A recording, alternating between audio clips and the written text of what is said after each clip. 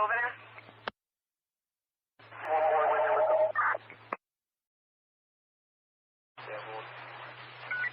Alright, is your victim at the hospital?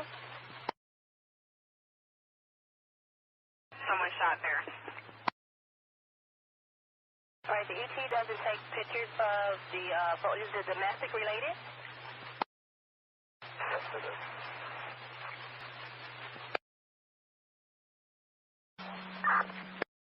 She's calling back. We're going to try to give her a call again, and then she just added another phone number to the 13-year-old grandson who's possibly with the daughter. Step out with this. 2412. Veteran crisis hotline's calling in, so they have a female veteran off her medication. She's at work to safe haven. Attacking 12, check that one out. 6 1 bullet, 2 point try to get shot.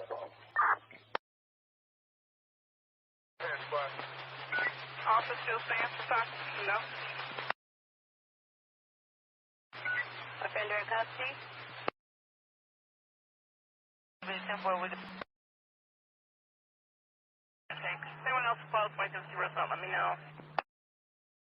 Temporary, sir.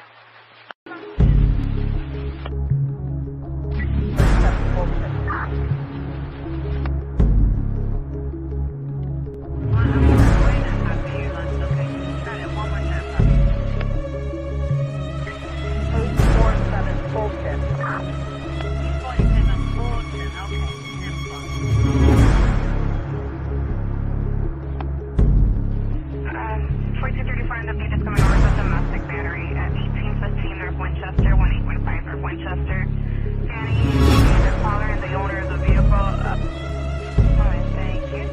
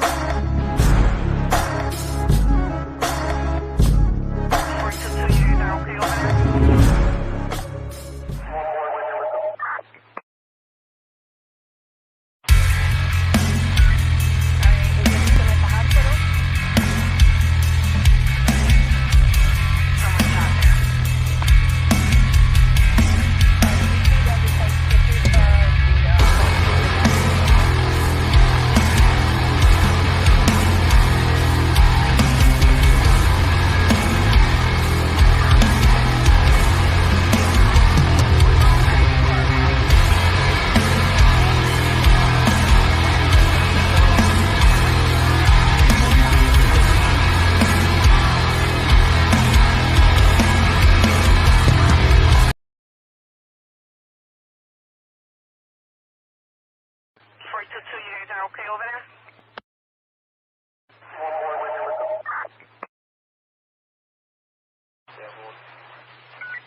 Alright, is your victim at the hospital? Someone shot there. Alright, the ET doesn't take pictures of the, is it domestic related? Yes, it is.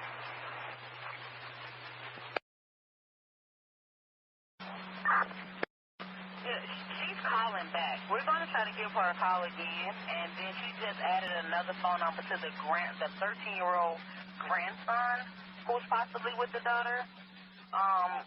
Step out with this. 2412.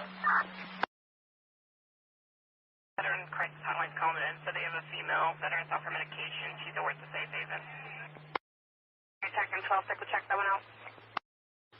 6 1 bullet, 2 point try to get shot.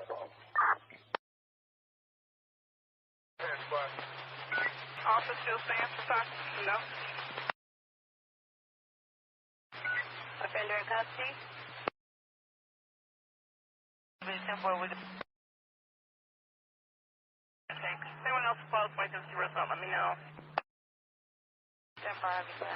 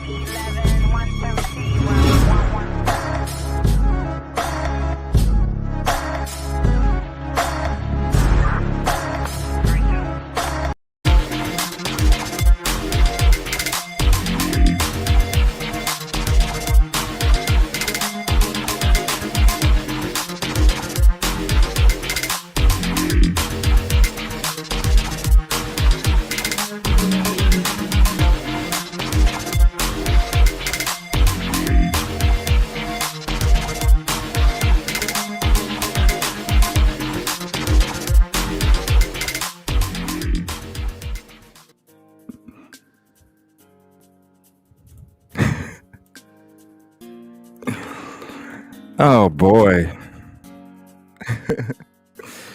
Oh man, this went crazy. Yeah, a Apologize, little bit. everybody. Apologize, everybody. Hopefully, it's not even working right. What the hell? There we go. New program. New program. What's up, buddy? Everything was good until about 2 minutes ago, and then it all went haywire, man. How are I you? hear you. I'm good. Yeah, so that was I don't know what kind of intro that was. Thank you all for hopping in. Appreciate it. I don't Hey, like I said, I'll continue to get better each day. I think this is going to be cool. I think it's going to be able to even tonight. I can't wait to show you guys. Here, I'm just going to give you a little preview of the screen real quick and how we're going to have a presentation tonight. We're going to be going through the dispatch. We're going to be going through there's a transcript. I want to say thank you to a certain somebody for transcribing the whole dispatch call. I thought that was pretty neat, so we're going to check that out too. Going through the Nightlights, we're going to be going through the manholes, the photos, the maps, the audio, the helicopter, all sorts of stuff. So it'll probably be a part 1, honestly. I plan on going late night tonight, but I don't know how we would be able to finish it all tonight. So give me 1 second though. Let me show you guys. Where in the hell did I go on this thing? There I am. Here, let me show you guys a preview real quick. So this is what we're going to be showing. It's going to be going through, we're going to have the dispatch audio to the right on the bottom. We're going to have the transcribe on the left. So that way, as we go through each page and we're going through the dispatch audio, if you have a hard time hearing or can't understand it, because I'm sure there's going to be some points that's going to happen. I think this transcript is really gonna help out when it comes to what we're doing tonight. So it'll be I'm going to be using that not only for footage. Your chat's going to be up there. We're going to do it with footage and all sorts of stuff. So and I want to say thank you to everybody last night from the Idaho 4 panel. That was an amazing show. Thank you so much for your company and your conversation. It was a really good conversation. I actually was up really late last night because after I got done, I was like, I kind of want to re-listen to this again. And Yeah. I re-listened to the whole thing, dude. I got sucked into my own conversation. Dude, it was very interesting last night. Very interesting. So I can't wait to do more. So I want to say thank you to everybody that participated in that. Thank you all for your ticket numbers, your likes. I appreciate it. It is the free way to help as we try and get attention here for any of these cases that we cover. So we're going to be getting into Sebastian Rogers tonight. Please mash the green hearts, the waves, the green wave. You can feel it coming. I mean, even with the stuff, I want to say shout out to Clutch Them Pearls, Justin. Shout out. Doing a lot of coverage, respectable coverage when it comes to all the stuff that's been coming out, the green hoodies and such like that. Now, I've been sucked into Idaho 4 and then trying to learn this new program the last day and a half or so. Has there been any updates with the hoodie stuff? Does anybody know? Do you know, bro? I haven't seen any. Is it a Gallatin hoodie? I know Justin was trying to describe it. It's possibly a Gallatin hoodie. We don't know yet, as far as I know. But isn't it interesting that the Gallatin football team is called the Green Wave? Oh, wow. That is pretty neat. I'm gonna have to get me a Green Wave hoodie or something.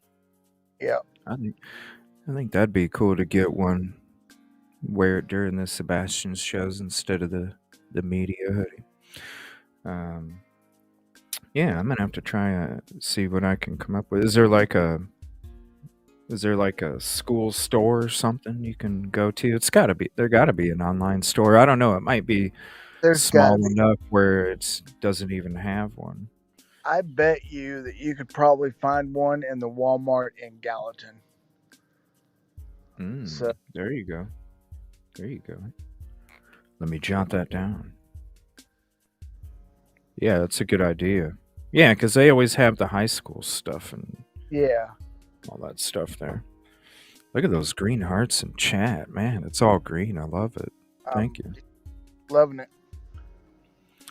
So, and shout out Nick. I'm going to go ahead and let me see here.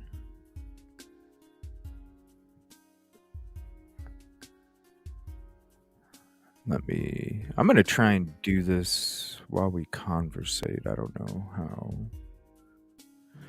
how. But no, I know Justin was trying to describe what the hoodie looked like, the letters and such. And so I didn't know if he was able to see, anything more when it came to that. Watch Justin's live. Yeah, I'll have to check it out. But we're going to check out some tweets real quick here. Sweet. So this is from a little bit ago. Shout out Nick. The truth lies not in what they utter, but what they omit. Lies cast shadows. And it is these shadows that they feared would be noticed. A lot of energy going, you know what I'm saying? Shout out to the countless people biting back at the trolls, spewing propaganda in the comments. I thank you individually, but there's a whole little city of you. Together we will make a difference. I thought that was the most beautiful quote and message when it is, going out there to the community, Right. I thought that's one of the most important tweets of any case when it comes to just, that's what I always tell people when I go on location to these different spots and the communities are like, they're like, man, the trolls here, and and every community I talk to them, I'm like, look, unfortunately, it's not just this. It's with any of these cases. It's and every community, every case. Trolls are everywhere. Yeah, it's sad. It really is. And it's sad that it has to exist too.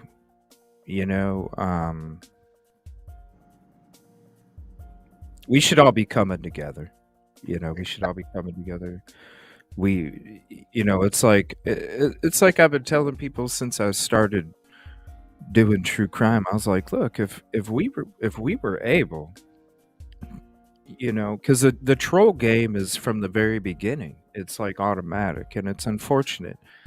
And that's why from the beginning I've always said, like, can you imagine, like, if everybody, because it's a lot of energy, it's a lot of work just to be a troll too, and if you can just take that energy, the negative that you're using for that fuel, because that's what I do. I take the negative and I use that for fuel to turn that into positive, so that way I'm at least making a difference. Even though I'm getting negative energy, I'm still putting out that positivity.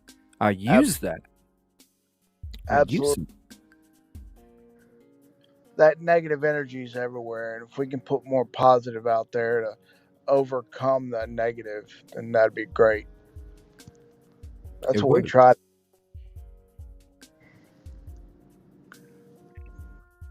And the trolls, they just take that negative energy and then amplify that negative energy instead of using that, internal soul filter. You use that Yeah, internal soul filter. Yeah, you got to clean it out sometimes. You got to take a break, clean the filter out.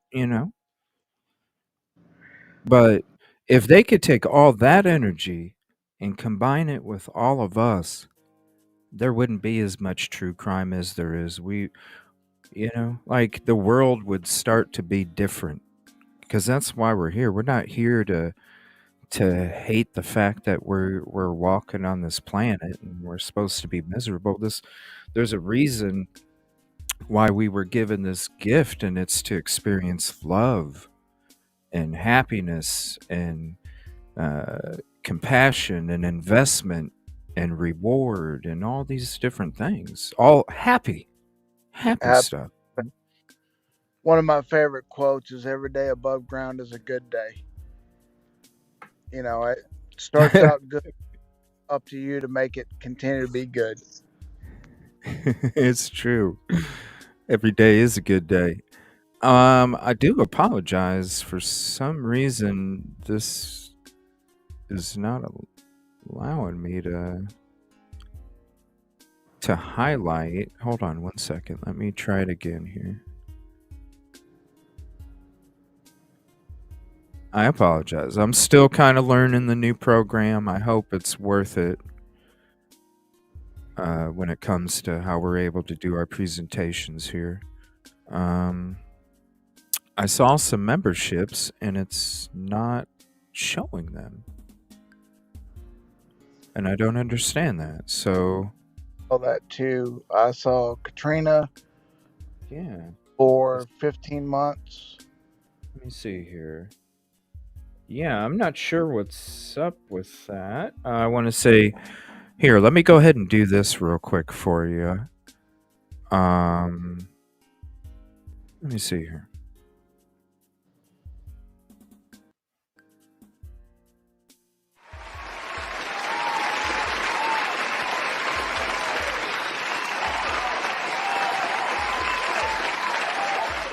Well, I don't know why Busby ended up popping up there. That's a little weird, but contribution call out. Hide and seek. Thank you so much for the 7 months. Thank you, CJ, and all the angels for all your hard work, for all the victims and the missing. Proud to be a part of this community. Hashtag find Sebastian. Thank you so much, Hide and Seek, for your continued membership. Katrina, dang, 15 months. Thank you so much. Thank you, CJ, for all your hard work and dedication. We appreciate you. Do me a favor, y'all. If you go to the emojis, click on the thank you and then the thank you angels, and then click on the angel, please. Because as much as it's my hard work, it's y'all's hard work too. And thank you too, Busby. I'm gonna go ahead and mash it myself. Thank you so much. So thank you, Katrina, and thank you, all the angels. We all appreciate you, and you too, bro. Let me see here. So bear with me as I'm trying to figure this out. Oh, I think I know what it is. It sucks because it's like you have to. I don't know. Maybe I just have to learn it better. But it's like you almost have to create everything as you go, and I'm used to having everything preset. I would like to talk to the people who work on this program because it's a lot of promise. I just wish I could give them some advice on where to put things and stuff like that. But what do you feel like getting into first, man? Do you feel like getting into the Nightlights, the Dispatch? What do you feel like getting into first between that? Or do you want to let the chat decide? We could always let them decide too. Don't do well with new programs. I'm learning. But I think it'll come in Very beneficial. Let me hold on. Let me switch this up. Whoa. There we go.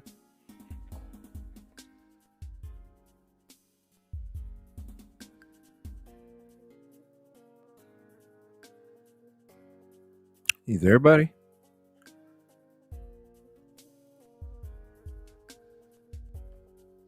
Uh-oh. I think he dropped out. They're saying dispatch. Thank you. Yeah, thank you. They're saying dispatch. You there, bro? Uh-oh, I think he dropped out. Uh-oh. Busby. Testing.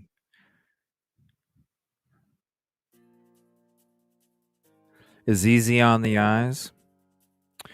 I'm glad that we can actually show like a whole bunch of different things at the same time. I'm loving that. We got your chat on the side, we got the screen share, and we got the documents up so we can go through documents, watch stuff. Next thing I need to work on is the live call stuff, which that shouldn't be too hard because I already had it set up for that before. So that shouldn't be too hard, but I'm going to be starting to do live calls and stuff too, again. I'm just glad we can share these different screens with you. I'm loving it. I wonder if is Busby in chat? Let me see. Let me tell him to back out and come back here. Let me message him. Back out and come back in.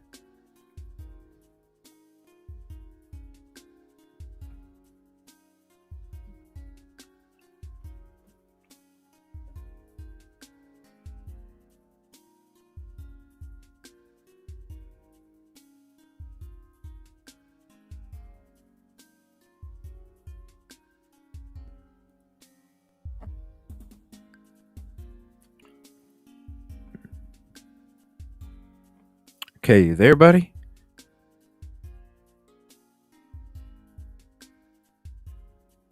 Uh-oh. He joined, but I don't see very much. Here, let me go back to this. Let's see if this helps. Let's see if this helps.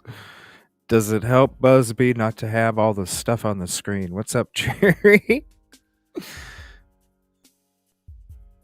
It's all good. We're taking it slow tonight. It's going to be part 1. We're going to have a few parts to it. I'm seeing dispatch. Type in chat. Let me know. You want to go through dispatch first, or do you want to go through you there, buddy? Or the Nightlights? Yes, we can hear you. Awesome. I don't know what's going on with this thing, man. You got like a little teeny bar. I've got like 4 bars on my phone. Okay. So I don't know what's going on. It's the program connection, I think. I think that's what it is. Well, it's working now. But do you guys want to go through dispatch, or do you want to go through the Nightlights stuff? And you go ahead and vote too, Busby. The panel is buggy. I kept getting disconnected. Aw. If we have to go back to StreamYard, I'm gonna try it for like a couple weeks, maybe a week or 2. If it ain't gonna work, then we'll go back to StreamYard. But I want to try while they're voting on this, CJ, I want to take a moment and say shout out to CJ for my new icon, my new avatar. That ain't nothing. CJ designed this, y'all. It's awesome. It's nothing. I mean, here, I'll show. Credit where credit's due, man. Here, does it? Nope, it don't. Hold on. Let me, Yeah, I don't know how to. I'm afraid I might mess it up, bro. Oh, here's Spotlight. There we go. Spotlight. All You right. go. I learned something new. There you go. It was nothing, man. It was just something I put together real quick Uh, for you. cool. I You know, appreciate it. I thought it represents who you are and what you're about, Exactly. You got the community is part of the shield. The community is your shield. It is your network. It is me in the middle there of the community. Yeah. Yeah, so shout out to you, man. Awesome. Just fine. Oh, it's just something. But let me know. What do you guys wanna go through? Do you want to go through dispatch or do you want to go through the nightlights? And YouTube Busby, what's up? What are you thinking? I'm thinking go through the nightlights. The nightlights. All right, we could do that. Because, the dispatch will probably take a while, and I think the nightlights would be good. It's something that we can go over real quick. It ain't going to take a lot of time, maybe an hour or something like that. So we can definitely go through the nightlights. And then we'll get to like the big potato of the dispatch. I want to say again, shout out to the individual that created the transcript. Thank you so much for all your hard work as well. And 12 pages we have that I can basically switch and just keep flipping through each page. So as we're going through, you'll see the video over here will have the dispatch audio. Let me see here. Let's see here. We'll have the dispatch audio playing, the closed captioning, and the transcript on the side, just to try and have the most clarity when it comes to everything. And I'm also going to work on getting a map up there, so that way you guys can see the map too as we're going through all the dispatch. But yeah, we'll go ahead and we'll get into the nightlights first. So give me 1 second. Let me get that ready. Thank you all for being here. And I need to drop your channel too.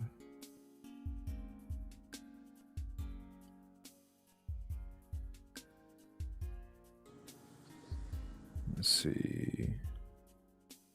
Holy moly, that's loud. Okay. Super loud. Yeah. Yeah, I'm still getting used to it. It's not like StreamYard. All right, so we're going to go ahead and get to the nightlights first. First thing we're going to do is we're going to watch the Nick Barris video discussing it. And then we're going to shout out to Mob Crew, did a really good video about a month or so ago when it comes to that. And also, I'm going to share some videos with you guys too, because I'm going to share you the recon that I did back on March 20. It was a couple weeks. It's a bunch of photos and videos mixed together to show you guys exactly like what camera would have caught what, probably what cameras were jammed, honestly, because when it comes to those cameras that I showed you guys, there's 4 of them. One of them wasn't even on anybody's radar, and I think that's one of them. It probably was signal jammed. The signal jam is legit. It can happen. That's why when the Mob Crew talked about it a while back, like 2 months ago, and he was getting ridiculed for it, I was trying to tell people, like, no, this stuff is legit. Like when we were discussing Idaho 4, all the way before Koberger was even arrested, we were telling people that signal jammers were legit. because people were going, where's the photo of the car? There should be a photo off of the video surveillance. Maybe they don't have it because somebody used a signal jammer when they went in that neighborhood. You see what I'm saying? Like, that stuff's legit. And it's been a topic for a long time.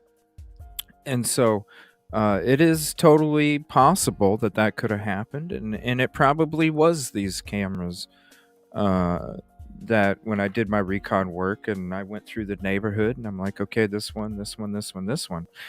The one that doesn't make sense because they said 3, but there's 4. And so besides one of them having the footage, there should be another one that has footage too. And so Yeah. I'm wondering where that's at, because any one of those cameras that I broke down from the recon in March would have had some kind of information where it would show a direction, it would show a description, it would show possibly silhouettes of individuals. Because you got to remember, even though there's no night lights in the community over there, there's still house lights on the side of the houses. There's still some kind of light source that changes the darkness when it comes to movement between what stays there and what is a moving object. That's why I really feel somebody has to. Sorry, bro. Like you said before, those Ring cameras and those cameras have pretty good pixels they do. At nighttime. They do. Some of the, like my night vision, this is what's crazy, is for my security system, the night vision, actually, I get better clarity with the night vision than I do with the daytime. And you wouldn't even think that would be real, but it's true. Like, everything gets picked up and outlined so much better at night.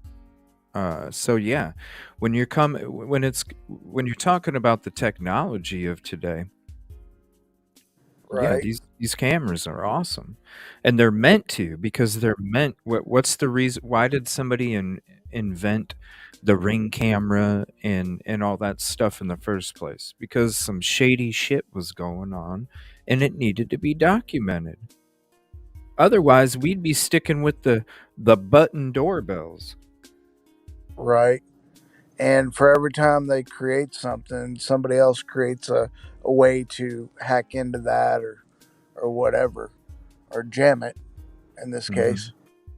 Yeah. You know, we've heard of rumors of some of the cameras getting destroyed in that neighborhood about the same time.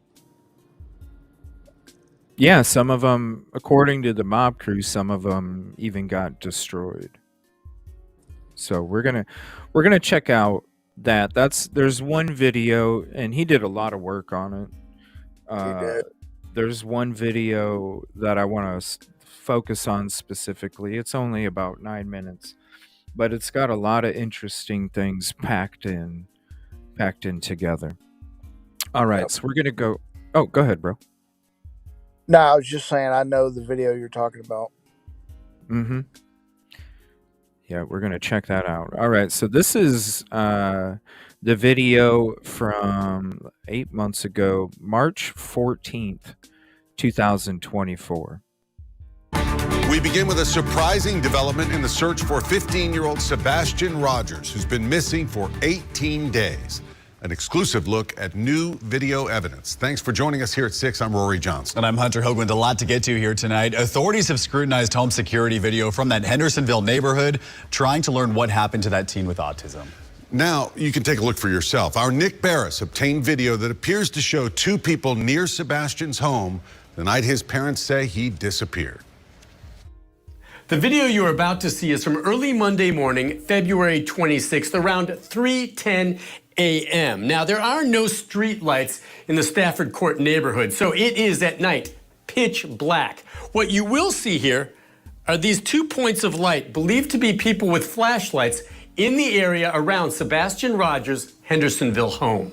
It is believed Sebastian left his home barefoot and with a flashlight sometime overnight. Since his disappearance, authorities have reviewed security video from homes in the neighborhood looking for clues. We have had several clips that have come in. And this one is getting the most attention, showing signs of activity around Sebastian's home the night he disappeared. You see, 2 light sources, which we've circled to help you follow. For point of reference, the security camera was pointed toward the back of Sebastian's home in a common area. In the video, you see subject 1 with a light source in the lower right-hand corner. Then you see subject 2 briefly appear and move toward the first before that light source is covered or obscured by bushes. Subject 1, a few seconds later, then moves out of frame.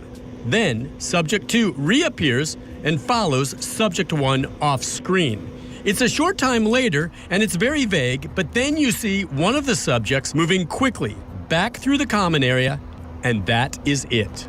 I know, there's not much to see here. You certainly cannot identify anyone, but those close to the investigation tell me the mere fact that there is now evidence that someone is in the area around Sebastian's home is significant. This video shows suspicious activity in the immediate area the night Sebastian disappeared. Could one of these subjects have been Sebastian? Did he meet and leave with someone? Sebastian's father says his son would not go with a stranger. It's up in the air for me because I don't think he would get into a vehicle with somebody unless he knew them. So what exactly are we seeing here? I know investigators are doing what they can to try enhancing the video for any more clues. For now, this video is now part of the Sebastian Rogers missing person file, and I'm told it could become more significant depending on where the ongoing investigation leads. We'll be following that. Nick Barris, News Channel 5. Thanks, Nick. Of course, the search for Sebastian continues, with detectives now looking into any possibility of foul play.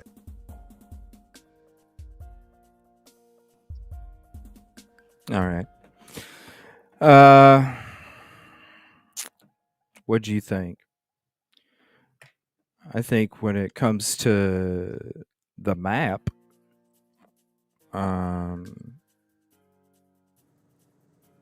Yeah, it fits the map, the route. One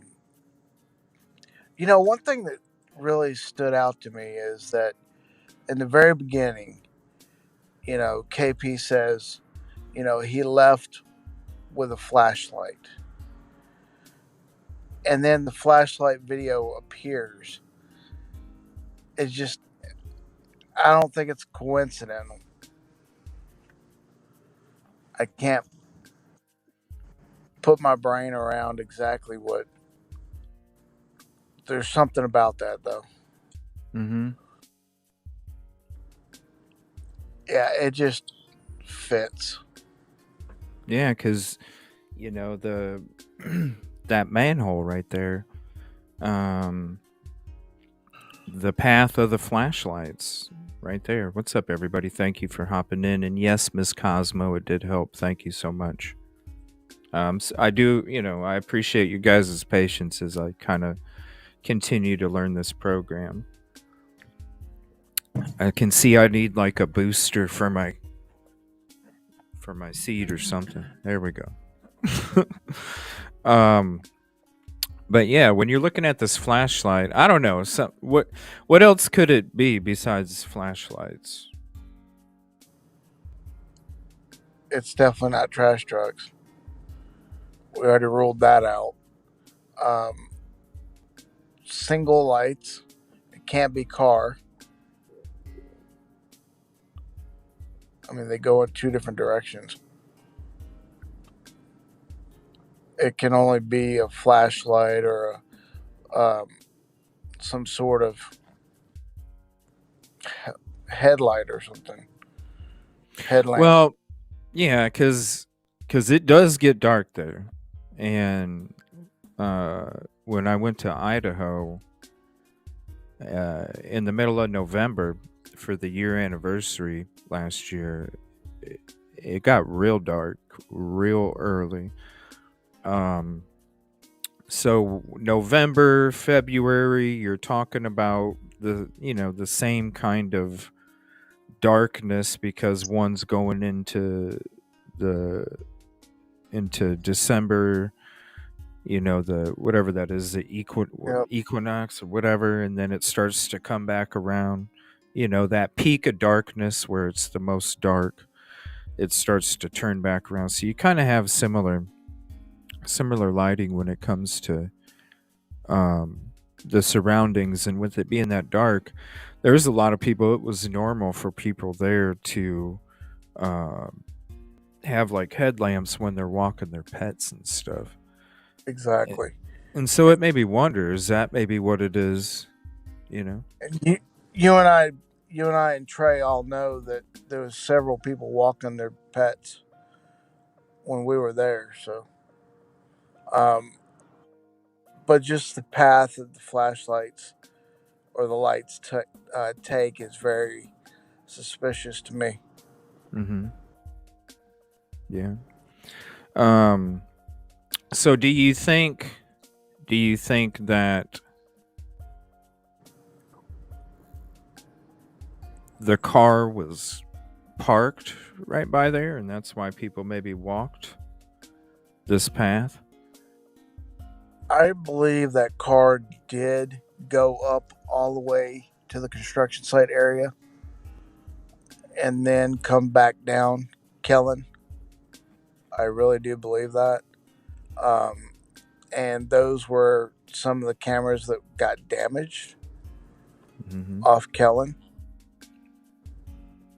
And then I believe they parked far enough away for other cameras that are on Stafford Court to not capture the vehicle as well. But there could be other video that we're not able to see that law enforcement might have.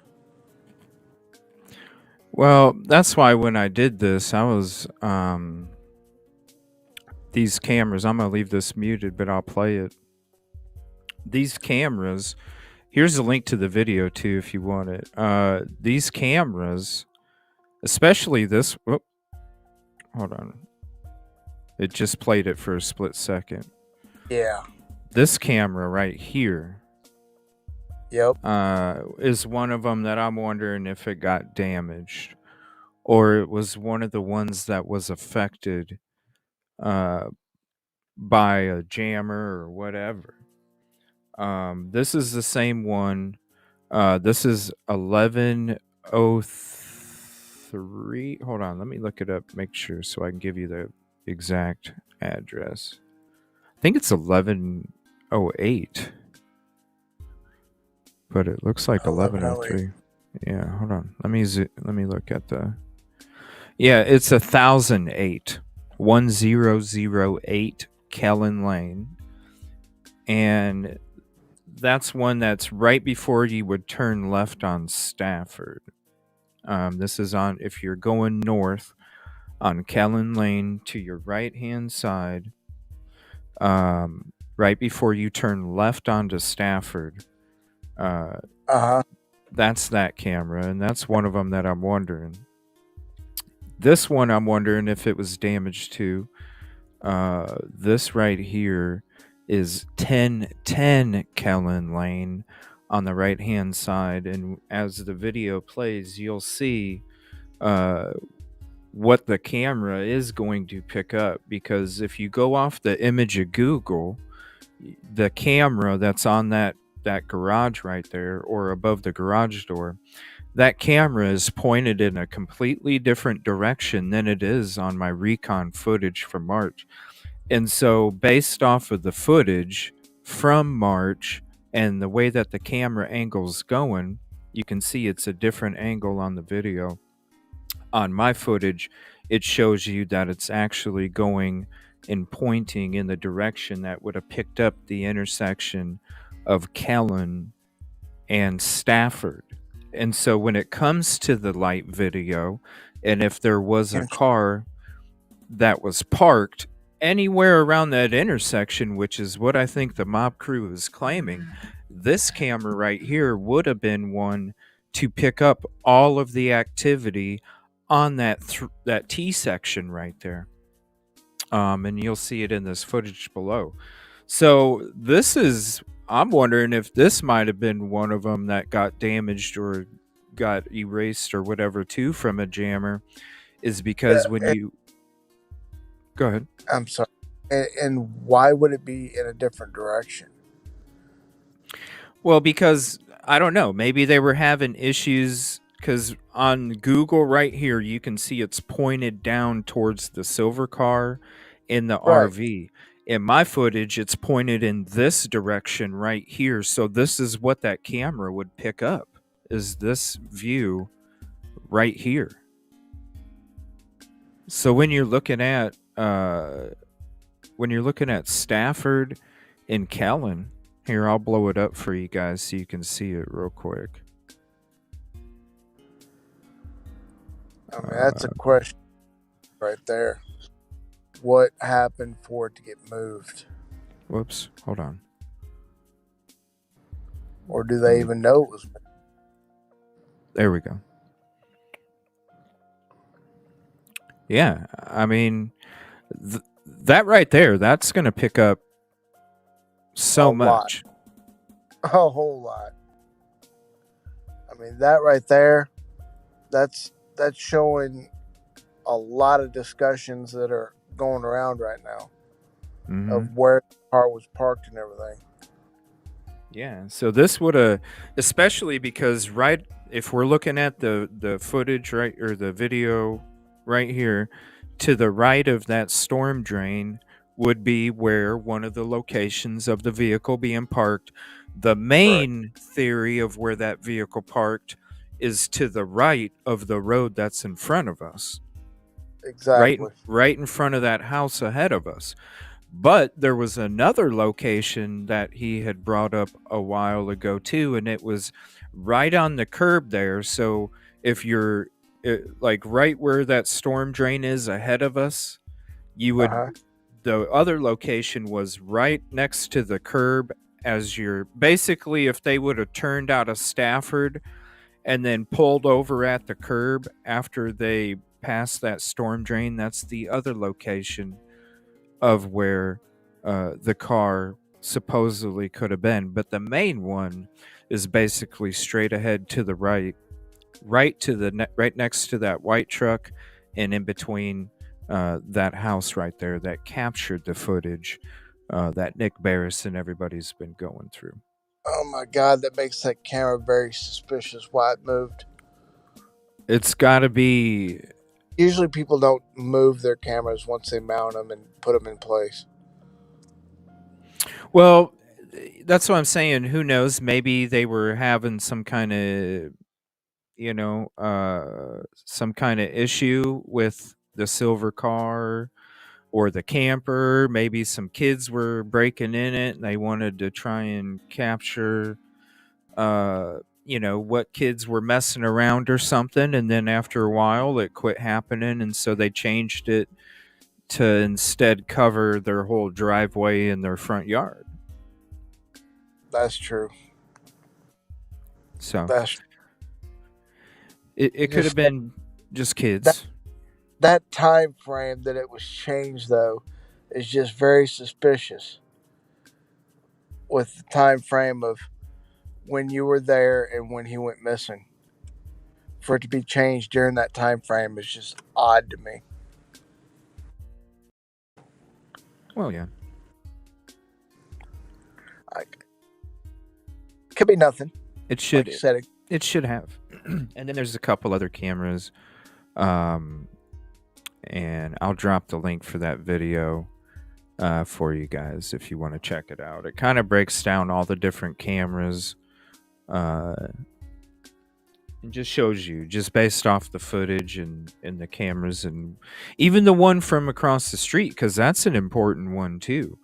The one across the driveway from the PF's home, that would have caught the car coming up. It would have clicked on that Ring camera right as that car was coming up to the mailbox and then turned into the driveway. It would have caught all that stuff, and it would have caught people getting out, pulling in, whatever. It would have caught that too. All right, so I'm gonna check out. Go ahead, bro. I'm just thinking about all the time and thought you've put into the intel on this. I mean, when I went there, I was just trying to look out over the place. My concern was the pond. That pond was very suspicious to me, and I mean, it's one way in, one way out on Kellen. So they would have had to, walk down or walk up that way.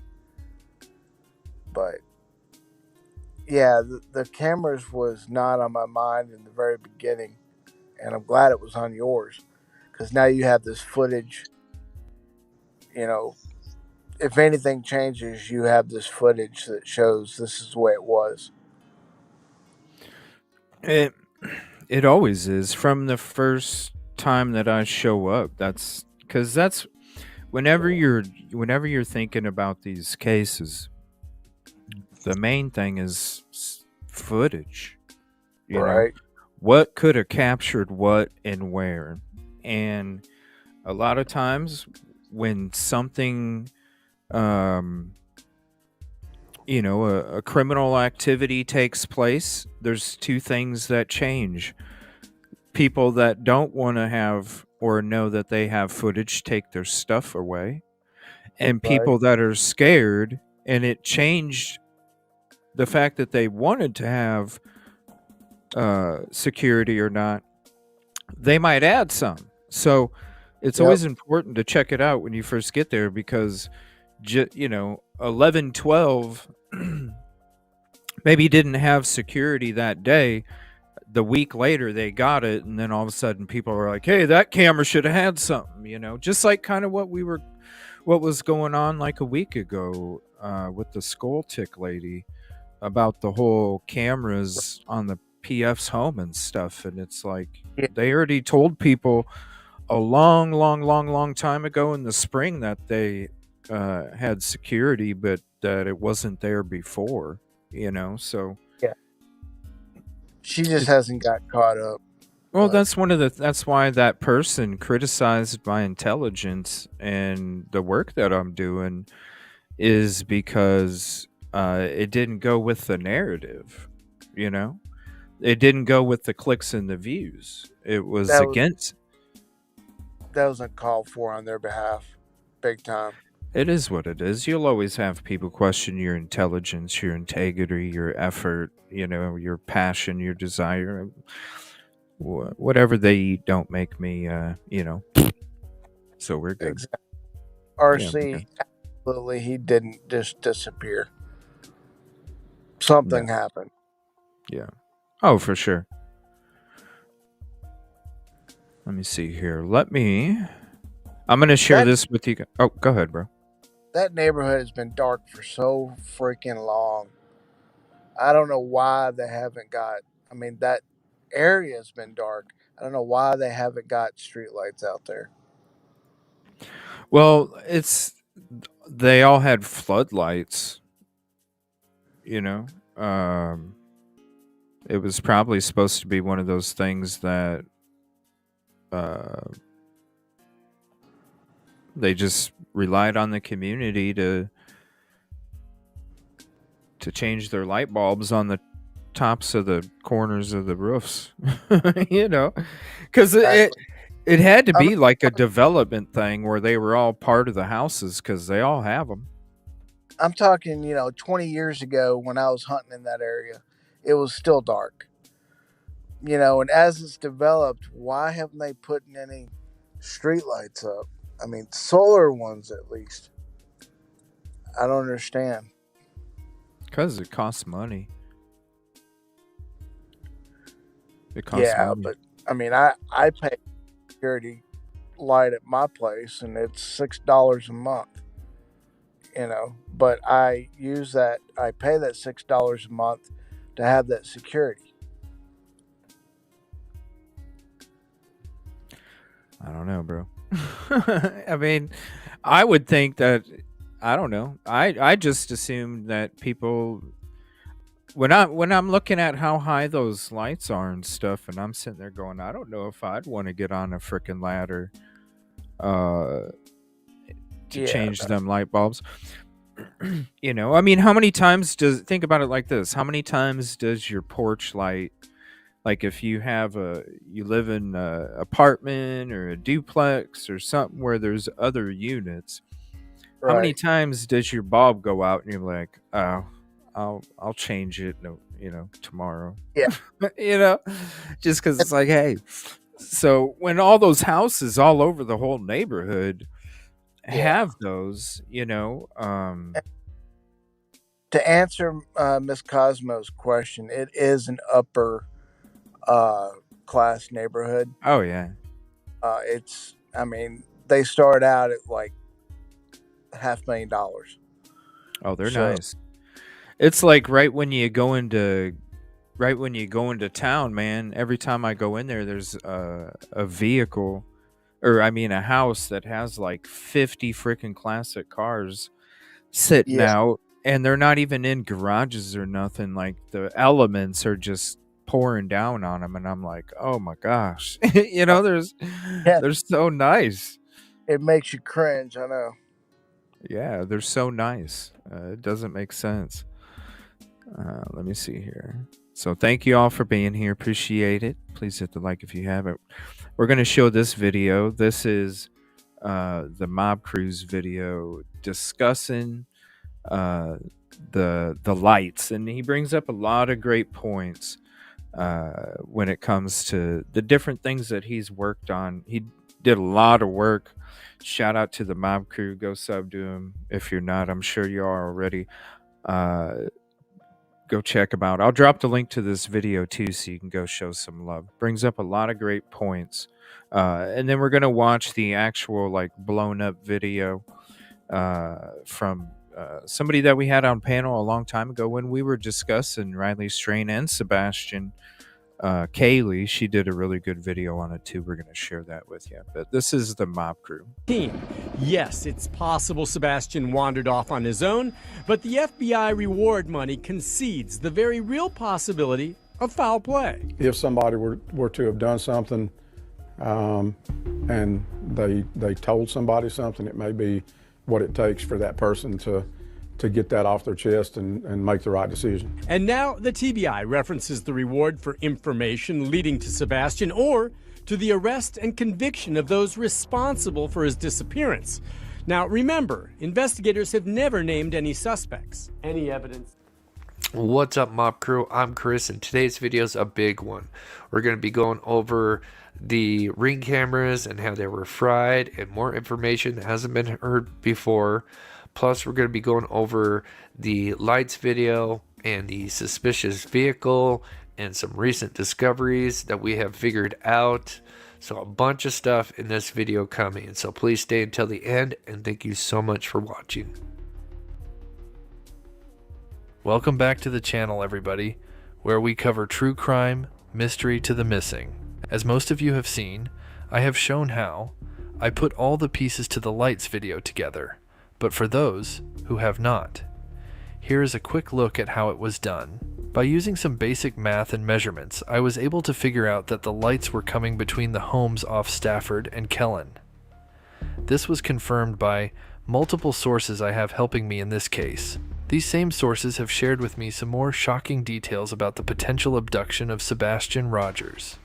These sources all confirm that the lights, suspicious car, and actions that night happened sometime between 3 and 3:30 in the morning. So we are going to be breaking down what I was recently told about the suspicious car and what it allegedly did that night.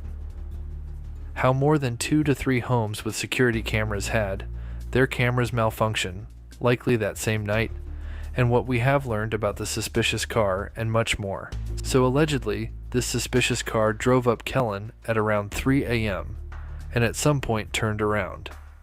Shockingly, there are now reports of up to 2 to 3 homes that had their cameras malfunction. So 2 to 3 homes is what he is reporting. Yep. 2 to 3 homes.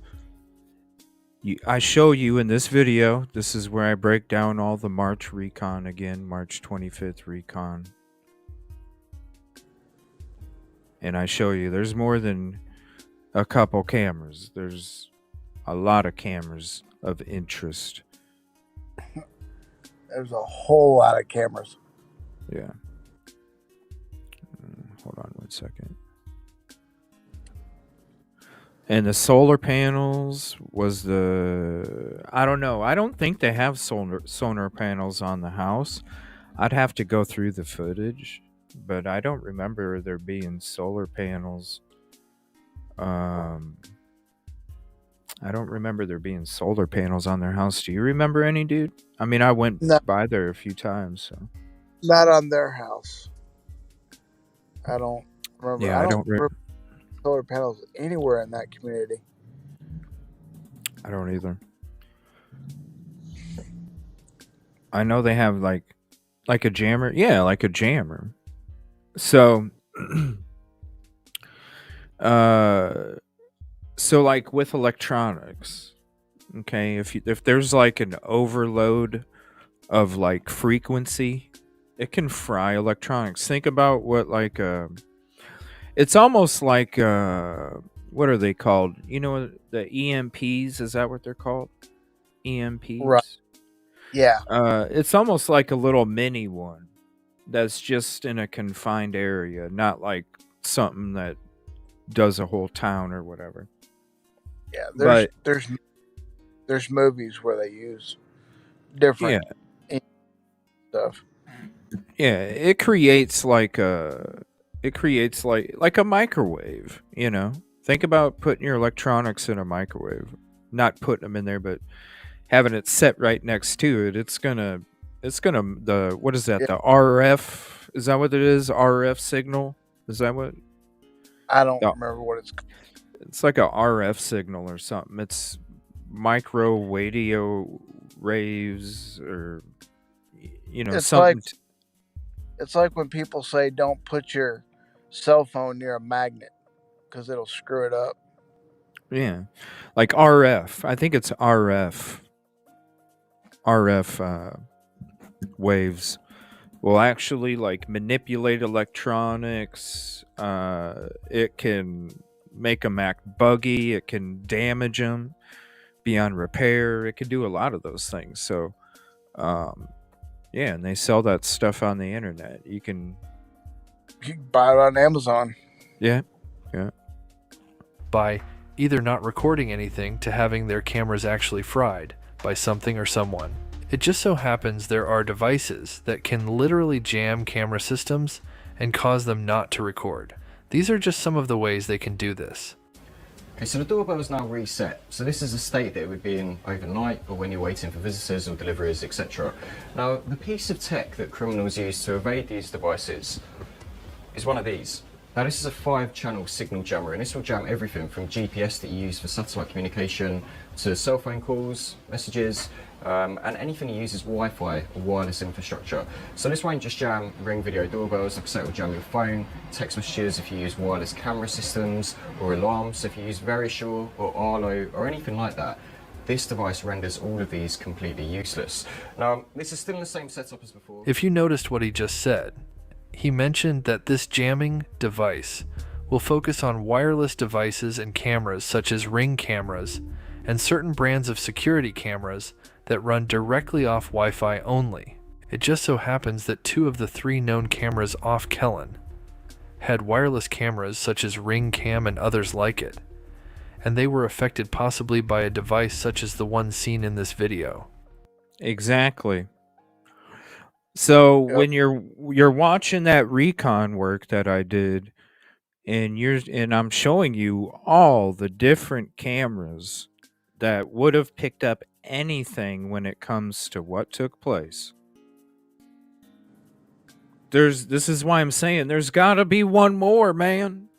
There's got to be one more. There's got to be, man. There's got to be. There's got to be. Now, we already know the one that took footage. We've been seeing it. This is why it even was discussed. Shout out Mob Crew. broke it down. But that recon from March 25th is going to show you one of them. We just don't know which one. It's that somebody has, you know, all those cups sitting on the table and they're going, which one is it? Which one is it? Which one is it? Which one is it? You don't know which one. You don't know what's under each cup. Exactly. Because you didn't get to see where the little ball was at before the cup was placed over it. But it's under one of those cups. It's under one of them. We just don't know which one.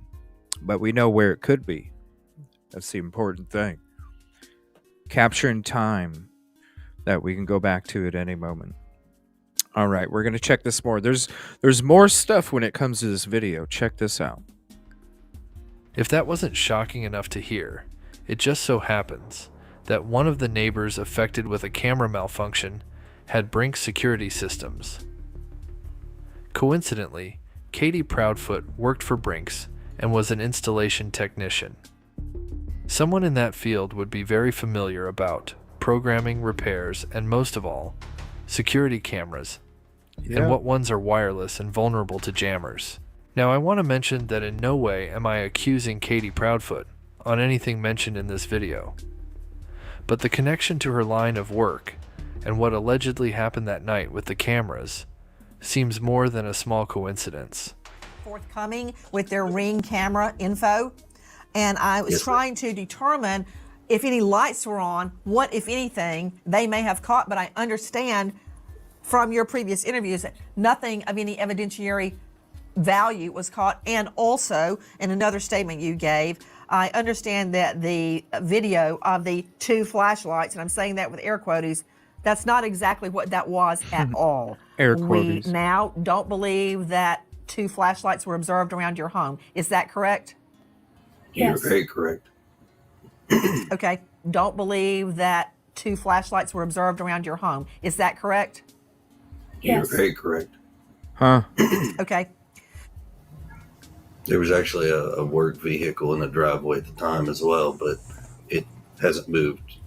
We can't give out that information because we don't have permission from her work. I don't understand that. What? About the make and model of the vehicle. I have a work van that was also parked in the driveway. Now, since I have gone over what allegedly happened with the lights that night, we are going to focus on this suspicious vehicle and what we have learned. But I want to mention that the camera that did pick up the suspicious lights and car was a camera system that was hardwired and not like the other cameras in the neighborhood. While doing a control test, I learned this about the car. One of the things I was able to discover was that the suspicious car likely does not have daytime running lights, or if it does, they were turned off that night. Notice that the car is completely dark. Then its headlights and tail lights come on at the same time, whereas my car has my daytime running lights on, and you can see my car. I found a forum where Nissan and other Japanese cars with older models in the 2000 to late 2000 are known not to have daytime running lights. I also did an overlay and had somebody do some measurements on the curb behind where I believe the suspicious car was parked. What's up, Judge? I learned that the cuts between the curbs are 12 feet apart.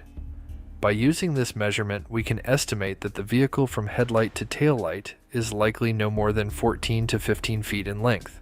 Remember, multiple sources claim they believe they saw a sedan during the same night Rogers went missing. Here are some makes and models that apply to that size.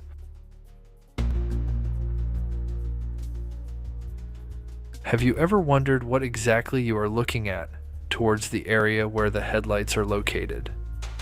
I, along with many others, believe that what was being illuminated in front of the headlights was part of the road.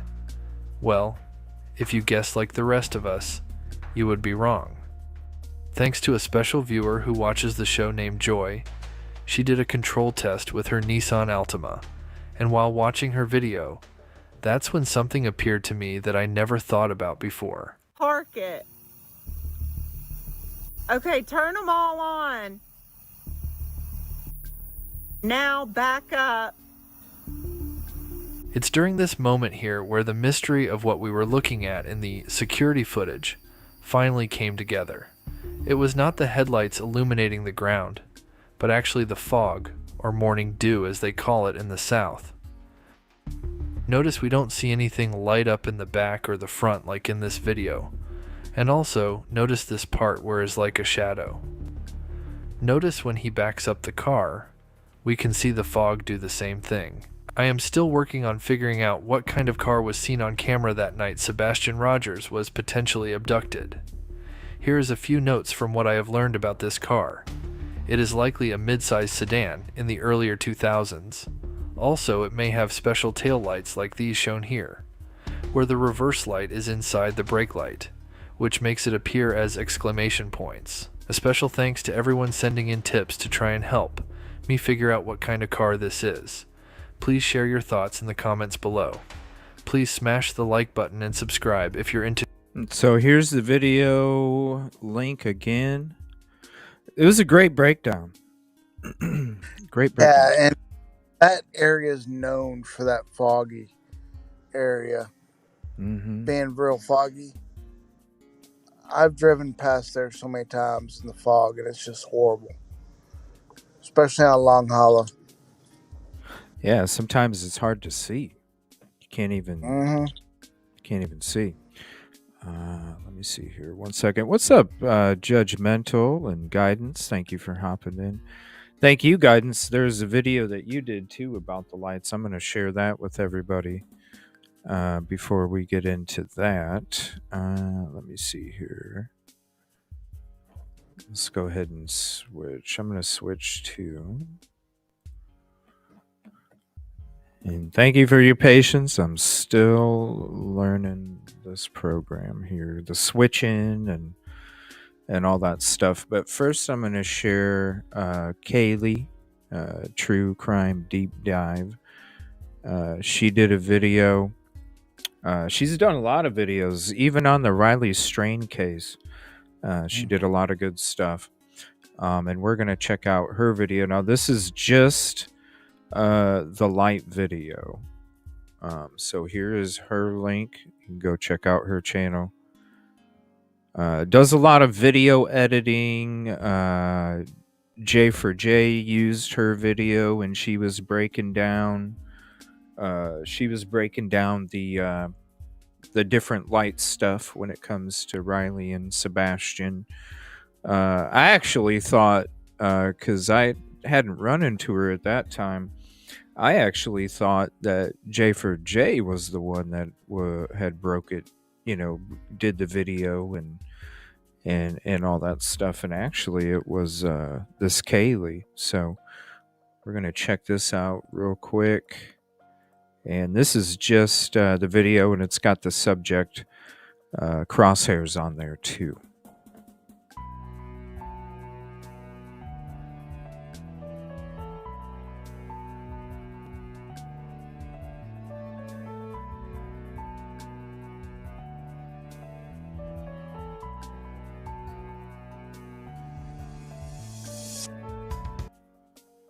All right, I gotta mute that. Yeah, about to say, did you watch it first? Because I know it's got music in it. Gotta mute it. Yeah, it was a long time ago. But no.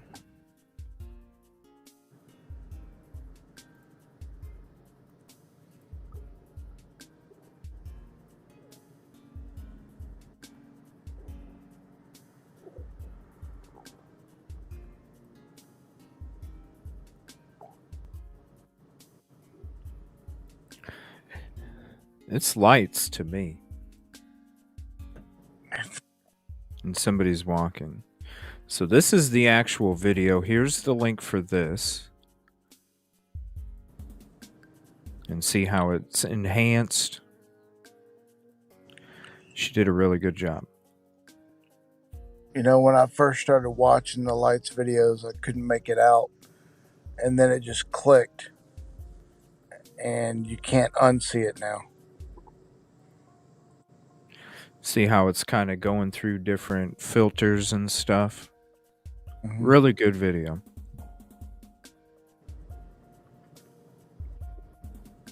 I would love to see if it had a heat source. That'd be tough.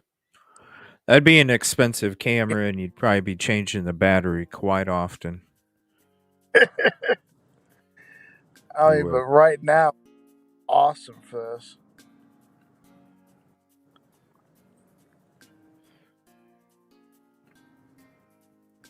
But I like how she broke it all down, different filters. Look at this one too. Just to kind of give you different, different examples, different views, different ways to look at it. So shout out to Kaylee, True Crime Deep Dive for doing them. Possibly 3. How many people? I think it's 2, but let me know. You can always check out these videos, take some screenshots, and let us know. I think some of them were on the house, right? Some of the lights. Yeah, but doesn't it look like a third one kind of meets up with them and then walks back away and disappears?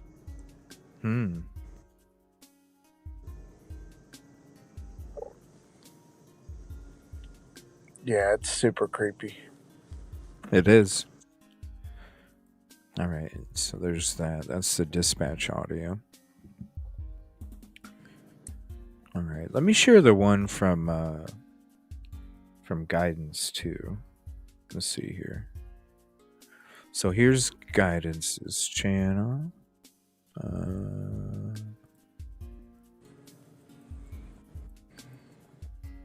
Uh-oh. YouTube's acting weird. Oh no. Yeah, it's been like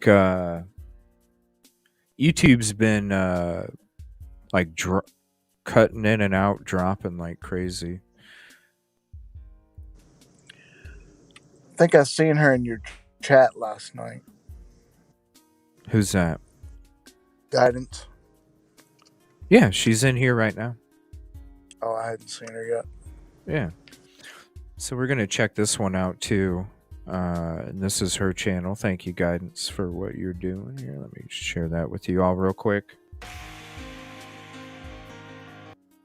And then I'll have to mute that there. It's a good song, though. What's up? It's a really good song.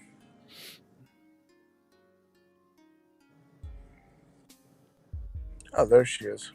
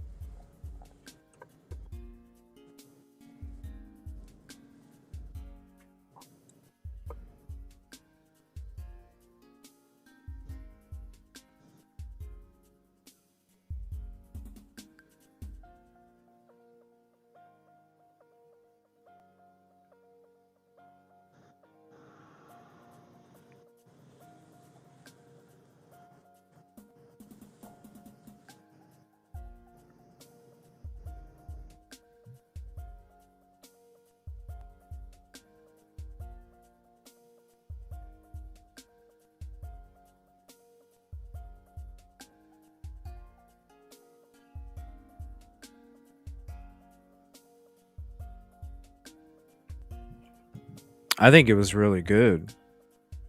Especially, like this stuff right here. So it's giving you a zoom back. What so program? I'd like to know what program she used on that.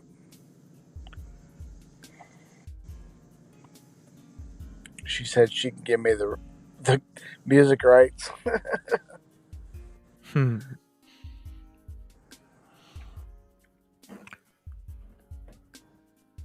Yeah, right here.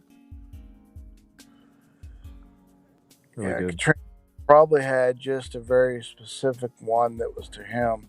I know they're very. She can give you the. You see that? Yeah, hold on. I know a lot of autistic kids are very particular on certain things, certain colors, and everything else. So he probably had one that was very special to him. Hold on.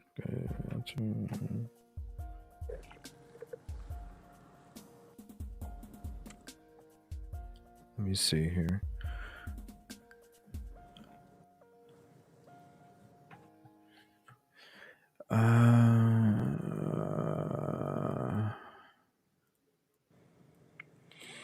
Let's see. Oh.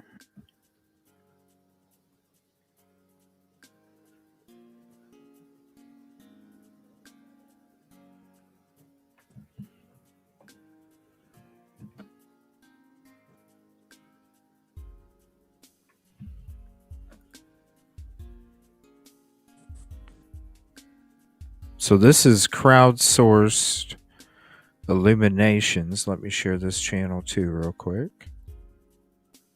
And they did a video on it as well.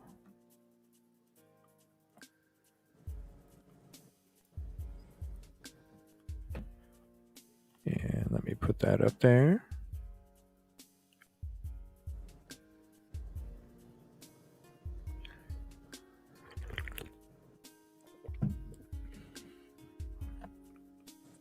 What's up, Sue? Thank you for hopping in.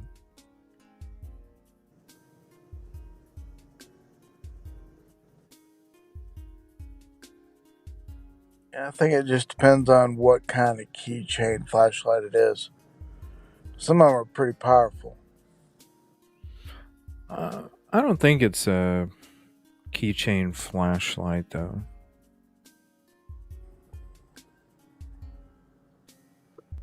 I think it's got to be more powerful than that.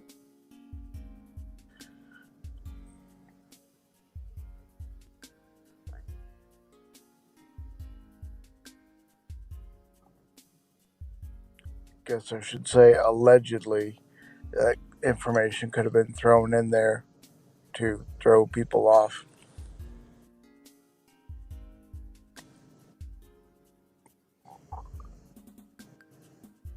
But to me, it definitely looks... Well, and that's a big thing, too. Oh, I'll leave that right there. Oh, I'll just let that play. That's some of the recon work. That's the thing when it comes to the no scent. When we heard that from Ken Widener, when he was being interviewed it was March 26th, the day after we found the bones, and he was talking to Ken Widener, Nick Barris was talking to Ken Widener, the emergency management guy. Yeah, about the canines, and how, to his knowledge, he didn't know of any of them that had a trail on it. And that's why okay, so think about it like this. You already know that it's going to be hard for canines to search when there's people, there's scents all over the place. The wind carries scents as well, and so it's going to be totally confusing to the puppy. It's meant to be isolated and focused on a specific scent. And when you have people walking around and talking and all this, you're throwing that dog into an anxiety attack. Okay? And especially even with the scents that it's smelling, because it's picking up on so many different things. It's hearing so many different things. It had to be chaos for that puppy. And what's the best way to not get in trouble for not doing it properly? Oh, he got a scent. I mean, come on now. Yep. What if there really was a scent? Don't you think? Because I'm wondering if that person got called into the office that day or the next day and was like, "Okay, what happened?" Well, I thought he was picking up on his scent, even though he said something different on the dispatch audio. So then maybe that's why after they thoroughly investigated the scent trail, internally they figured out that there was no scent trail. It was just a mistake because the handler threw the puppy in a chaotic anxiety attack. And then they couldn't say, well, yeah, we did have a dog scent, because think about it. Wouldn't that dude, I mean, when you have nothing, what's the best thing you can do is have something, and that's something. Yeah, we had a scent trail. That would make you look better. It would, you know what I mean? So to act like it would have been bad to mention it or something. No, it adds more substance to the searches. But instead, the guy was telling you the truth. There was no dog scent trails that day. I really feel like they did some kind of internal theory and was trying to figure out, like, did this dog really jump in? Because of the chaos. Where's the footage? Where's the body cam footage? This is Yeah. what I'd love to see body cam footage. You know, there's no footage of the dog actually jumping into the pond, like what was said, as far as I know.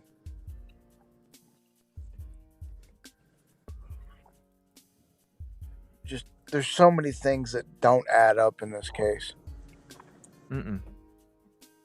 No, they don't. This is us coming around. Give me 1 second here. Oh, is it skipping? Let's see. Looked like it buffered for a second. Give me 1 second. I have to check something here.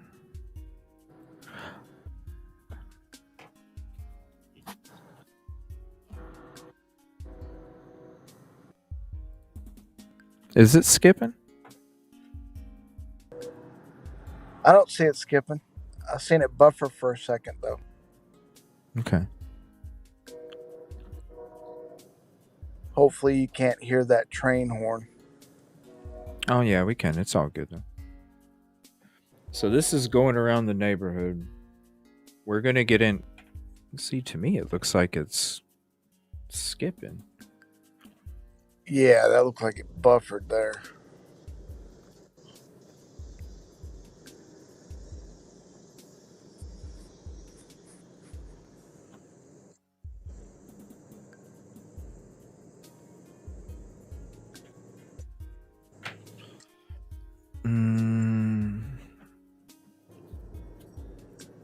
Such beautiful homes.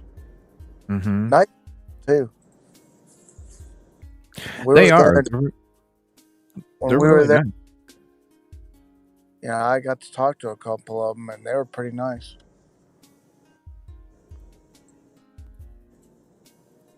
Let me see if I can do something to maybe help with the lagging.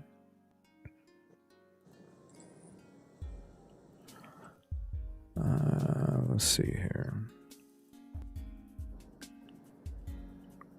Yeah, guidance. It's train horns all the time around here.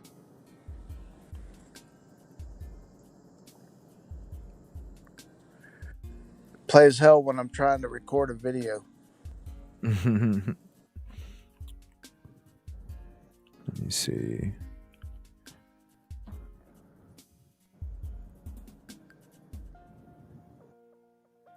Trying to close some programs out here to see if that'll help. Yeah. I had to close all the screens out of my phone. Going down rabbit holes earlier.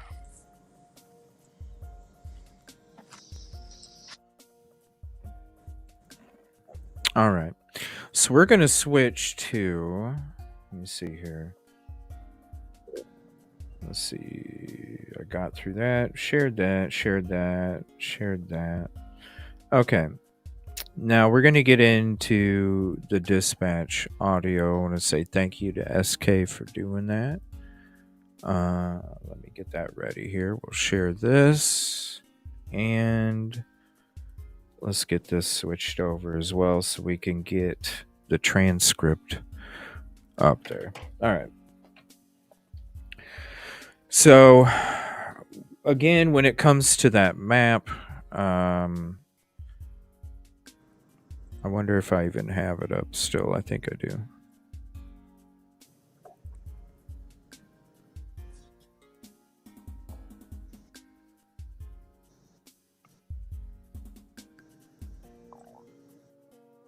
Whoops. Oh, this is a learning curve here.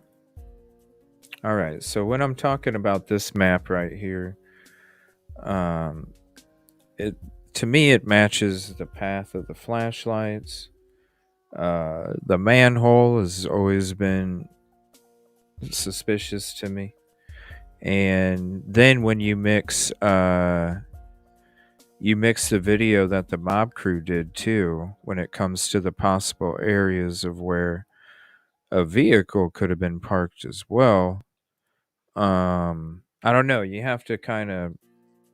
It's just odd how it all kind of goes in the same direction area.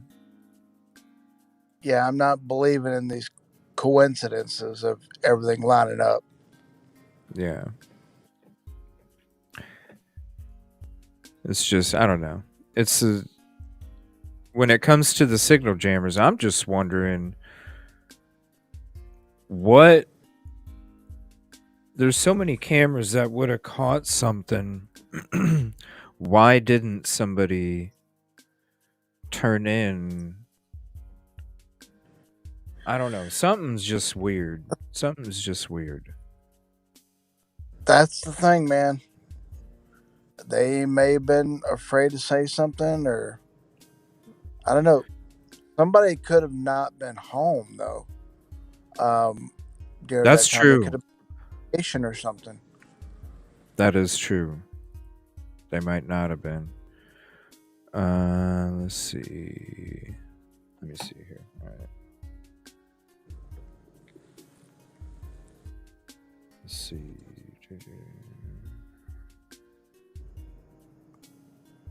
All right, there we go. All right, so we're going to get into the dispatch here. Let me flip that back. We're going to get into the dispatch here. I apologize if I'm missing some of the comments. My YouTube chat, I have it up to try and help because it's really hard to see chat on this program.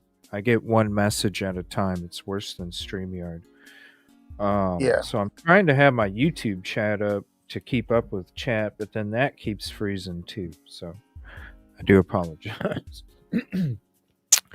But after a week or two, if you guys miss the StreamYard version or presentation, let me know, and we'll go back to that. But after a week or so, I should have it down. It should be more seamless, the transitions and all that stuff, and kind of learning the program even more. All right, so I'm gonna mute the music for this too. This is the dispatch audio from that day. So we'll go ahead and check that out. I do have the dispatch audio on the bottom of the screen right there, and as we get through each page, you'll see the next one kind of like this. You'll see the next one pop up, next one pop up, next one pop up. All right, give me 1 second here. Heading missing juvenile, 1008 Stafford Court, 1008 Stafford Court, Hendersonville. Caller advised that the 15-year-old male is not in the bed. Medium white male, 3 blonde hair, approximately 5 foot, 120 pounds. I was going to be wearing a black sweatshirt, black sweatpants. Juvenile does have a form of autism. This is the first time it happened. I was going to be in the home before midnight. The doors are locked at this time. Did Foreman out? Where's your unit? 12. 12, go ahead. We are out. Where's your unit? 8 clear verbal warning. Yeah, clear verbal. 47. 47 minutes. Juvenile has a file. 47. I got a call taker to ask if the juvenile has a gun. Great. Control to 16. Good. In the area, Steam Plant Road and Newton Lane. Caller very back of truck is on fire. Pull around the side of the road. Caller's no longer answering call taker's questions. Control to 47-180, 412. Juvenile left his son at the house. The mother is driving around looking for him in the Victoria Place subdivision, and she is driving a baby blue Infiniti. 40. Big station. All right, hold on a second. I'm trying to see these on the screen and I'm lost, y'all. What the hell? Hold on.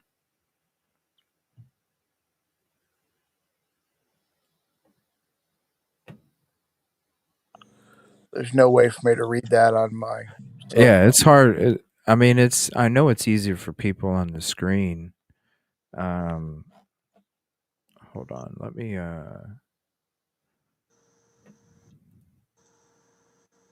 hold on one second.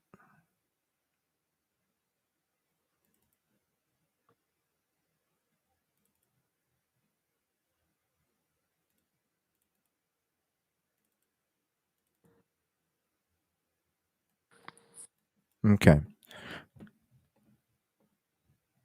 It's hard to hear a lot too, you know. Really. Yeah.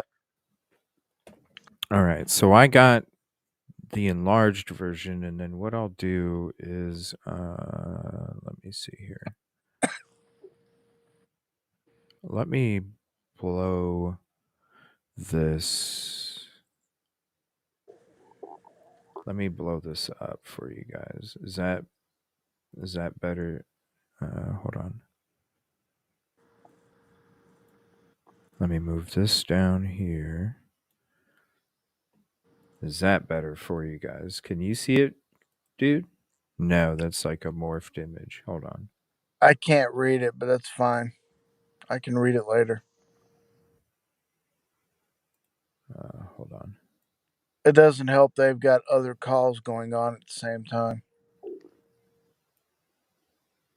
No, it looks better like that. Because then if I stretch it, it gets stretched too much. All right, I'm going to restart it again. I'm going to follow along on a bigger screen too. Heading missing juvenile. 1008 Stafford Court. 1008 Stafford Court, Hendersonville. Caller advised that their 15-year-old male is not in the bed. Medium white male, 3 blonde hair, approximately 5 foot, one finger turning down. I was going to be wearing a black sweatshirt, black sweatpants. Juvenile does have a form of autism. Black sweatshirt, black First time it happened, sweatpants. I was going to be in the home before midnight. The doors are locked at this time. Known to be at home before midnight. 12. 12, go ahead. VRL. So this is another call. Verbal warning. Yeah, clear verbal. 40. So it's another call. 47 minutes. Juvenile has a file. 47. I got a call taker to ask if the juvenile has a gun. Great. Control to 16. Good. In the area, Steam Plant Road and Newton Lane. Caller very back of truck is on fire. Pull around the side of the road. Caller's no longer answering call taker's questions. Still another call.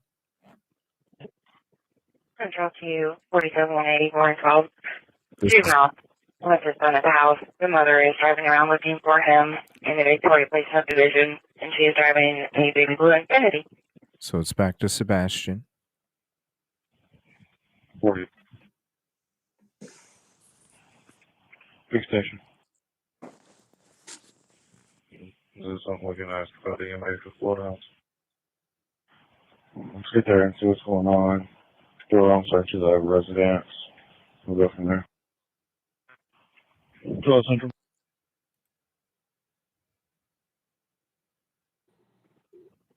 Okay.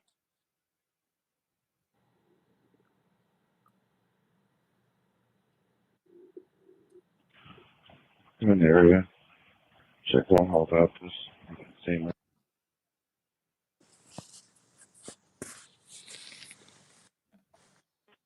203 Central in service.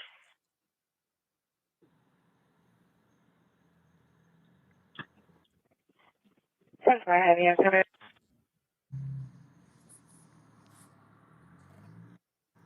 Please hold the 12.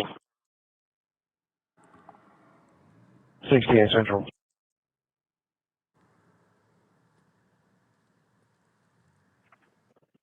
68, go ahead. You can text the assist line en route to the missing juvenile. So we're going to be coming up to that was 7-4. The next is going to be 7:34 on the 47 Central. on what you see on the screen. 47, go ahead.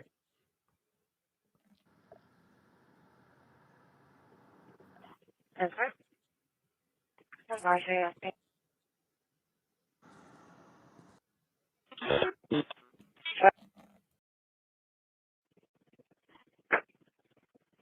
I said there's no medical center, ER, center station, ER, center regional ER, and Skyline, all clear of the juvenile.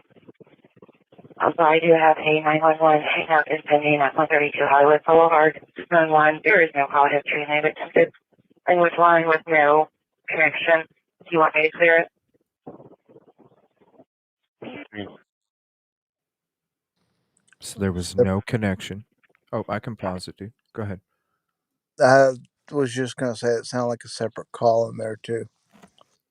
Yeah, they did mention the medical center, but there was no connection, so they wanted to know if they should clear it. Missing juvenile, not a runaway. Was it ever? It's a good question. We're going to be checking out the whole thing. It's 21 minutes.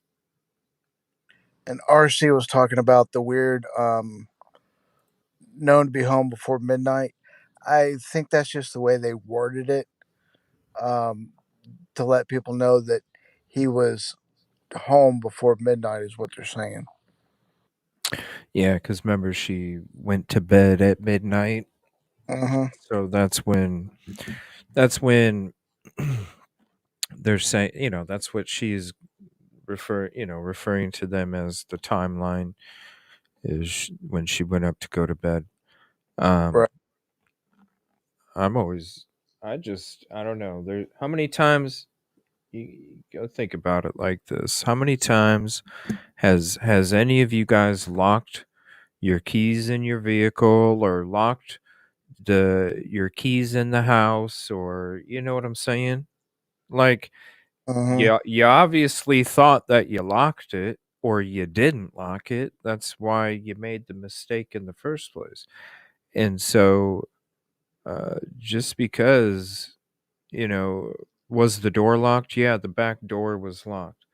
It could easily have been, if he took the trash out that night, came back. I actually made that mistake this week.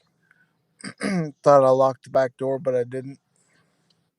Yeah, like it could be a thing where if you're telling somebody the back door is locked, the reason you could have been telling somebody the back door is locked because you asked your child to take out the garbage, and when they came back in, did you lock the door? Yep, even though they maybe didn't. So you think the door is unlocked, but really it's not. Right. You know what I mean? Like, think about if any of you have had a teenager or you have one right now, think about how lazy they are sometimes when it comes to the little shit like locking doors and shutting lights off and like flushing the toilet sometimes. Like, come on, man. Like think about it. Sometimes they can get a little lazy, and then if you ask them, "Hey, did you do this?" Yeah, because they just want to answer, it could Yeah. have been one of those things like, "Hey, did you lock the door?" "Yeah, I locked it." "Okay." And Yeah. so Should that's always what double. that's what I'm saying. It could have been thought it was locked. It could have been left unlocked on accident, and a perpetrator or a predator doesn't have to groom you. They can be the type that's checking the back, the back door and seeing if it can turn or not. Right. It could be that simple for any criminal activity. It doesn't even have to deal with an abduction, but it could be. And so, the thud, I'm wondering if the thud was because somebody fell asleep on the couch and heard the thud of the door shutting. That's very possible. That's what I think it could have been too. Because why wouldn't you get up to go check, right? If you heard a thud, especially with Sebastian, any child, you hear a thud, you're like, oh my gosh, you want to go check to make sure they're okay. They didn't hit their head, they didn't hurt themselves, just because it's like, hey, you okay? Yeah.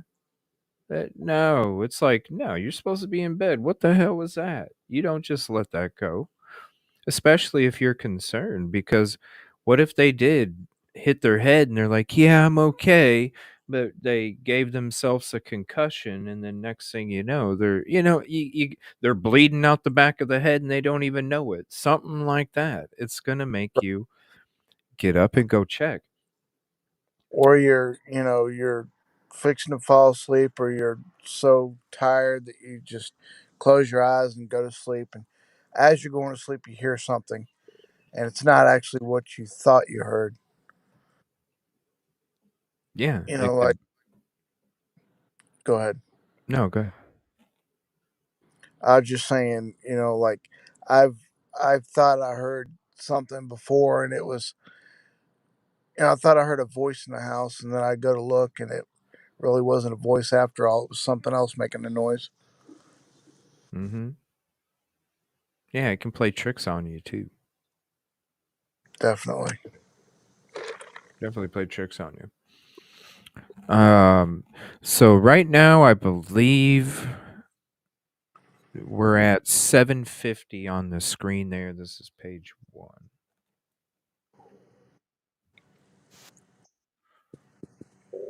'68 Central Canines on the ground. K9's on the ground. Copy K9 on the ground. Hey, Jenkins, he's on trail.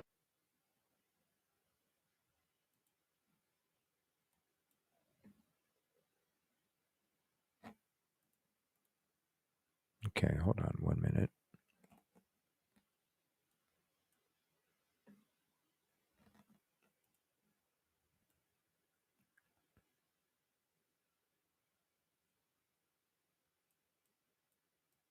Where's the K9s are on the ground?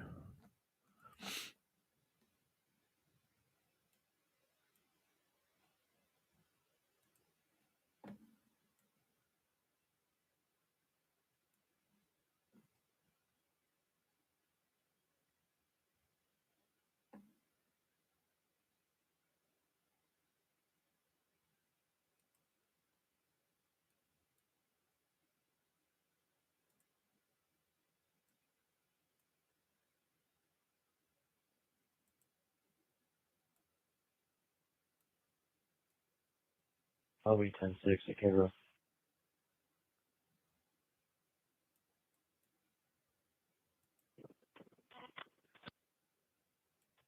CK12, we're going north on Stafford.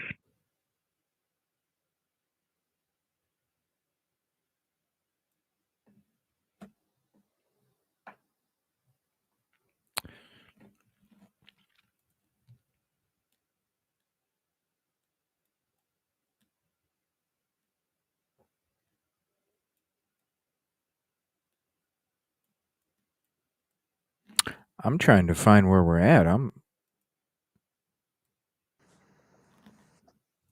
Because I don't even see we got the canines out there. What page am I missing?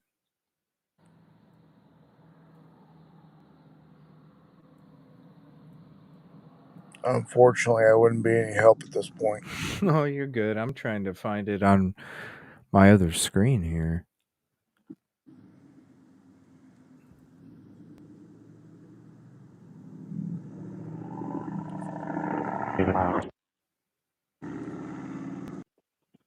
Central.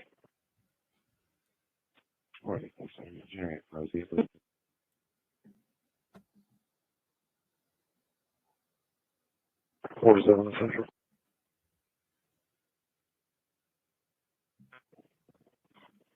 good.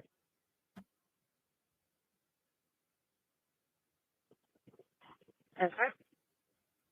That's right.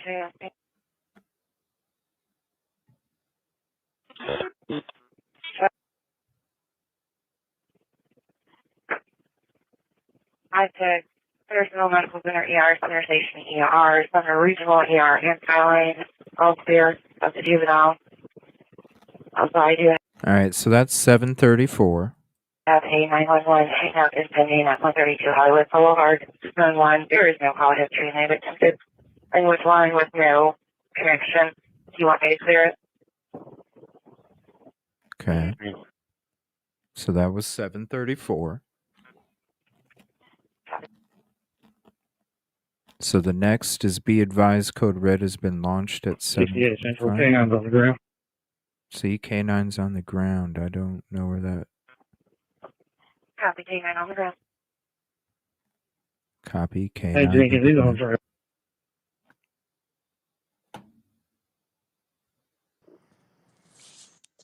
They need to talk slower.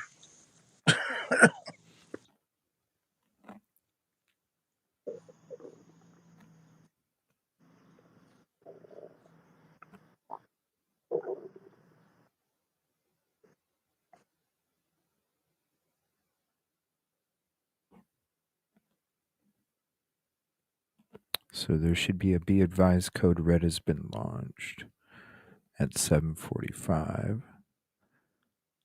Let's pick track back up.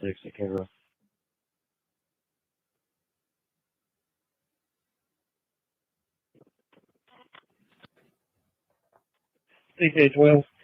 We're going north on Stafford. So you said they're going north.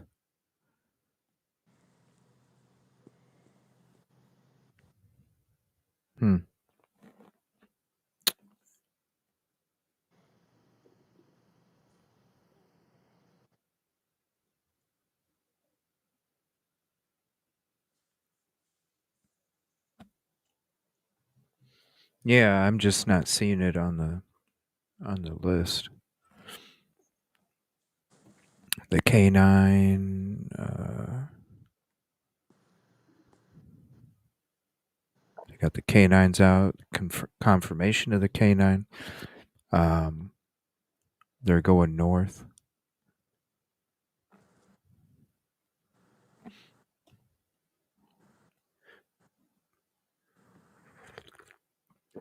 I just have to let it play.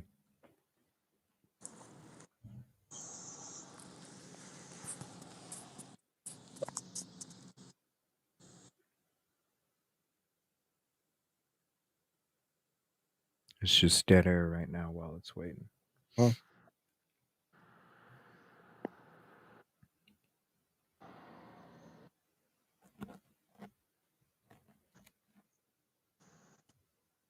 I'm surprised there's no more talk going on. If they already got canines out there, you know. Right. Yeah, that or it was omitted. 47. Yeah, usually it has a beep if it is. The device code red has been launched at 7:45. Okay, now we're at the code red has been launched at 7:45. Anyone to open animal farm near Happy Hollow. Okay. CK12.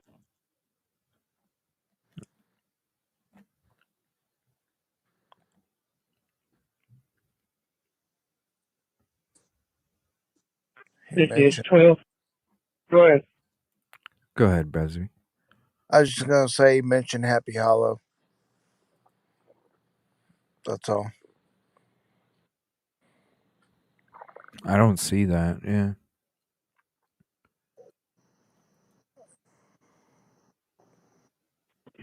Next big track back up, going into the construction site over here, back towards the beach. Yeah, it's missing that too. Out of breath. It's awful muddy. Do you see any footprints, anything? Couldn't have any shoes. He said he didn't have any shoes. No, he didn't. Do you see any footprints or anything? He didn't have any shoes. No, he didn't. It's awfully muddy.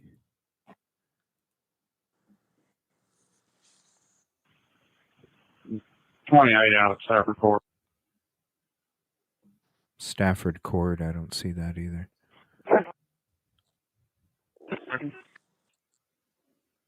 I do have some footprints. Do have some footprints. Right there where you're standing. Right there where you're standing. Yeah, leading right over here to the retaining. No shoes, just footprints. Straight. Okay, I couldn't understand that part. He said no shoes, just footprints. Yeah, because it's a construction area. There's going to be effing footprints all over the mud. Hello. Yeah. Clarify, was it footprints or shoe prints? But there's a glitchy spot that I couldn't understand what was going on. That might have been something important.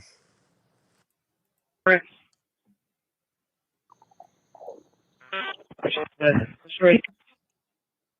That. Yeah, because that sounded like it was supposed to be an answer. No no shoes, just footprints. Right there where you're standing.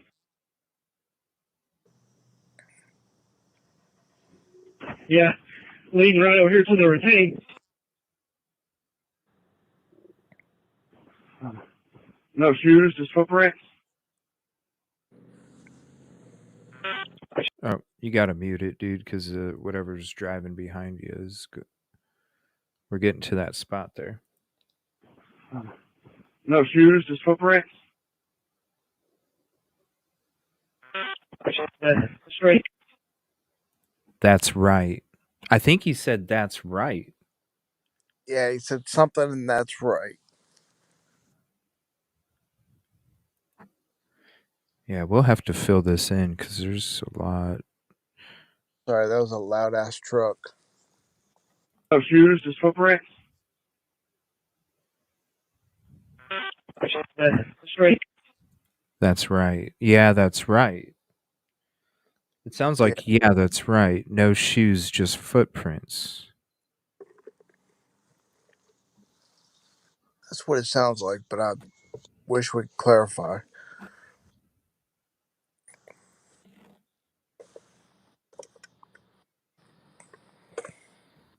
Yeah, leading right over here to the retaining.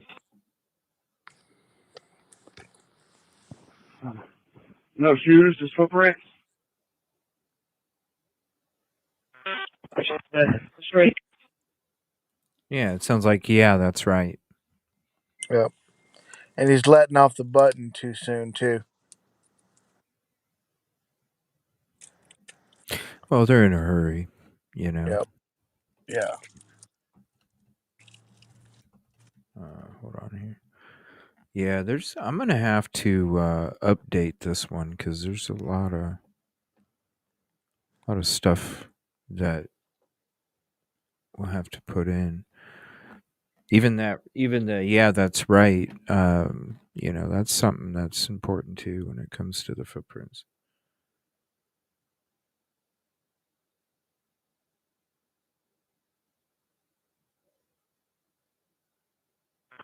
He literally dove into it. He literally dove into it, dug into it. 12 DMA 1, you direct. What was that? Sound like a redirect of something. Oh, hold on. 12 DMA 1, you direct. Hey, Redirect? repeat that, Rice. Let me make sure he. Redirect what? Hold on. Oh, he's telling him to repeat what he said. Redirect. Repeat what you said. He literally dove into it. He literally dove into it. 12 DMA 1, you direct. Hey, repeat that, Rice. Let me make sure he.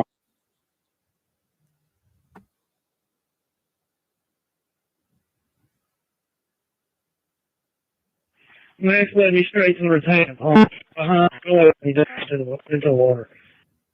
Copy, you see me? Hold on. Hey, repeat that, Rice. Let me make sure he.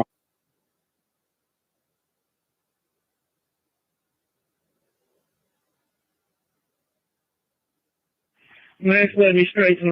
Hold on 1 second.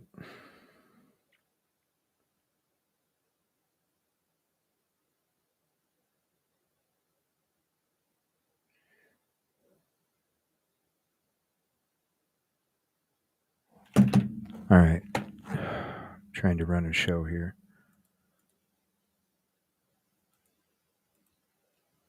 DMA 1, you direct. Hey, repeat that, Rice. Let me make sure he.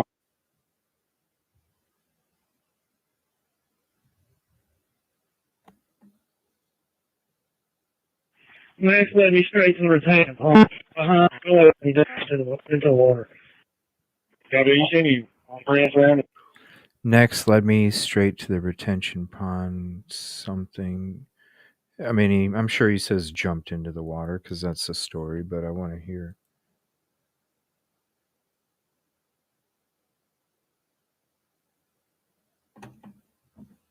Next, let me straighten the retain pond. Go ahead and dip into the water. Copy, you see me? Branch around it. Behind the house, jumped into the water.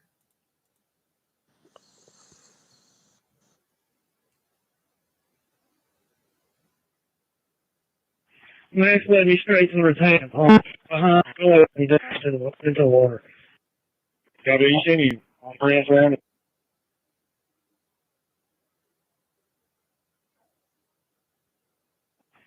There was a few footprints in some of the softer dirt headed straight this way on the track that he was running.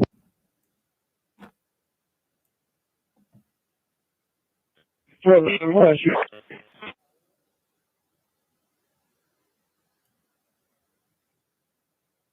Size 10.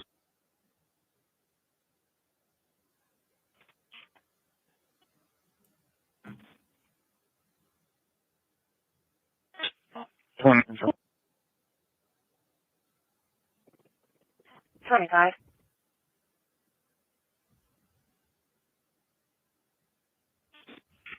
Yeah.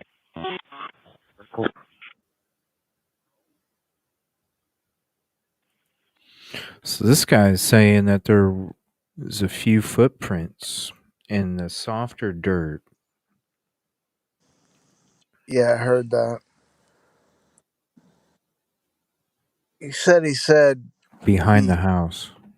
Behind the house. Yeah, But so what's bothering me is it's not behind the house, it's beside the house. it is beside the house because behind the house there is no mud. There is it was already grass. It was already grass. Okay. I'm going down a rabbit hole. No, it was already grass there. Let me go to a photo here. Where's the retention pond at the cemetery in location to that house?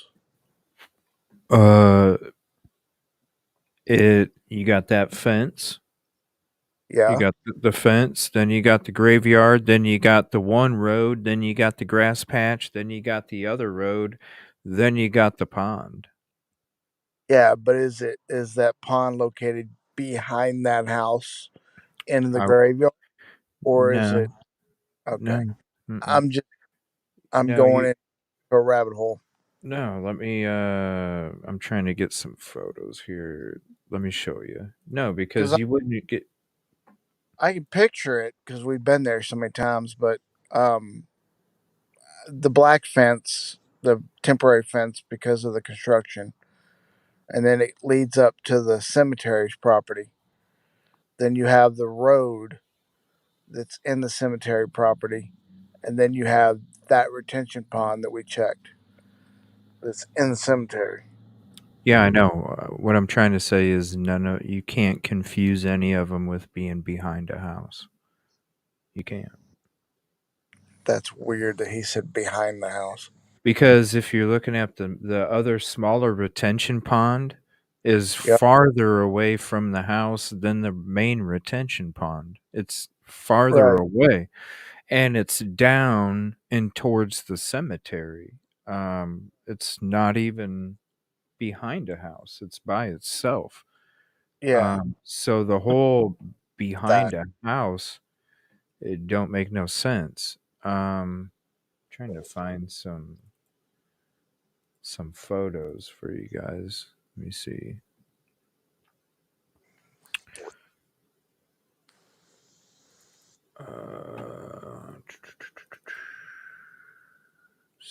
So hold on.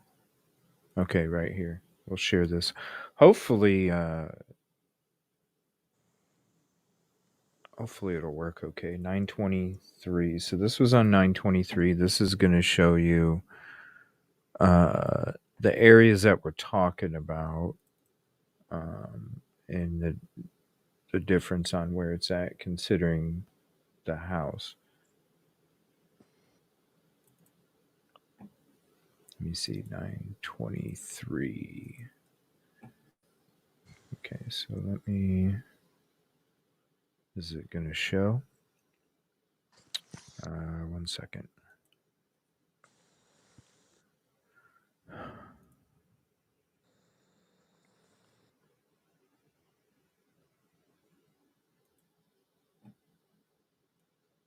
Okay, so let me bring that back. Okay, so this is here. Let me go more full screen on that.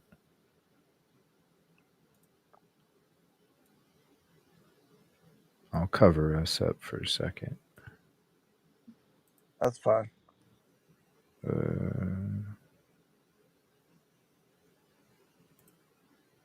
Okay, there we go.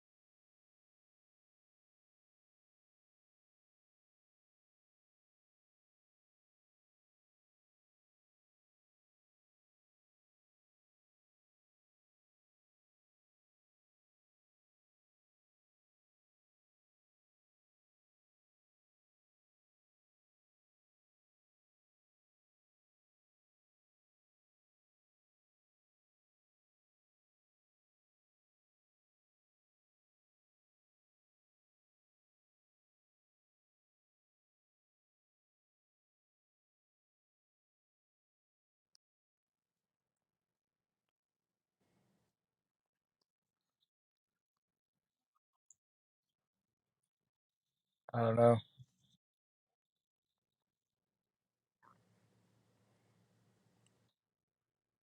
So crunchy.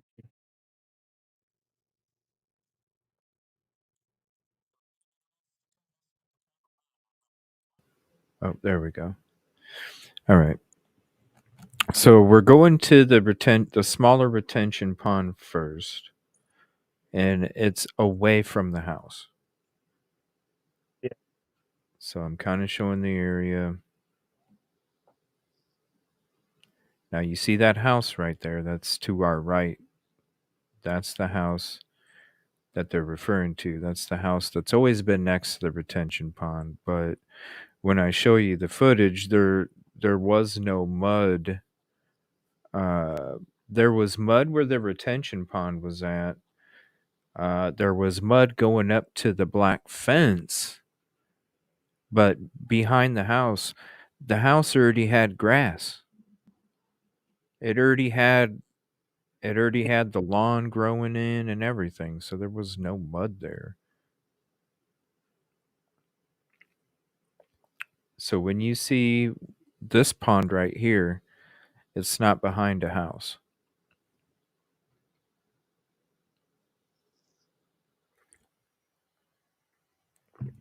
Here, let me turn this up while we're...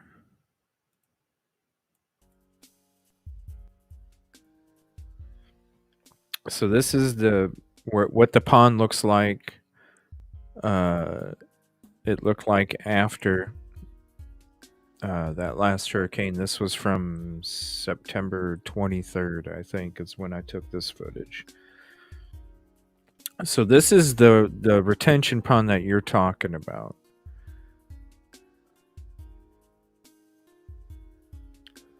So it'll show you this is not even by a house.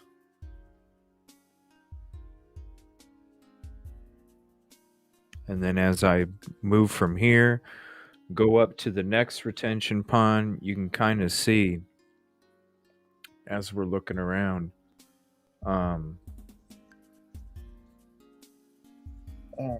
There's no way it could be behind the house. So here, let me skip ahead a little bit. So we're going up around. So that's where the one retention pond is at. Okay. Now,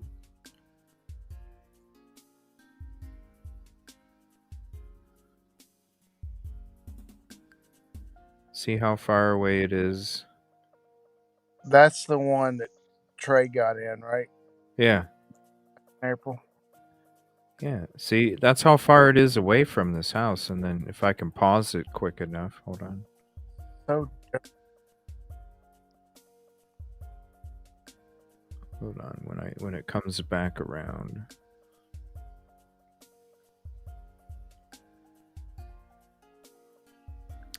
That house right there where that truck's at. Yep. That's the house I was talking. Neither one of them are behind. And no.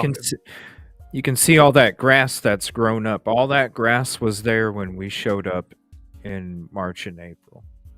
Uh-huh. And that is a lot different from what it was in April. Mm-hmm. Yeah. I can show you guys footage from them, but I'm just trying to... I'd have to go through it while we're doing the show or whatever, but... because there's so much, I'd have to figure out what date it was that I did that footage and all that. But I know for a fact, because I was there on 9/23 and we had to use this footage when it comes to the manhole theories, it's going to be the same thing. Where the grass is on there is where the grass was before. I was sitting on that grass when I was holding one of the ropes for Trey not to fall over while he was searching that pond. I was chilling out on the grass holding the rope. All that was grass there. Nice thick grass too. I couldn't get through rocky crap. I was chilling out in the car watching you guys from the car. Yeah, let me see here. Let me see if I can go.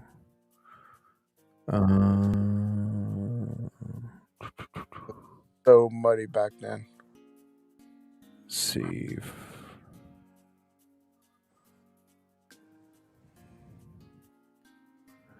Okay, so here's photos. Okay, here's photos from back then just to show you guys that it was all grass. So let me see here. I have to figure out. Let me see. Stop screen share. Screen share.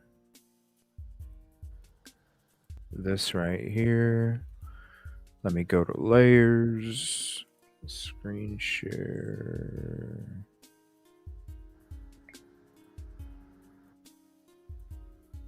Oh my gosh, what happened there? Hold on.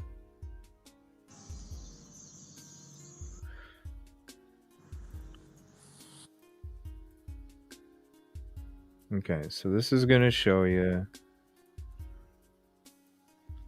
This is, see? It's thick grass. The grass looks even better. That's what I remember. Yeah. Thick grass all the way around. Nasty water and grass.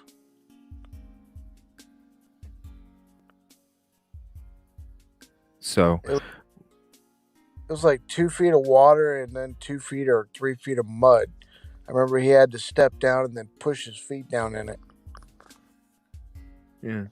So all of that was, it actually looked better back then. You see the grass, it looked a lot better back then. It's not as green over here, but there was grass all around. Now we just walked, see the direction we're facing? We just walked that direction to get away from the other pond. You see how it's on the opposite side of the pond going away from the house? So behind the house, the mud behind the house, it doesn't make sense, man. Nope, it doesn't make sense at all. There is no behind the house. Right. So there's one problem. Let's see. All right, so we'll go ahead and pull that back up. Let me... Hold on. I gotta...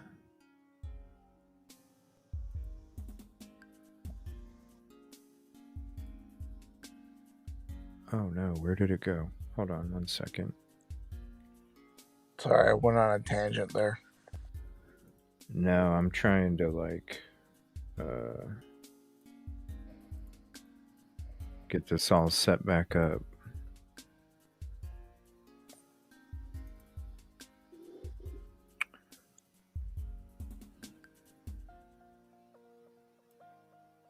Okay, so we'll bring that back to here. All right, we'll bring that back to there. We'll get rid of that. And we got to...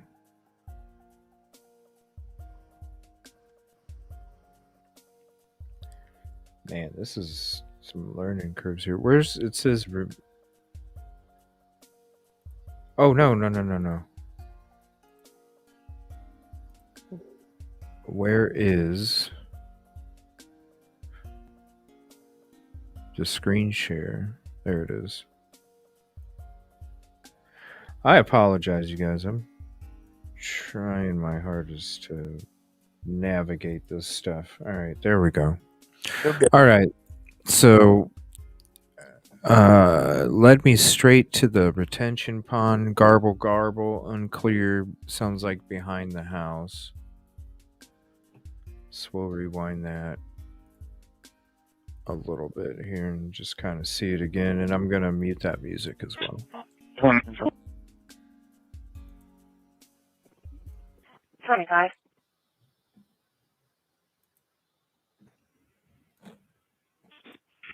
Yeah.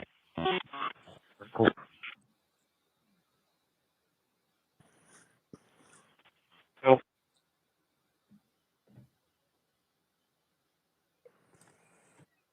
Do we have a picture yet? That's important. Send it to me, please.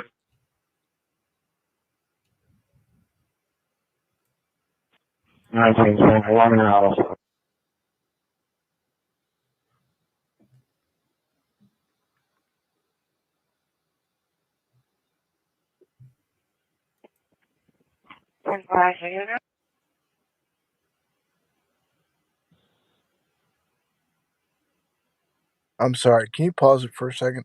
Yeah. How far into the dispatch is that right now? 11 minutes into the 21. So 11 minutes in, all of the officers on scene don't have a picture of Sebastian.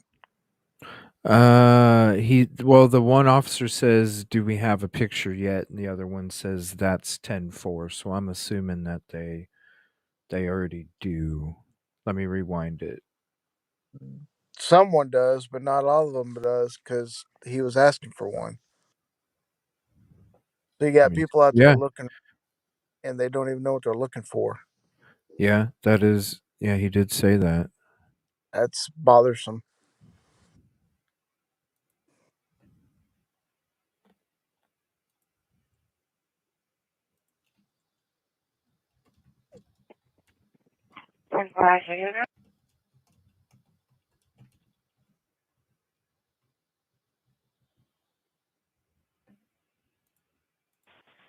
Okay.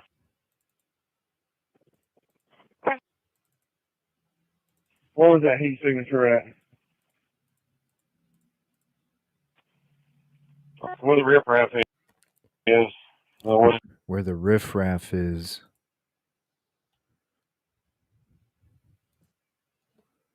What's the riffraff? Riffraff. That's that's where like like trees and stuff like that. They get smoothed out from the water, or it gets soaked up. So like if logs were laying in the pond, Oh, it soaks up the water, it smooths it out, the surface. It's riffraff is debris. is what they call it. Heat signature. Yeah, I caught that too.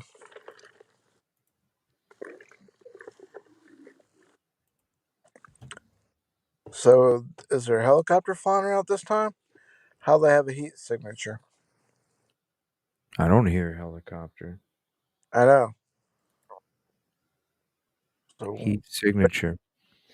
And how are you supposed, if you are looking in infrared, you got a lot of people walking around there too. I'm sure it's like throw the dart at the balloon on the wall when there's a whole wall of them. You're going to hit one of them, right? yeah, exactly. It's so messy. Heat signature. Where the riffraff is.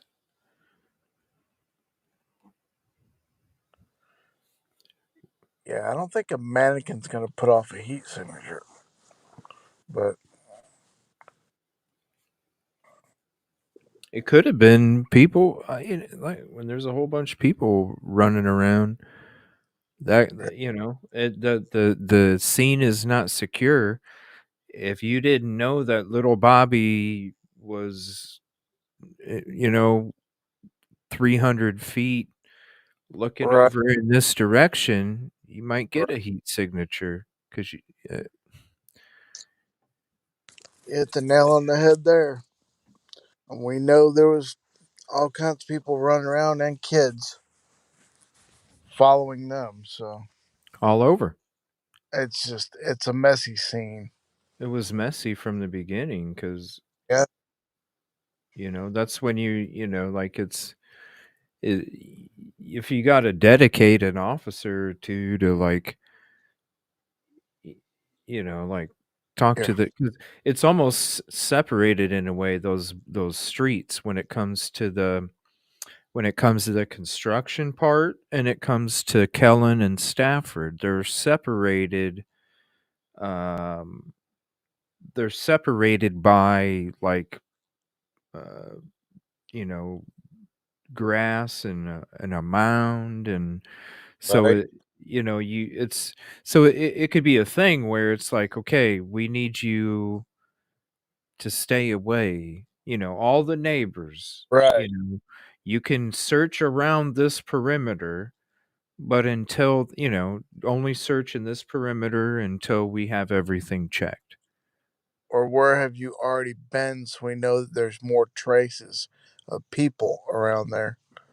Well, it's like, like, hey, go ahead and search the neighbors' yards. Go ahead and search up and around. Just stay out of the construction area for now. It's that simple. Yep. Um, Plus the footprints from the construction workers from that day. It's right. And how are you gonna like that when it comes to like footprints in mud? uh-huh.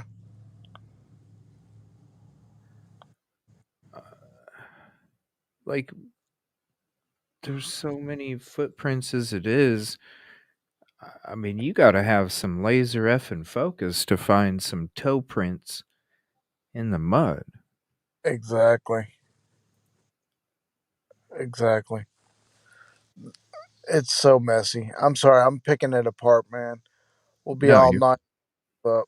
no, I already told people that it's going to be, it's going to be in different parts because we probably would only get through the lights and the dispatch tonight, and then we'll get through the other stuff, coming up. And we'll check out that helicopter footage too. But yeah, I don't understand how a mannequin is supposed to give off heat. To me, it's you don't know because you didn't control the scene. So you don't know if little Bobby's over there searching a football field or two away. And because you don't know little Bobby's over there searching a football field or two away, all of a sudden you got a heat signature. Exactly. What direction was that um, tool that got the heat signature pointed? You know, What was the tool that got the heat? Yeah. Like, is it one of the? I mean, I used to use one at my job where because I used to have to get into the machines and work on they got uh, the inside mechanics, and you night had vi- night vision binoculars, night vision scopes that can give off different heat signatures. Night vision cameras. yeah. What? Kinds of But stuff. We don't know do what they they? use. Yeah. What do they use? I don't know. It's who is behind the mannequin. Who? I mean, that Yeah, that could that could give you a heat signature behind the mannequin. yeah. The mannequin thing is really freaky, man. Especially since we know about the one on Long Hollow. I know every time I would drive by, it's still there too. It's so freaking weird. It is creepy. You're driving down the road and this thing's just standing in the window, and you're just like, I whoa, every time. One of these days I'm gonna stop and knock on the door and meet those people. I'm gonna ask the question, what's the story behind the mannequin? I'm wondering if it isn't it abandoned? I don't think so. No? I don't think so. Uh, No, it's actually a shed building like a barn. yeah. Like there's just I nothing don't to it. It looks like it's gonna fall over. Yeah. Do not do that, Katrina says. You never know. Some creepy dude living next to a pedo. Nothing. Just go ahead.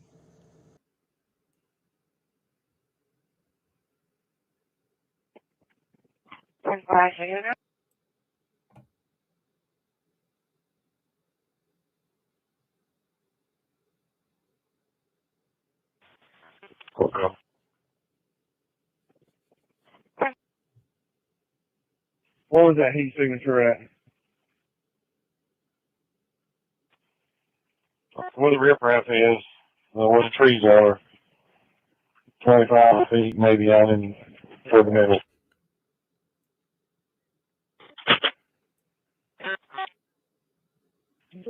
MA2, MA1. Hey guys, the construction zone, there's another pond. There's somebody standing in the woods. It looks like a person. It is a person, we know, but there's another pond. He's standing back there by himself. Past the construction zone in the same area back there. Yeah, the north end of it, yeah. Now over here, go straight back. There's a person in the woods by that pond. There's the house on the other side of the tree line.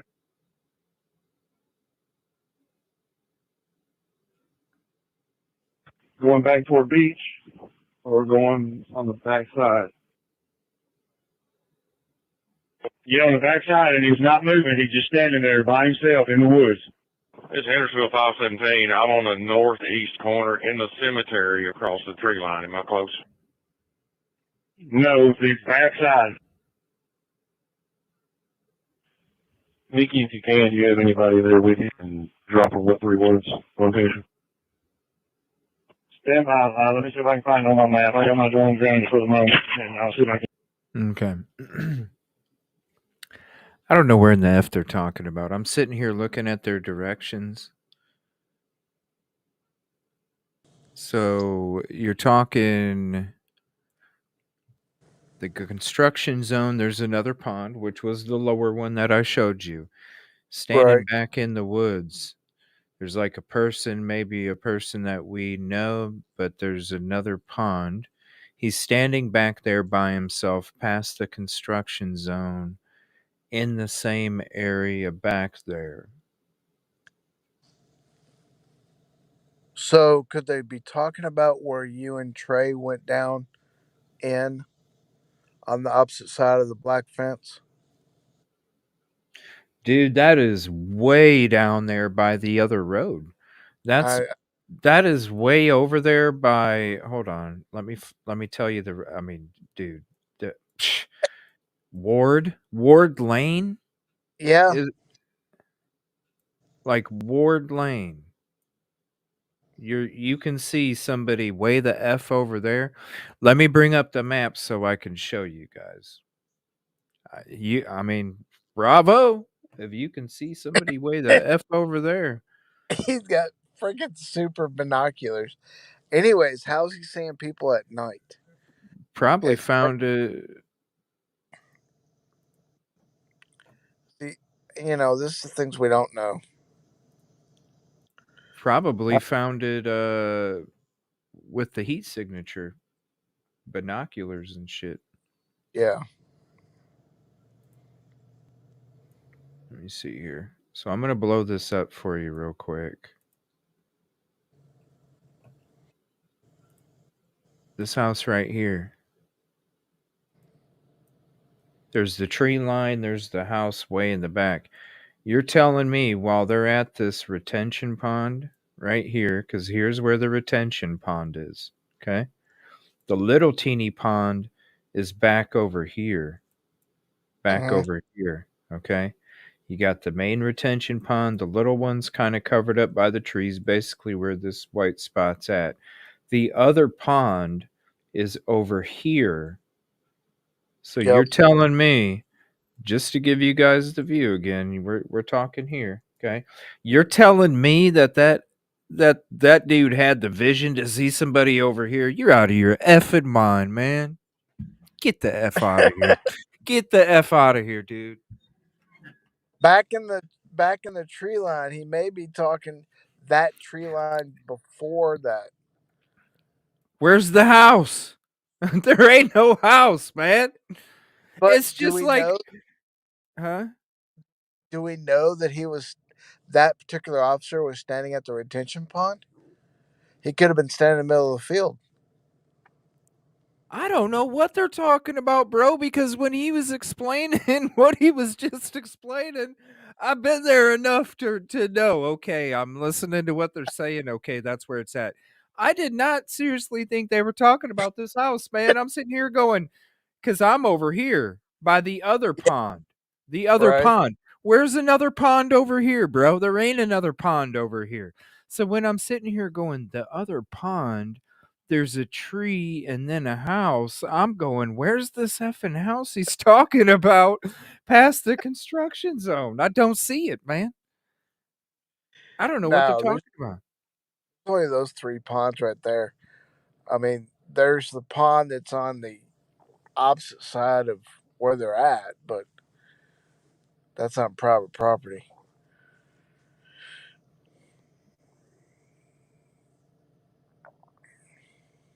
Yeah, it's crazy. Trying to decipher. It's ridiculous. It, like I said, it's almost like it was all effing show, you know? Right? It was all show. Hey, yeah, ooh, yeah, we're gonna get. It's. I mean, come on, the heat signature with the mannequin. Exactly. Now you Exactly. got this. Yeah, it's there's somebody standing back there by over here, and the dude's like, I'm by the cemetery. Am I close? Oh, No, way down here. Shout out Nick, contribution call out, 4.99 super chat. Sebastian Strong, keep up the amazing work. Thank you. Keep the amazing work yourself, bro. Shoot. wish Nick would come up on panel. This would be really funny then. This is Between the 3 of us. that's why I'm sitting there and I'm like, what the F is this dude talking about? I can't place myself there. Because I'm sorry, dude. That means if you listen, this is what this is so crazy to think about. This is so crazy to think about.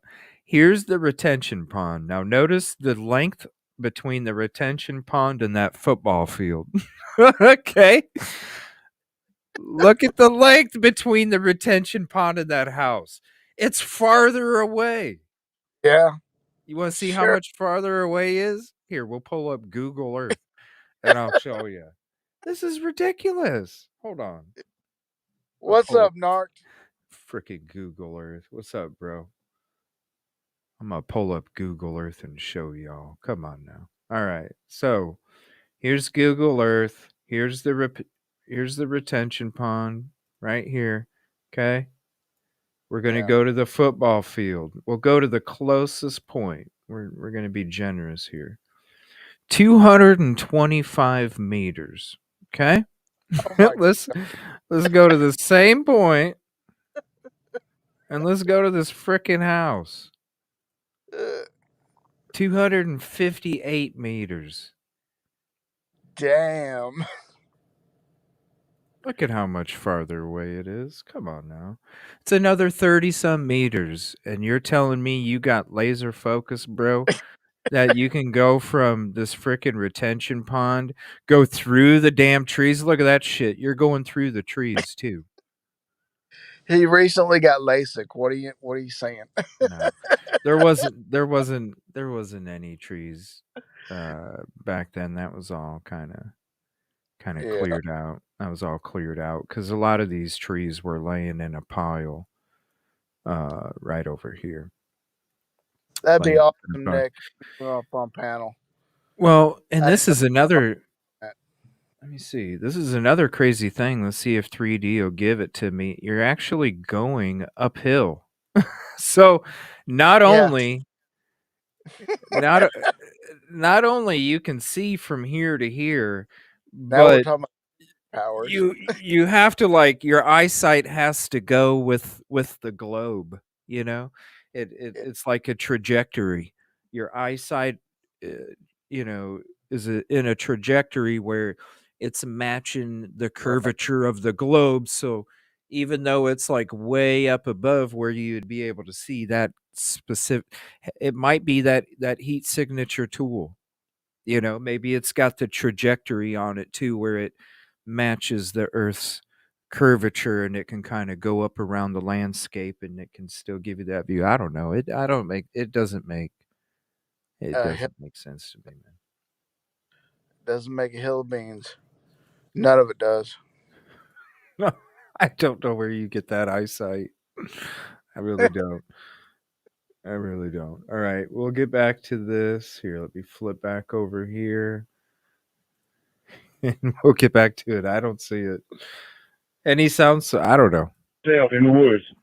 It's Hendersonville 517. I'm on the northeast corner in the cemetery across the tree line. Am I close?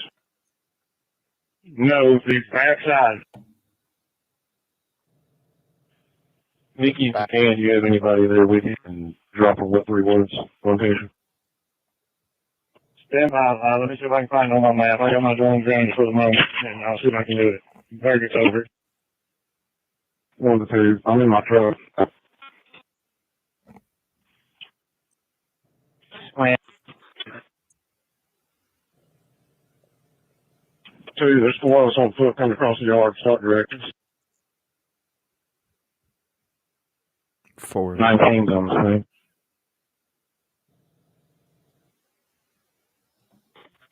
Everybody's very good.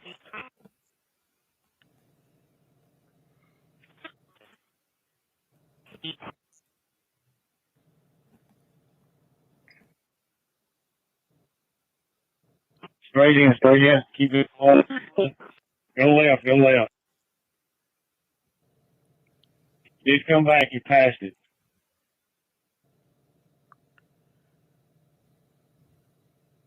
On those sides. Where to go.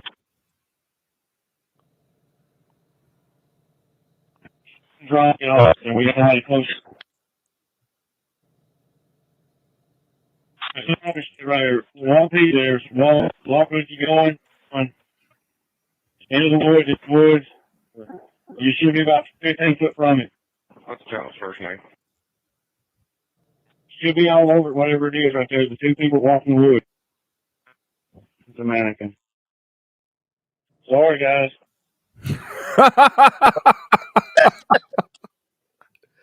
Wait a minute. It went from 1 to 2. And it went from a person to a freaking mannequin. Wow, somebody had too much coffee. Oh my God.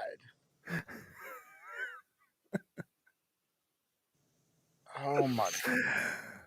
I'm sorry. So what I got out of that was he was nowhere near the cemetery side. He was on the opposite side.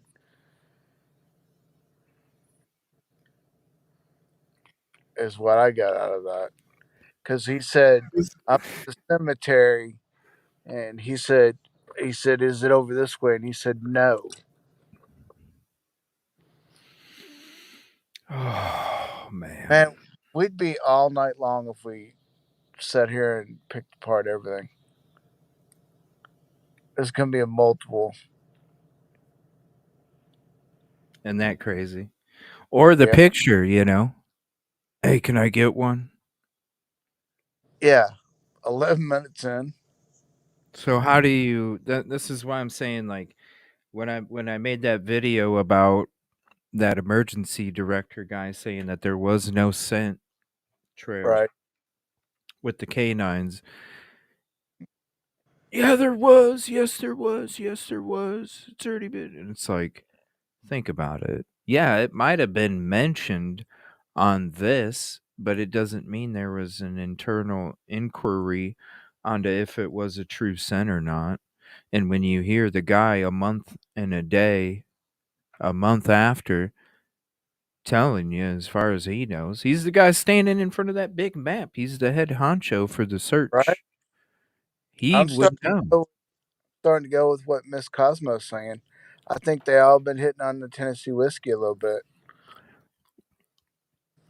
Oh, I mean, I've been saying there's something in the water. Definitely something in the water, man. Glad I don't live there anymore. That's a good question, too. Was it really a mannequin, though? Yeah, distraction. Oh. All we can go off of is what they say. That's it. That's all you can. Unfortunately. This audio is not helping at all. What's the name of the child we're looking for?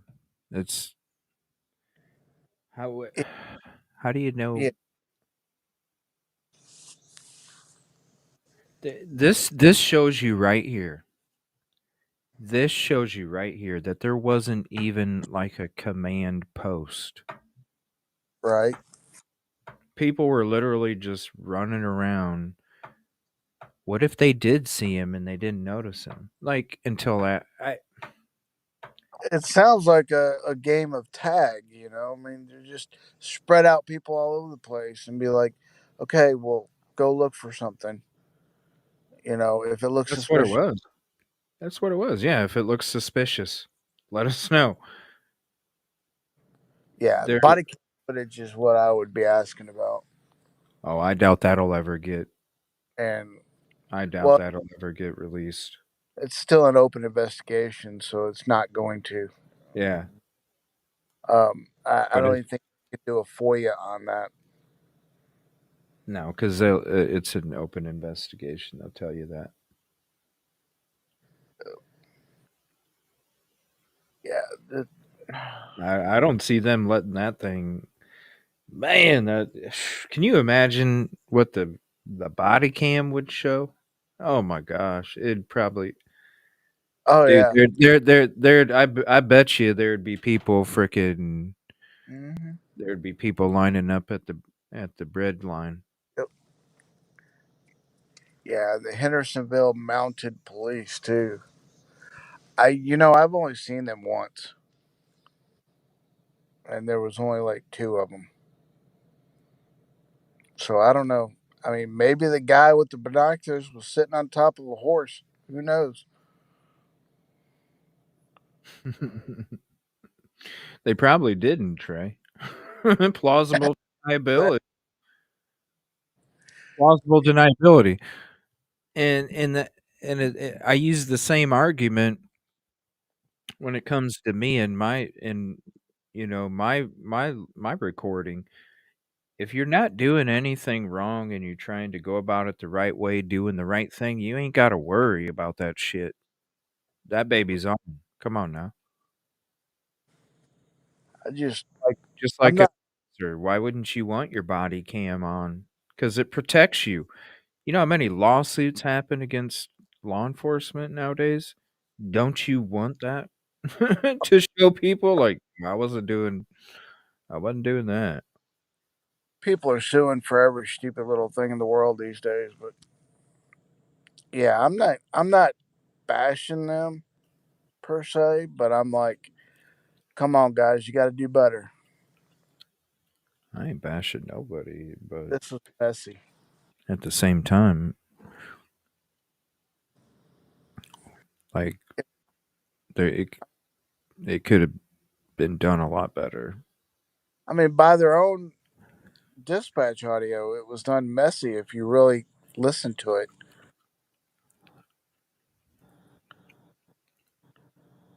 And I mean, by neighbors' um, comments and everything, people were everywhere. This was not a lockdown. Damn. Even if he was, dang, that's crazy. That's nuts. That's a lot of money for body cam. State of the art technology. Well, if that's the case, then they had body cams. Um, wow. Yeah. So it's messy, man. Real messy.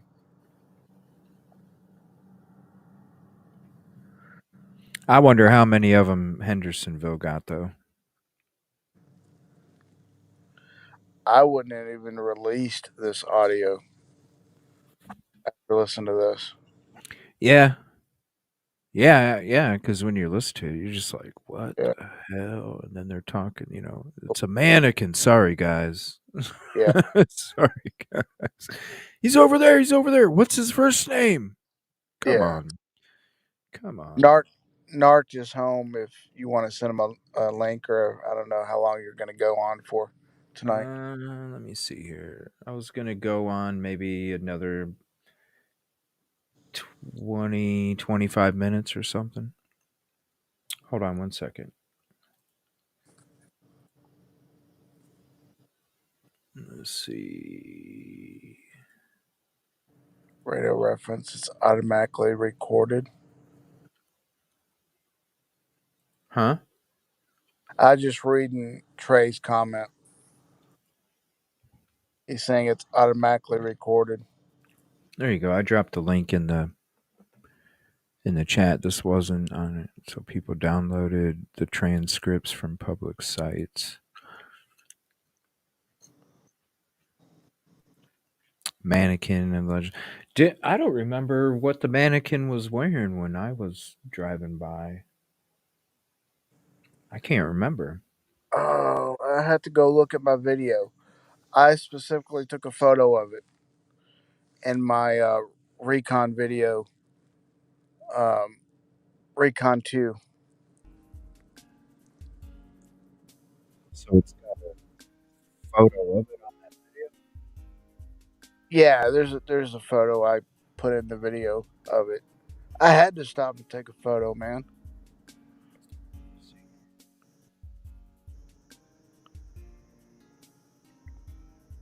The number 2? Yeah, it's in number 2. I go up around the subdivision, and then I head towards Tyree Springs, and it's before I go to Tyree Springs. Oh, that's crazy. It went right to it when I pulled it up. Holy hell. Yeah, that's weird. That's weird because it's not a... Here we go.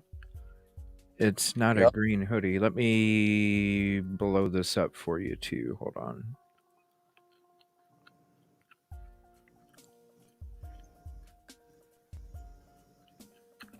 All right, let me pull this up. Let me blow this thing up.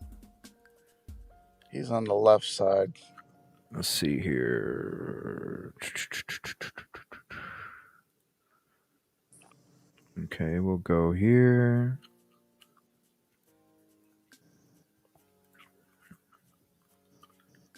All right, hold on.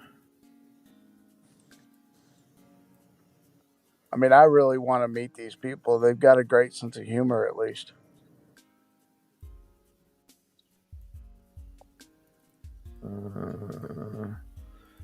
Okay, we'll do this. Hold on one second. Let's see. There's that, and that. All right, there we go. And then we got Trey up here. What's happening, guys? What's up? So I was driving and trying to get home, and hearing about the I don't want to say thermal imaging, but the mannequin, and then the audio dispatch. Anyway, all the stuff you guys have been talking about, and the like as far as radio reference, if you post that, which I don't know where you got yours at, but it's against their terms of service to like disseminate it. Yeah. Because like it's their property technically. Like they have people that, like I could set up a scanner here, and then have it hooked up my antenna, and then broadcast that to, I think it's radio reference, and you can get like access to their database and stuff. So you can go back to audio. There's pretty much almost any areas like dispatch calls that's automatically recorded. That's like whenever we went to Lumber River, I was looking for theirs, and there's nothing that exists for that day. It's like gone. That's odd. Yeah, and most of and it's on radio reference, like the like where it's normally stored at, but for whatever reason, everything like the certain time frame things it's just gone. So, but everything for Sebastian from Sumner County is still there. So anybody can go back and if you pay for the service, you can go back and listen to it, and it has like different timestamps and stuff. Well, this one has timestamps to it, and I'm wondering if that's what this is because it's missing some stuff on it too. And it should overlap, if that makes sense. Like if it's the recording from like 7 a.m. to 7:15, the next one should start at like 7:12, and then so on, so nothing's missed. If that makes any sense. Yeah. Yeah. It's got different timestamps on it and stuff like that. The what we've been showing on the screen while we're going through it. Huh? YouTuber was asking about the mannequin, It's they spotted ones allegedly in the woods, but this one's in a In a house. Okay, so there's another mannequin? Yeah. So I thought they were Yeah. talking about the one you have on the screen. No, we were talking. No, Busby was talking about that one. There's one that was in the woods. So, like, as far as heat signatures, I've never got, like, whatever they were using, but, like, I know thermal imaging, I don't see how a mannequin would be glowing. Like, it literally shows. It's not. You know what I mean? Like, that makes no sense. not. When you heard that about spit my drink out driving down the road. Yeah, Whenever I heard it's that. not. It's not.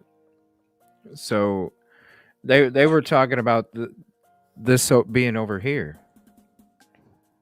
Like the officer could see from this pond here. Dude, there's a hill. All the way. I know, it's going up. As you're going north, it's going up. Yeah, it goes. There's a grade.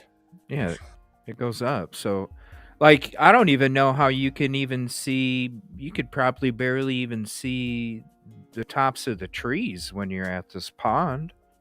If there was a mannequin, do you think someone that owned that mannequin would have moved it afterwards, like after we all started searching? Or do you think they would have left it? Oh, it definitely would. They would have left it. Yeah, like that's what I was trying to get at. And I've never seen a mannequin. You've walked that. I've walked that. The whole crew's walked that. Never seen one. Never seen one. That's weird. Yeah. They probably took that son of a gun down and threw it away. Yeah, I see that on there. It says it looked like a person from the air.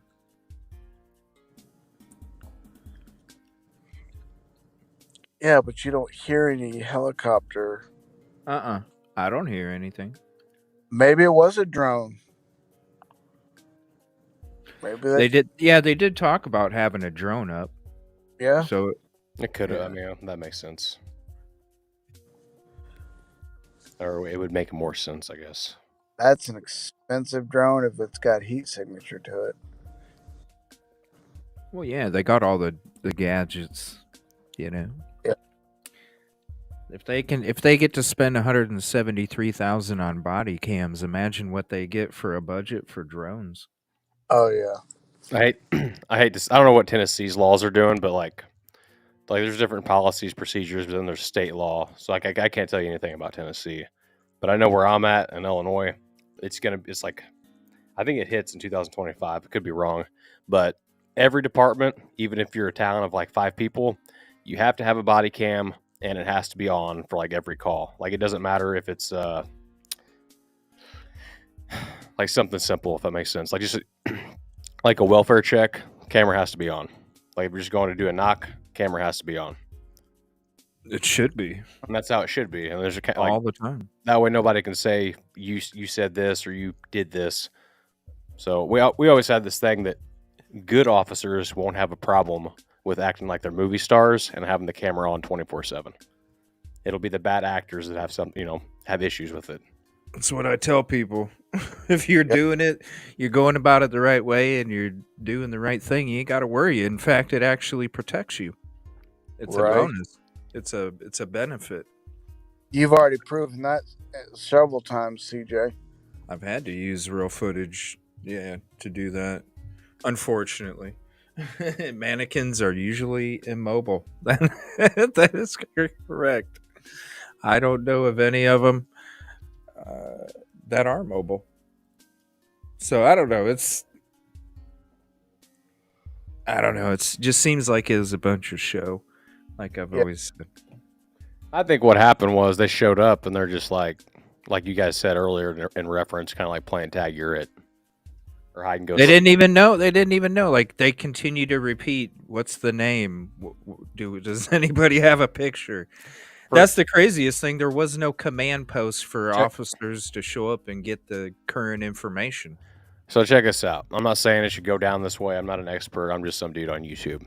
But my buddy's daughter, literally a decade ago, he came home and he's like, where the hell's my daughter at? And then turns out, so he went to the police department because he couldn't find her. They literally set up a tent outside the police department. They got canines, emergency management, the fire department, got everybody in the tent, had posters, flyers before they started searching. I know this sounds like obviously they had like police officers kind of patrolling out, you know, like from the house. But they set up the command post and went from there. And then they found her like 4 miles outside of town walking. Before everybody went like cowboying up and just doing their own thing. Wow. But she was found. You know what I'm saying? Yeah. It was that lady that was found in Hendersonville, I think. They found her like that day, within hours. But I've also worked an incident where dude went missing by the water and everybody showed up. There's like 30 people. They didn't find him for like 2 months. They found him out in the woods, like maybe a mile in. And I think it's because of all the people that were there. If that, like before they actually could track. Right. It was so messy, dude. I can't believe it's been 9 months and 3 days now.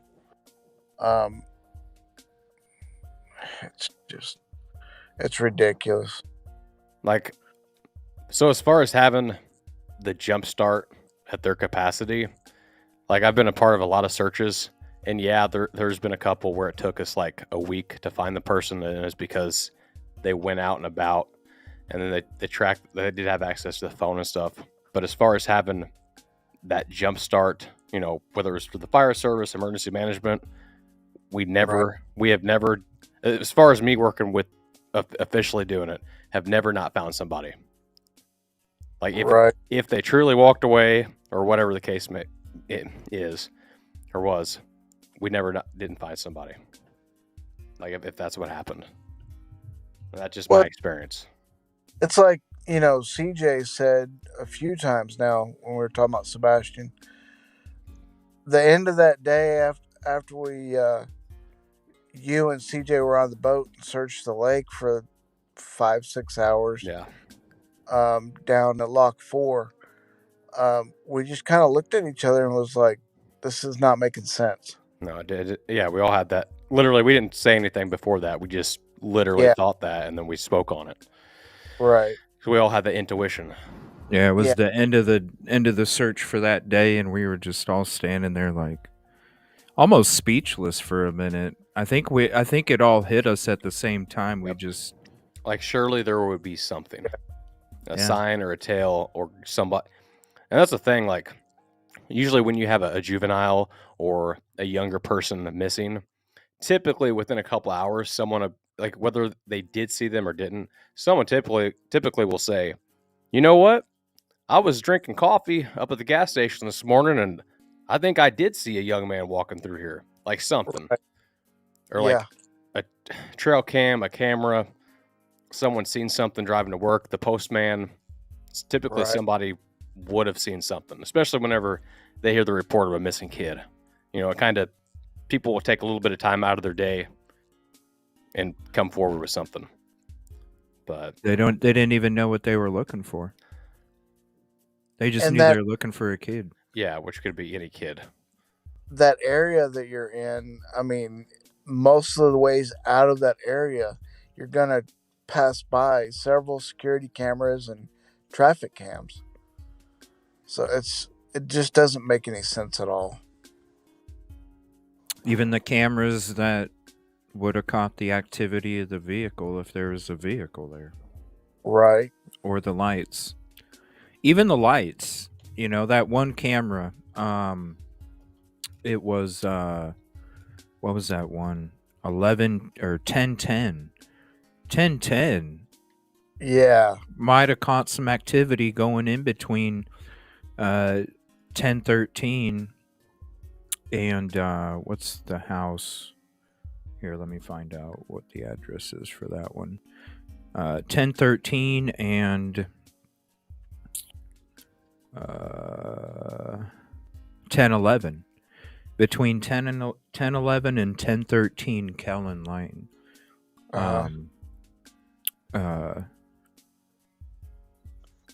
The camera at 1010 would have caught activity between those two properties coming out too. there was no obstruction from that camera. Now, it was angled towards the intersection of Kellen and Stafford.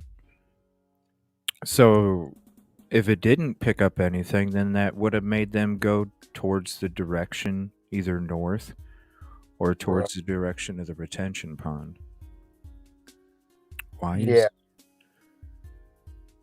For some reason, my screen's not working here. I have a feeling somebody caught something on camera and didn't say anything at all about it. They're like, I don't want to get involved, and just kind of deleted it. I mean, well, think about it. Like, it's like I was saying, what's up, Mr. E? It's like I was saying,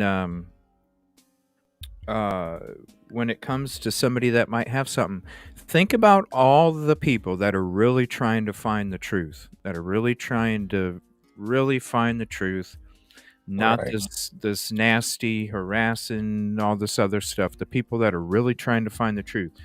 Look at how many of us have all been affected the same way.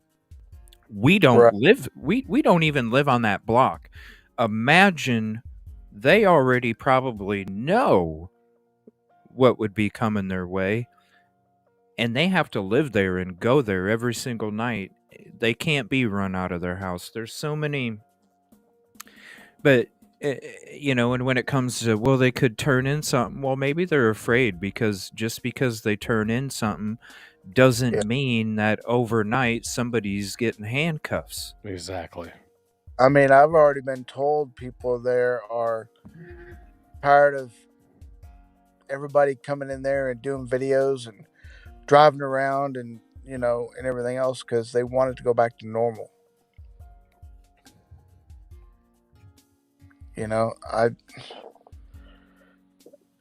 Or if you know somebody and you're afraid to turn anything in because of what could happen. Yeah. Just with all of the stuff that's happened to us, not only us, anybody that has been out there trying to find the truth, it's all the same BS. It is weird. You hear places that, I want to say, like a bridge you drive across, and all of a sudden your headlights turn off. So we show up, and all of a sudden random things start happening.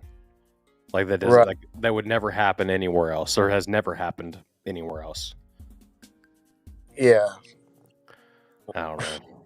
It's one thing for one thing to happen. Like, things are going to happen. Don't get me wrong, but almost every time you show up to the same area, every time you're out there, different people have said, we've all been followed, and one thing or another.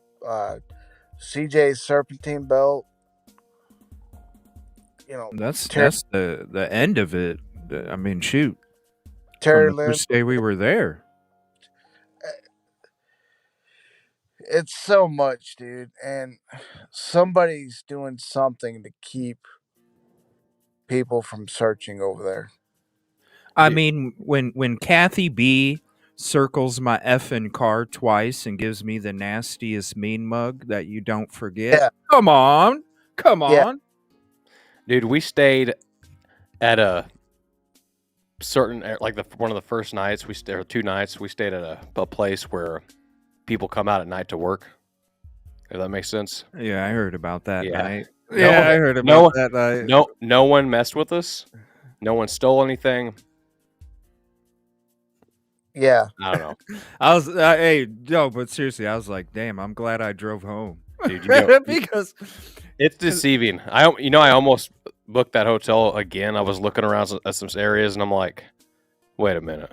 Like, I pull up the address, and I'm like, oh, hell no. Yeah, it is deceiving, because you think it wouldn't be bad. It looks decent. Yeah. Until the door was kicked off the hinges, and then people are dressed certain ways. Like, I ain't knocking it. You got to make money. I get it, but no one really messed with us except for the hotel owner. They were mad about how we parked. Right. Like, so. And then I heard about Silky's key issue and the door thing and all that too. That was crazy. Didn't she have a room next to you guys as well? Yeah, and they were like, "Thank God we're this close, just in case something goes down." Right. I mean, I did hear some stuff go down, but It wasn't towards us in any way. Don't go traveling down Dickerson Road, man. You'll see everything you want to see and some things you don't. Yeah. Or Baker Street. Hold on. Give me 1 second. Okay, for some reason I'm going to have to refresh this, so if it boots me out, I apologize. It still's giving me the syncing thing. So give me 1 second. Let me see if this helps. Hold on. So how's work, Trey? Oh, dude, it's been rough. Yep. I've been, like, the back of my head and then my lungs. Like, I can't even explain it. Like, now, like, I haven't really been coughing, just like a wheeze. And I started coughing the other day, and the back of my head felt like just this extreme amount of pressure. You feeling any better? I do, and then I don't. Yeah. So like, I feel okay, and then like last night at work, oh my god, like in the morning, like it was rough. I was just trying to make it. Yeah.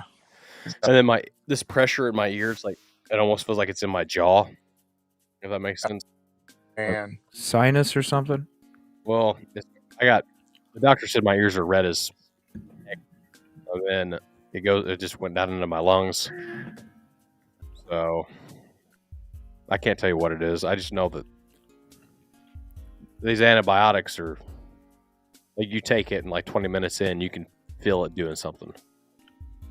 Yeah. So I'm doing my best to finish it. I'm gonna call and see if I can get some more steroids. Let's see here. Did you get it fixed, CJ? Yeah, I think everything's okay now. It looks like it. All right. The biggest thing is being winded. Hi, lady. Tit for tat. Yeah, what's up, lady? And hope you all had a good Thanksgiving for sure. But yeah, it's like hide and seek said a minute ago. There's people that are scared to come out for the repercussions of what could possibly take place, and they have to live there. You know, what if something came out and they get the same treatment? Their home is their peace, their comfort, and yeah, if you don't have that, you don't have nothing. I mean, I get it. It's one of those things, you want to do the right thing, but also if you disrupt the flow of, like CJ said, your peace and your homestead, and all of a sudden you have somebody messing with you. Yeah. I mean, people tell me don't get involved in that because, all this stuff's happening to people. But I put my safety aside because I want this kid found. I believe in God, German Shepherds, and something else. And not everybody's the same either. Mm-mm. You know? No, it takes a special type of person to do what we do. All right, so we'll rewind the dispatch just a little bit. They're talking about the mannequin chasing the mannequin. They find out. So you got the timestamps. Not like timestamp for each thing, and it's missing some stuff too. Okay. As we've been going through it, I noticed there's some stuff missing out of it. But it's for the most part, you got law enforcement dispatch, and then it gives you a couple. You got like 818, 820, stuff like that, but not every single one. Well, it still helps paint a timeline, Yeah. like paint a picture of what was happening, for the time that the report came in versus what's happening, how much time later. Yeah, and it's based off of something else. It's not a timestamp for when it starts. It's obviously, because 818, the search was starting a lot earlier than that. So, right. It's not necessarily that kind of stamp, but I wouldn't mind. I might make my own. We'll see. All right, so we're at the part. Let me rewind it just a little bit too. We're at the part where they're discussing the mannequin, and they find out that it's the mannequin. Woods, you should be about 15 foot from it. What's the child's first name?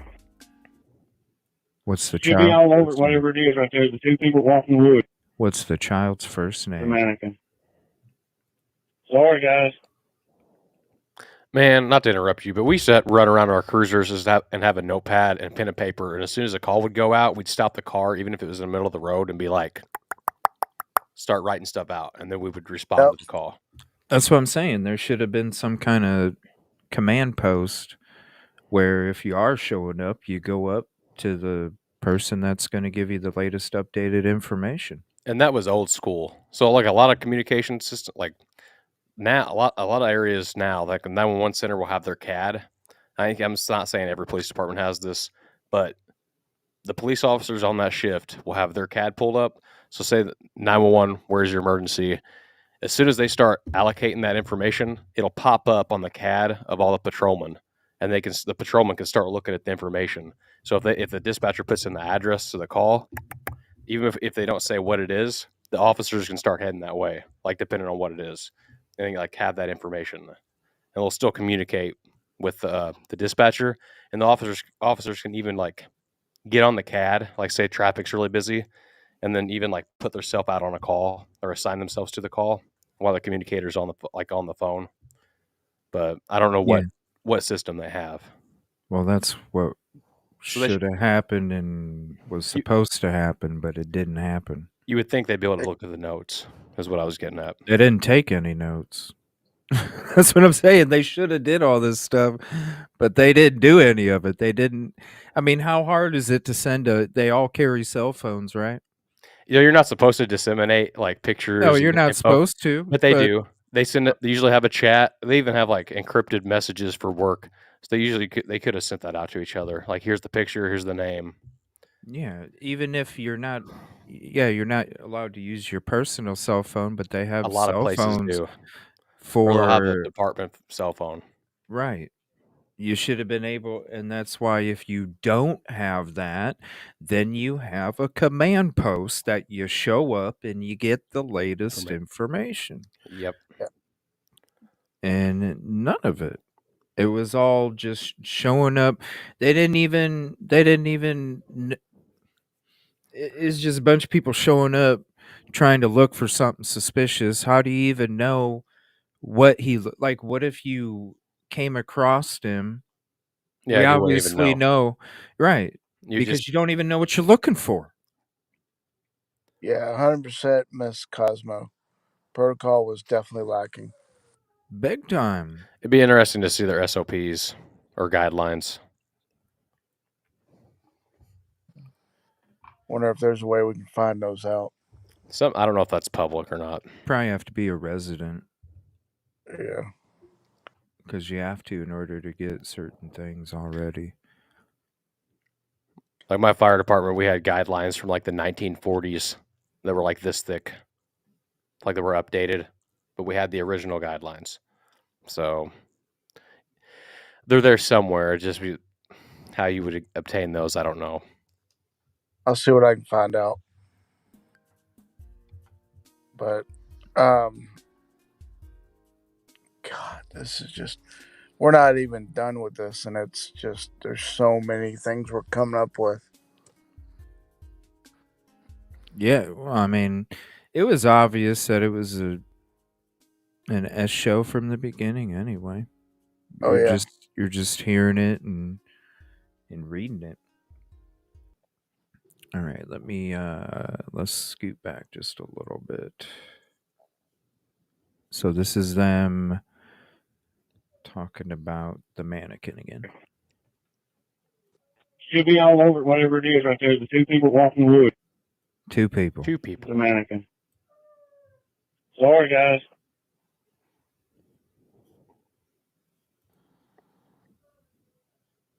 Look just like a person from the air. Henderson 66. What's the name of the child that we're looking for? First name is that. I'm sorry, can you repeat that? Said first Sebastian. Sebastian. Last clothing description was black sweatpants with a white stripe, black long sleeve t-shirt with a print. 63, I'm back to service. Sounds a little annoyed, like he's had to repeat it a bunch of times. So the little tones to basically like a little broadcast, like we're gonna go ahead and broadcast information one more time. Yeah, I was going to ask you, Trey, if that tone was from a broadcast or if it was just like So from the command center. typically, like depending on where you work at, some places don't use it because of how big the department is. So if someone is wanted, you would hear like everybody has different tones, but like I would just say like last name Lombardo, first name Trey, and then you would run the information. And if I had a warrant, the dispatcher would be like beep, hit the button, and you'd hear a audible beep, couple beeps, whatever, however the tone is set up, and they would say units out at yada yada yada, you know, your status, and they say go ahead. I'm gonna go ahead and hook them. Give me 2 minutes. But like with that, you have like a broadcast information. Like where I'm from, you would hit whatever your tones are, you'd hit it, and it basically says clear. You would know to clear the air. Don't be keying anything up and be waiting for whatever information is going to be disseminated across the air. So that was whoever was doing that was saying, I'm going to fix this real quick. Hit the button and said, this is the information that you need. So. Yeah, because that was the first time you heard it. So if that was the case, you would be hearing it over and over and over on the channel. And they should have put out a bolo to like all the other terminals in that like a couple counties over, just in case, like for that county and then for surrounding towns and stuff. They should have put out a bolo at the very least, saying clothing description. They were looking for a runaway at this point, though, weren't they? Yeah. Yeah, it should have been at that point. At least be on the lookout. Here's the information. So that way, if, just by chance, some dude a town over sees a juvenile and they're like, wait a minute, that looks like the kid that this county put out or this town put out. I think the counties are on different channels there too. Well, it would be a CAD. So like each dispatch center has a CAD, and you'd put out a bolo, and however far you want to put it out, you could do it statewide, you could do it nationwide, but typically at that point in time, you would just probably want to do the surrounding counties, so that way all the towns get it, and then that way their dispatch center sees it, and they'd say, yada yada units, the time, Sumner County, be on the lookout, male juvenile, yada yada. You put it out. That way people are informed. You put it out to Goodlettsville, Millersville, Madison. All the local towns. Yeah. Which they probably did. I have no idea. Yeah, no idea. There's just what we do know. Because they should have did this and they should have did that. We could talk about that for a year, you know? Oh. But what they didn't do is what we're hearing, and nobody really knew who or what he looked like or what. Right. How many times have you heard, is there a photo? What's his name? And we're only, 11 minutes, 14 minutes into this. That's horrible. There should have been a commit at the very minimum, because I'm given the benefit of the doubt that they were supposed to do this and they couldn't do this because of this. Well, the minimum you should have done was have a command post. You got a new officer showing up, show up to the command post. All right, here's the photo of the boy. Here's his name. Here's the description. You know, you have somebody already putting something together for you to hand out to each one of them. So as they're out there looking, they can continue to go back to the reference point to really try and help. None of it is just a bunch of people showing up, running around, allowing neighbors to go searching with canines, and everybody just walking around seeing if they find somebody that's dressed in black pants and a black shirt.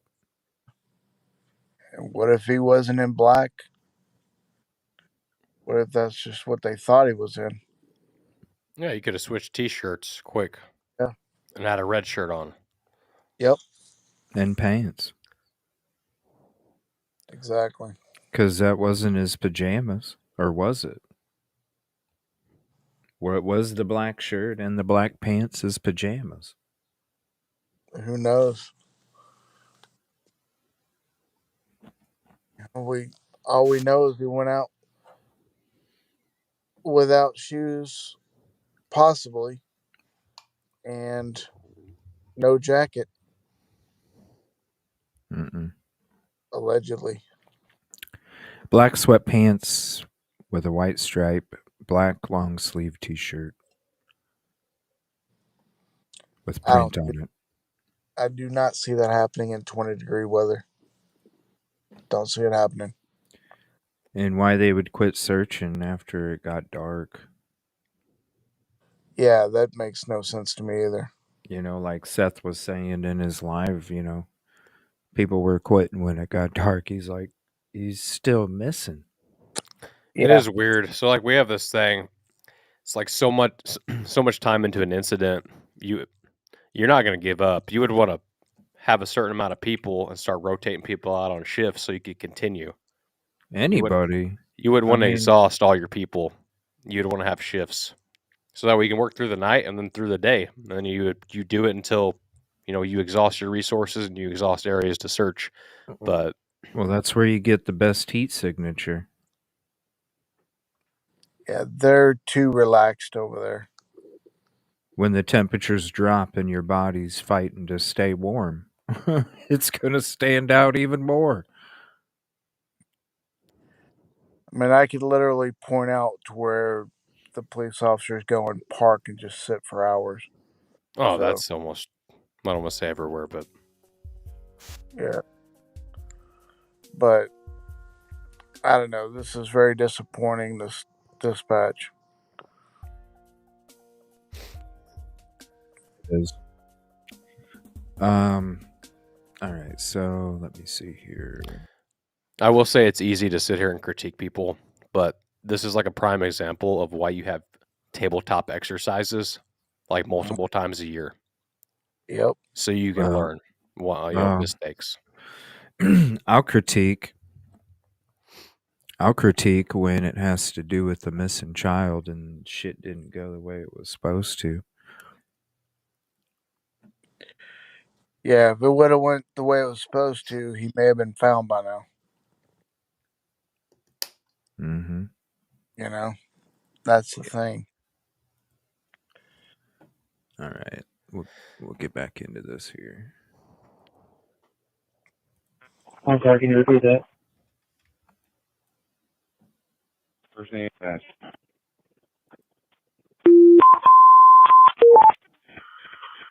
Last clothing description was black sweatpants with a white stripe, black long sleeve T-shirt with a print. Yeah, 63 Central back to service. See how many times people ask for his name in a picture again. Nikki, how many drones do y'all have up?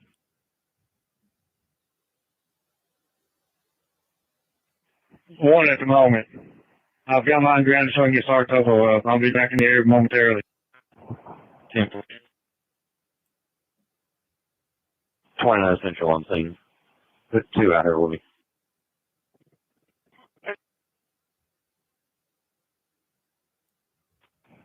Rise calling, please. Hello.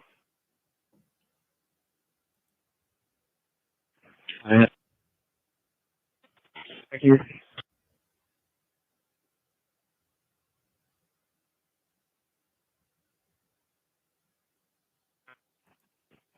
And for has anybody been there since the initial? There's a whole bunch of people here now. Whole bunch of people here now. 4 and the mom. 4 of them and the mom. Why are we not telling them to stay back so the canines can do their job? Exactly.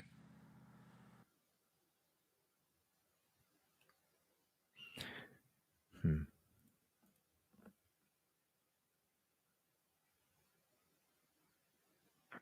— 55.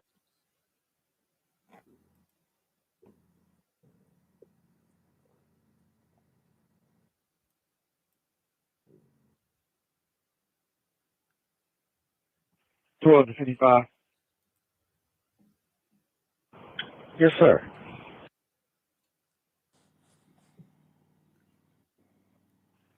Can you help me listen to the radio on the north end until we wrap this up, please? Yes, sir.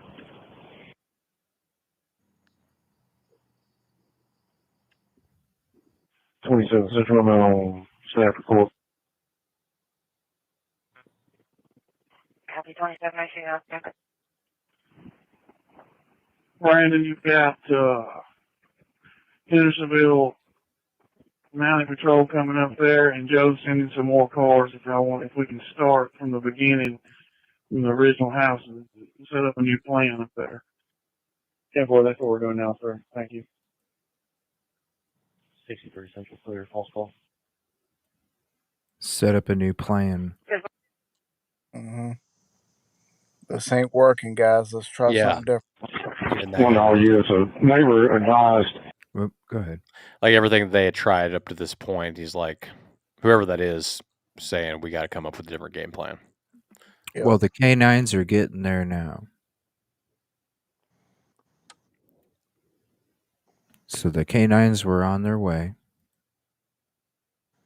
They had searched the pond, discovered the mannequin. The dog already jumped in the pond. Footprints, not shoe prints.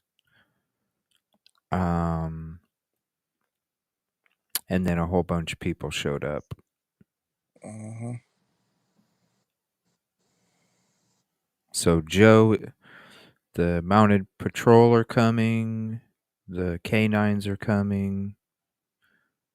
And they can send more cars.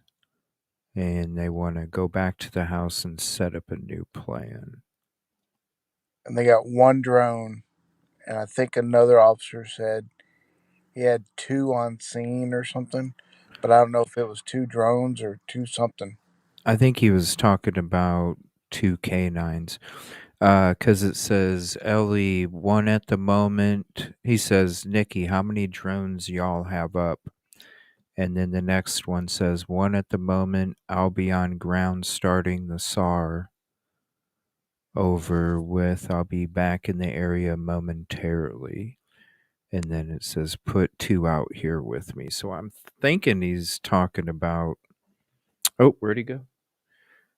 Thinking he's talking about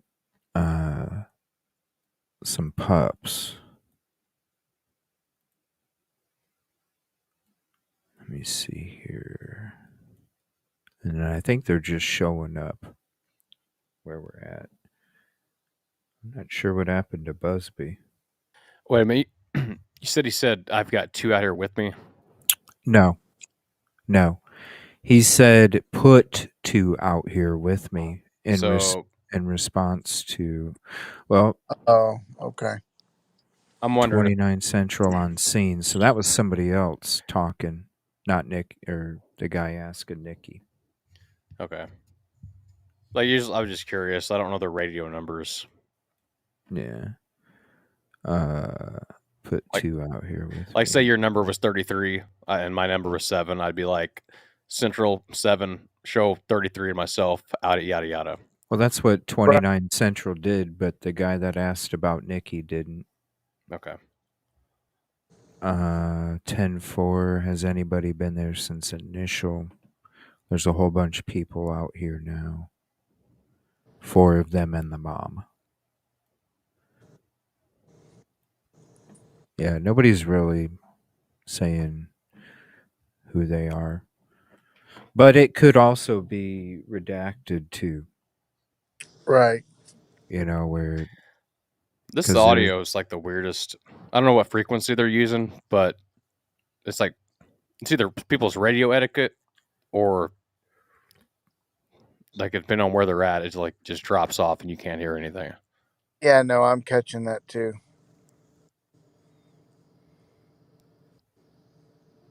Yeah, the signal's crap. They'd almost been better off to stick with regular VHF. It sounds like they're using the 800 megahertz, like, I can't think of the frequency, but it's like talking on a cell phone. Where it's like super, super clear. You don't hear the static, but it's either, it seems like it's all or nothing. You either have an excellent signal or you can't hear anything. Let's see here. All right, so let me rewind it just a little bit. Better. 10-4, that's what we're doing now, sir. Thank you. 63 Central Clear, false call. What's up, Rod?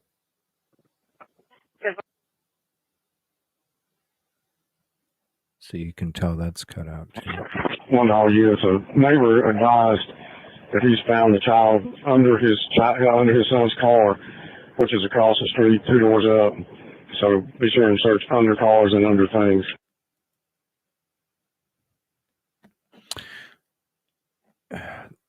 That's the same guy that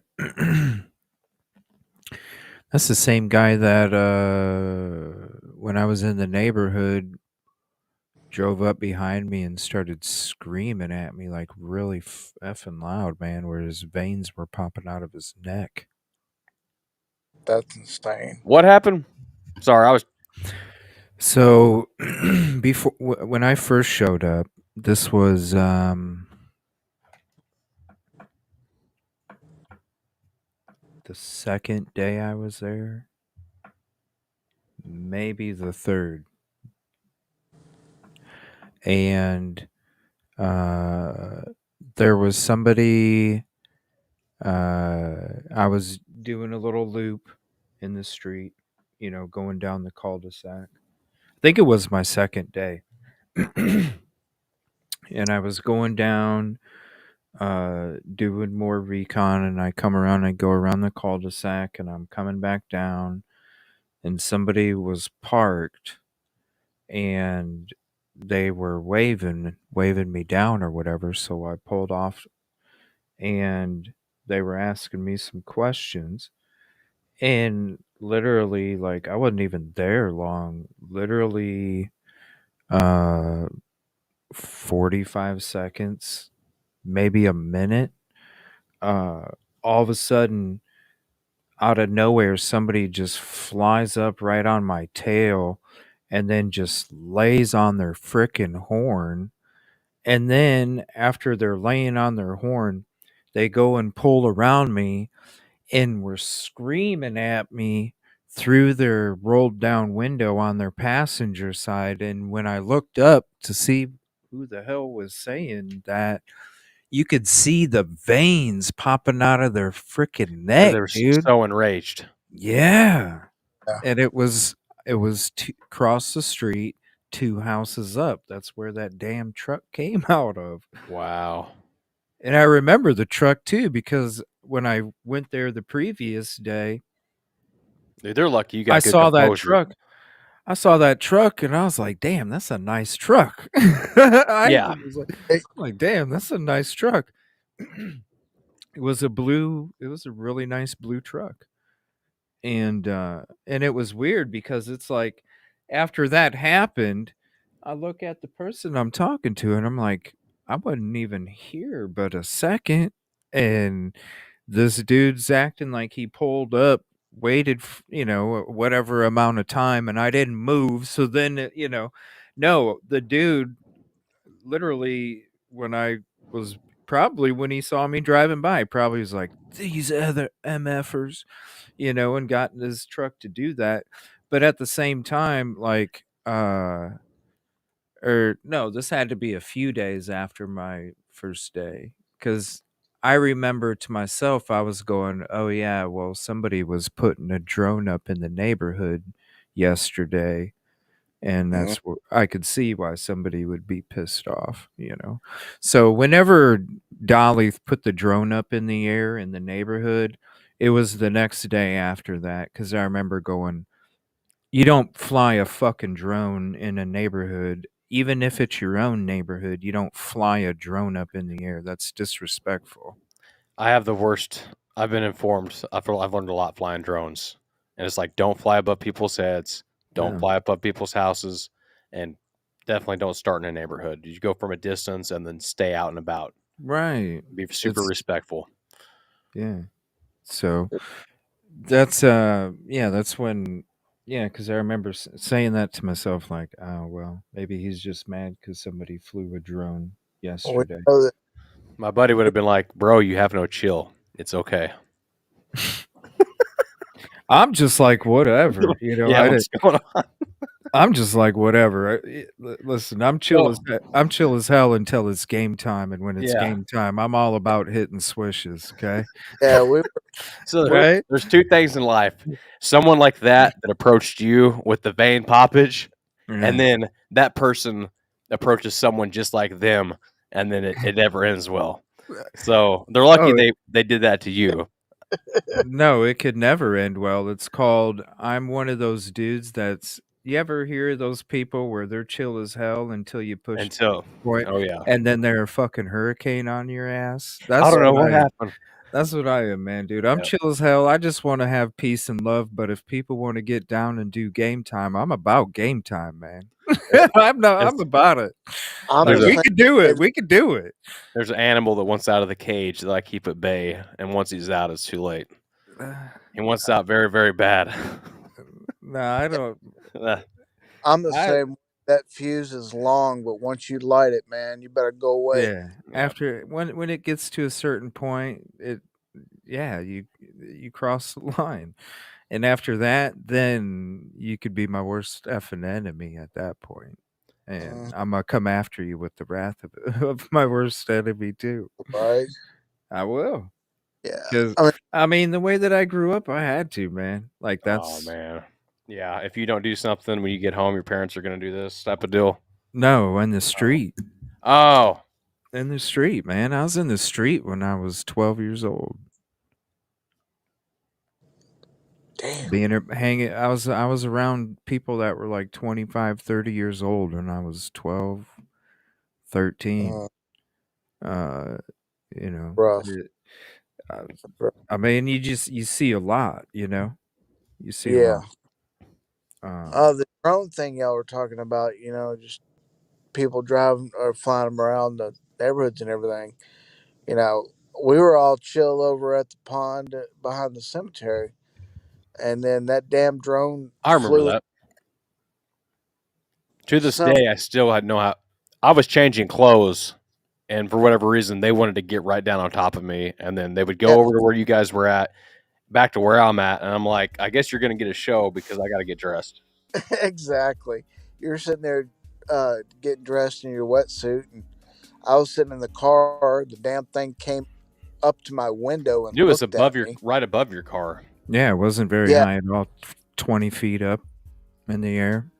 It went down yeah. about 20 feet. It came down to the window level and then went up. And I was like, this damn thing's gonna fly in the car. And then it looked at everybody, and then we heard the gunshots. Yep. I was like, crap. I have my guesses of who that could have been, but I'm not gonna put that out Yeah, there no, because I could be 100% wrong. I have a guess too, but I won't say that. Yeah. But then, all the popping going off, it was a heck of a day. For sure.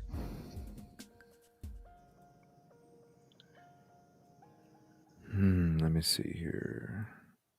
Let me see. We're approaching 11. I should probably end it here, actually. So let me see. Like I said in the beginning, it's gonna be different parts. We still have other stuff to get through too. Definitely got another half of the dispatch to go through too. Since you joined after we already went through it, what do you think about the lights, man? It's like flipping a coin. I don't know. And there's the map. I can tell you, in my honest and humble opinion, and this don't mean jack, it was definitely people with flashlights. Who it was, I have no idea. But I'll just say it was some people out there with flashlights, like without a doubt. it wasn't no car because shit don't separate. That's just my opinion. I agree. Well, now what it entails, what was taking place, sometimes when things are blurry, it's hard to figure out. Like, you could be like 100% sure this is what it is. You ever see those pictures where it's like super close up and it's like, tell me what this is, and then they show you the picture zoomed out and you're like, oh wow, like super surprised. But I know it's flashlights. Like, but what is actually taking place? If it's I don't think it's a reflection or anything like that. I think it's actual flashlights, because that's what, like, moving around. But what is actually taking place, I have no idea. Well, what I do know is all these cameras should have caught whatever it did or whatever it was, no matter where it was at or where it went. I know these cameras should have picked it all up, especially that one right there. Like, to me, that's just common sense. I think if you took that video and just randomly showed somebody, like, hey, what's this look like to you? I think most people will say, looks like somebody with a flashlight. Yep. Like, that has nothing to, that has no idea about this case. So. Yep. Flashlights, and then walking this path right here. And the whole back area. Going to the manhole or in that direction. You can see that faint line going straight out. So I don't know. Do you think, this is what I'm going to ask both of you guys, and I'm going to ask everybody in chat here tonight as well. Do you think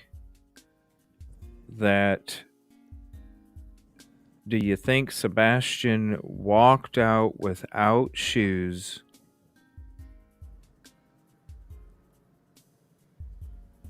enough for these dogs and for these law officers to notice footprints, not shoe prints,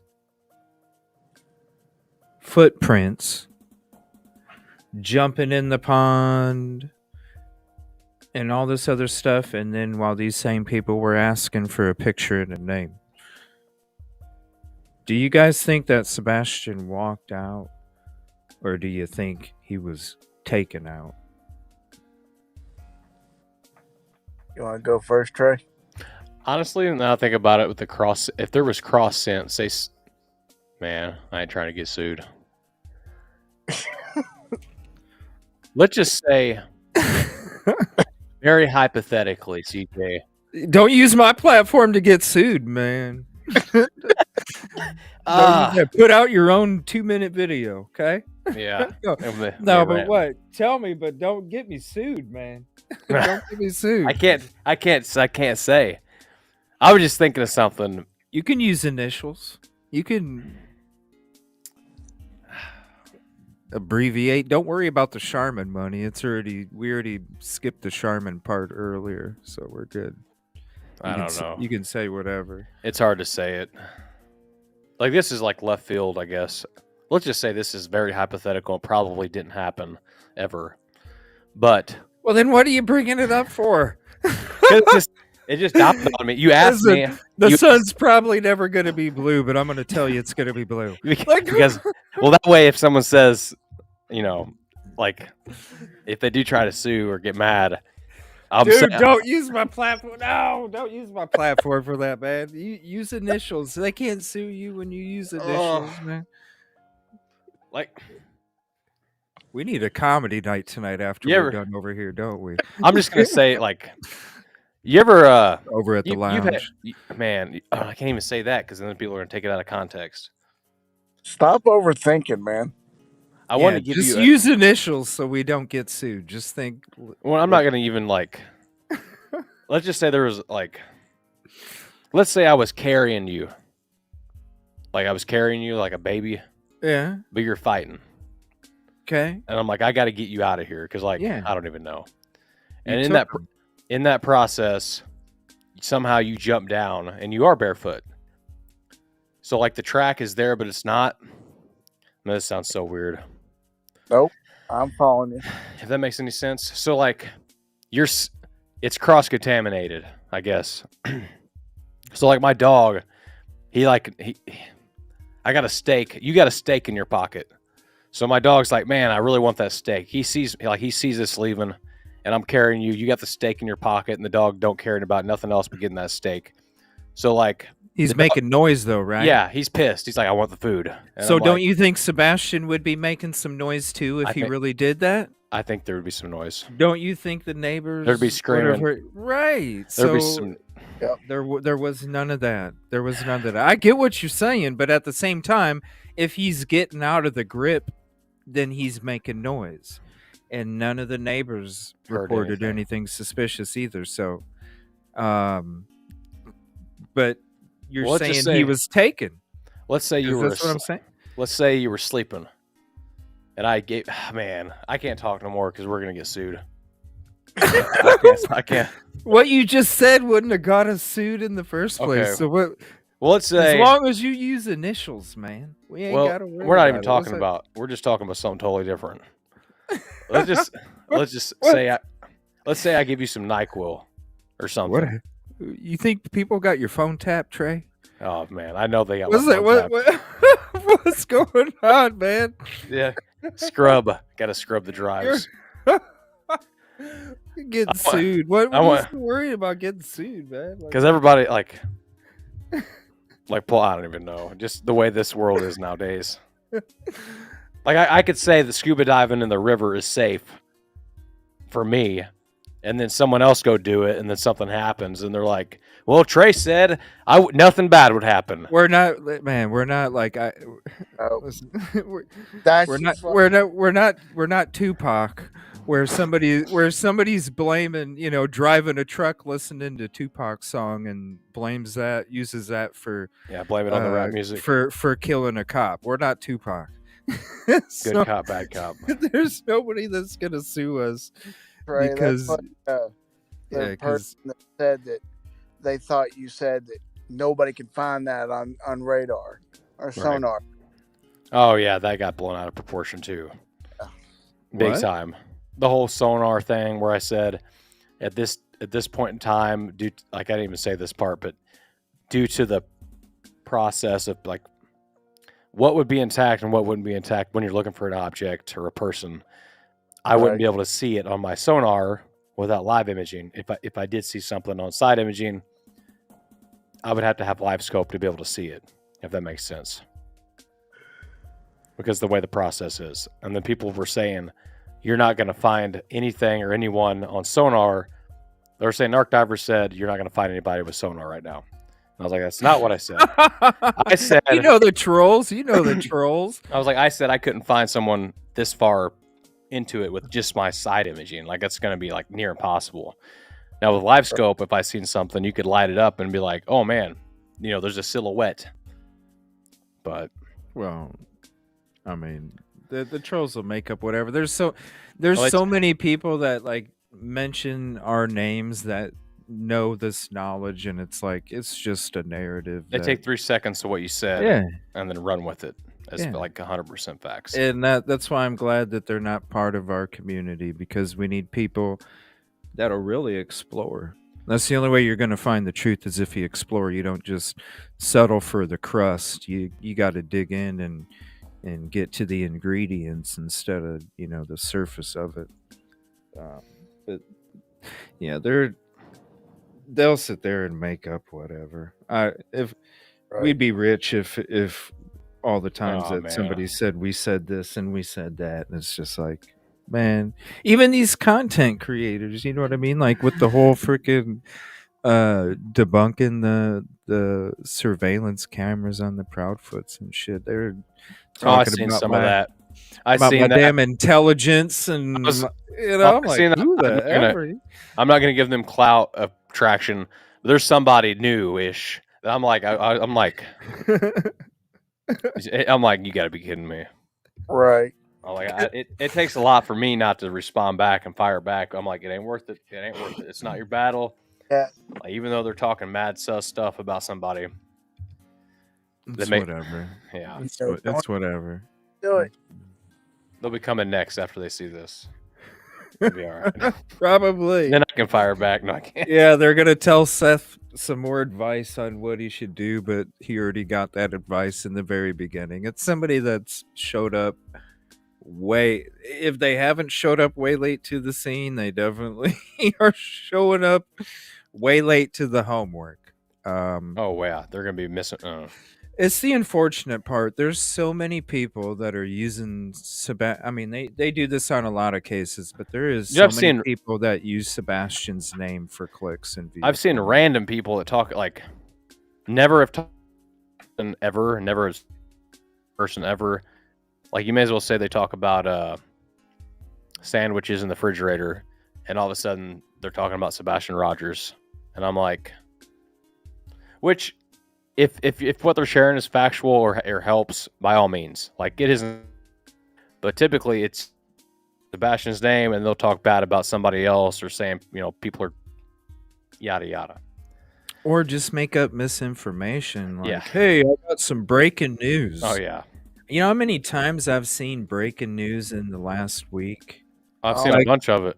Like, I get the breaking news with the hoodie and stuff. That shit's wild. Shout out, Nick. That's wild. But, like, all the stuff that has been discussed and talked about for 9 months in the very beginning is breaking news. And I'm like, come on.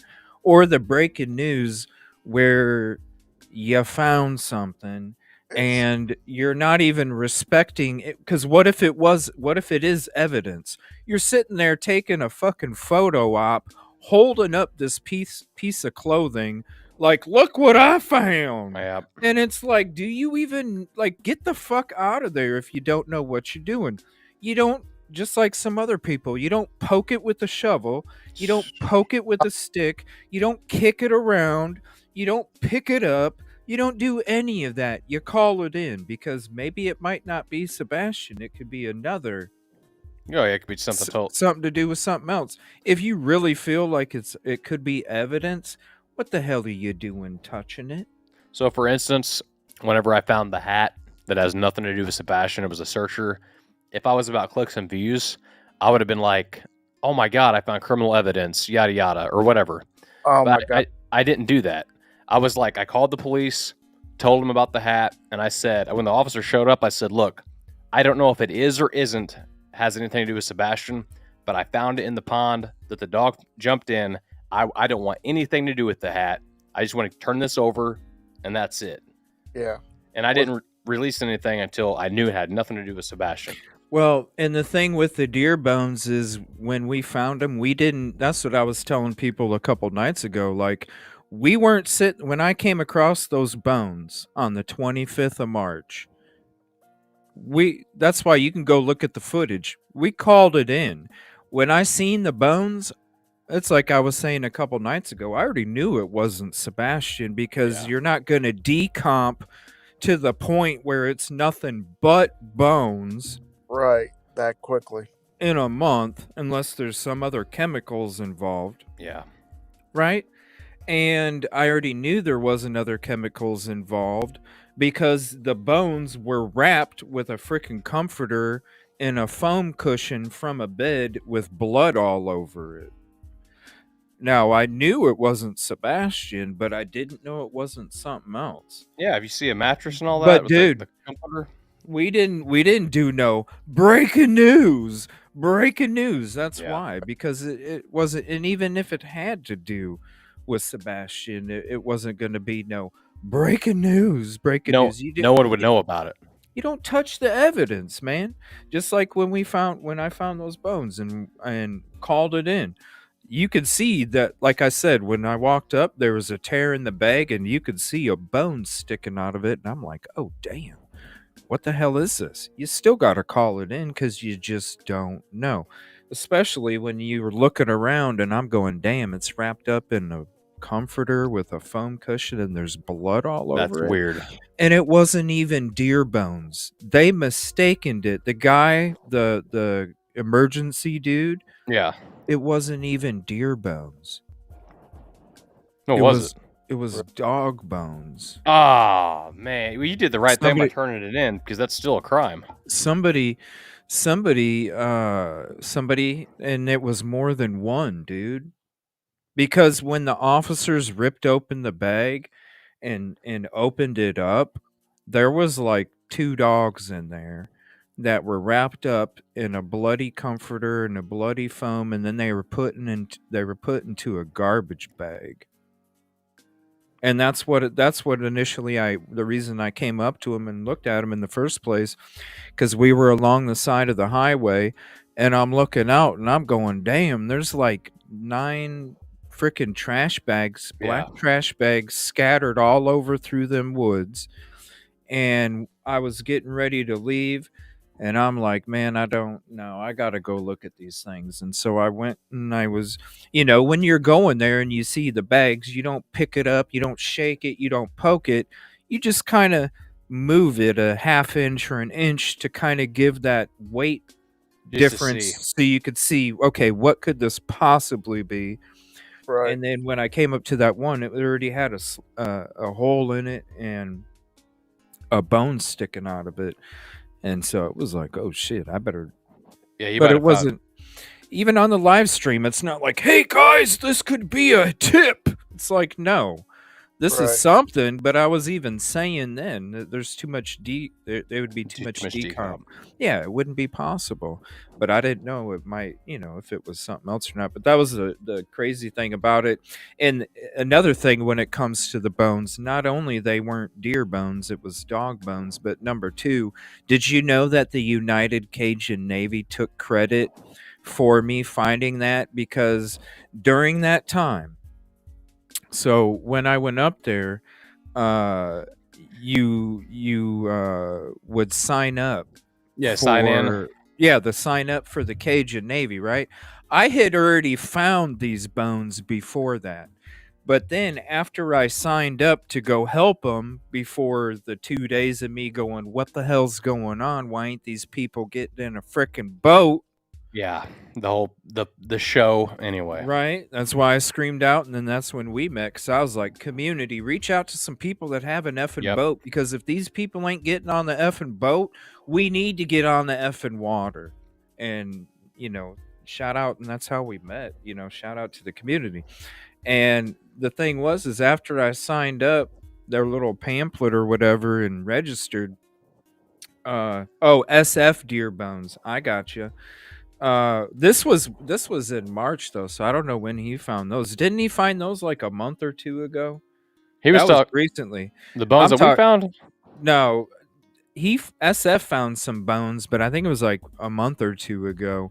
But we're talking about the emergency director guy, Ken Widener, that had the interview with Nick Barris on March 26th. We found more deer bones in the woods. Oh, I'm sure you find them all. Yeah, when we went, and that was like half decomped. Yeah. That thing stunk like crazy. I remember. It was only downwind. I remember when you were over there. That was when there was some creepy shit going on. People being sneaky. Yeah, because if they were anyway, that's a whole nother story. Yeah, that is a whole nother story. Several different reasons why those deer bones were there. Yeah, but you're gonna find deer bones out in the woods. That's no surprise. It isn't.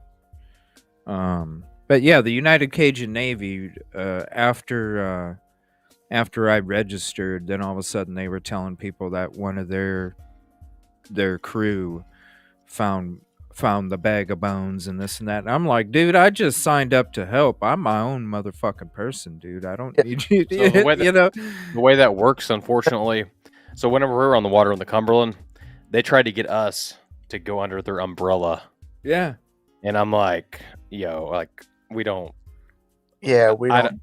I don't do that because we're our own people, and we kind of just work off of what we want to work off, depending on what we're feeling, and wherever it follow or whatever we're following, and it's all about. Man, I ain't trying to use your platform for this, but yeah, I'm sorry. Are we gonna get sued again, man? It's just about Come on. you guys want to come work for me.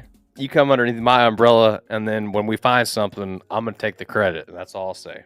Yeah. Yeah, that's what it was about. It was Yeah. about them getting the clout, but not doing anything for it. That's why, I mean, that's why the news was using, the footage that you guys were taking Oh, that was during the dude. Riley strain, making it look like they had a fucking hover boat out there on the freaking water. Nope. And it's I never like, seen a wow. hover boat the entire time, and I never seen nobody else in the damn water freezing their balls off.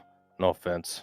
I got to see the boat when I registered, but I'm sitting there going, okay, that's a nice trophy piece on the back. And they're all like, Yeah. like big head honchos and shit. I'm like, all right, this is too much. It's like having a race car, not knowing how to drive it.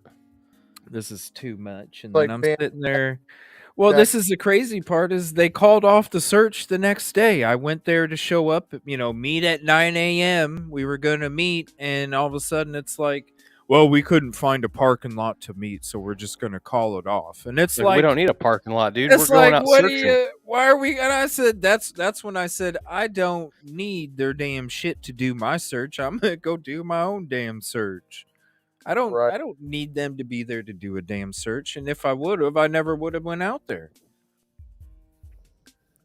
Never would have went out there. Nick, that name that you mentioned is the correct name. We don't talk about him. That's some bad juju on that name. The comment you made earlier. But I don't know what he said. He was talking about the one of the hot dog steaks. Oh.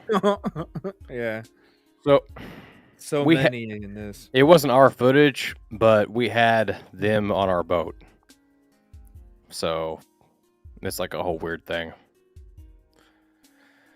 Well, and it was footage that wasn't even from the boat. It was footage right next to where I would be standing, because I was, besides going down on the riverbank, and if y'all haven't seen that footage of the GoPro I took when I explored the riverbank down there for Riley Strain, check that out. 3 parts. But this was footage that was coming up from underneath the overpass. So you know how you got that pillar that had that small area between the rock ledge and the pillar? The boat was coming through that small section right there. Dude, that pillar, not to interrupt you, but the way that river was with that pillar the time that we were there is very dangerous, because the water, the channel is coming this way, and whatever falls in that water right there will literally get sucked up towards that pillar, spin, and go down. That's like that whole thing. It's a small area, man. Yeah, that whole thing still doesn't make sense to me. And then the fact that they had a sign right out there that said, giving you a warning that there was raw sewage coming out of that pipe into the river, too. Isn't that nuts? I didn't see that. Dude, I dove in that river several times, and then that day, and then I didn't see that until after the fact. Yeah. Oh, talking about going home. The warning sign. Like, no wonder I get ear infections. It's facing the water. It's not even facing where the public would be. Where you would get in at.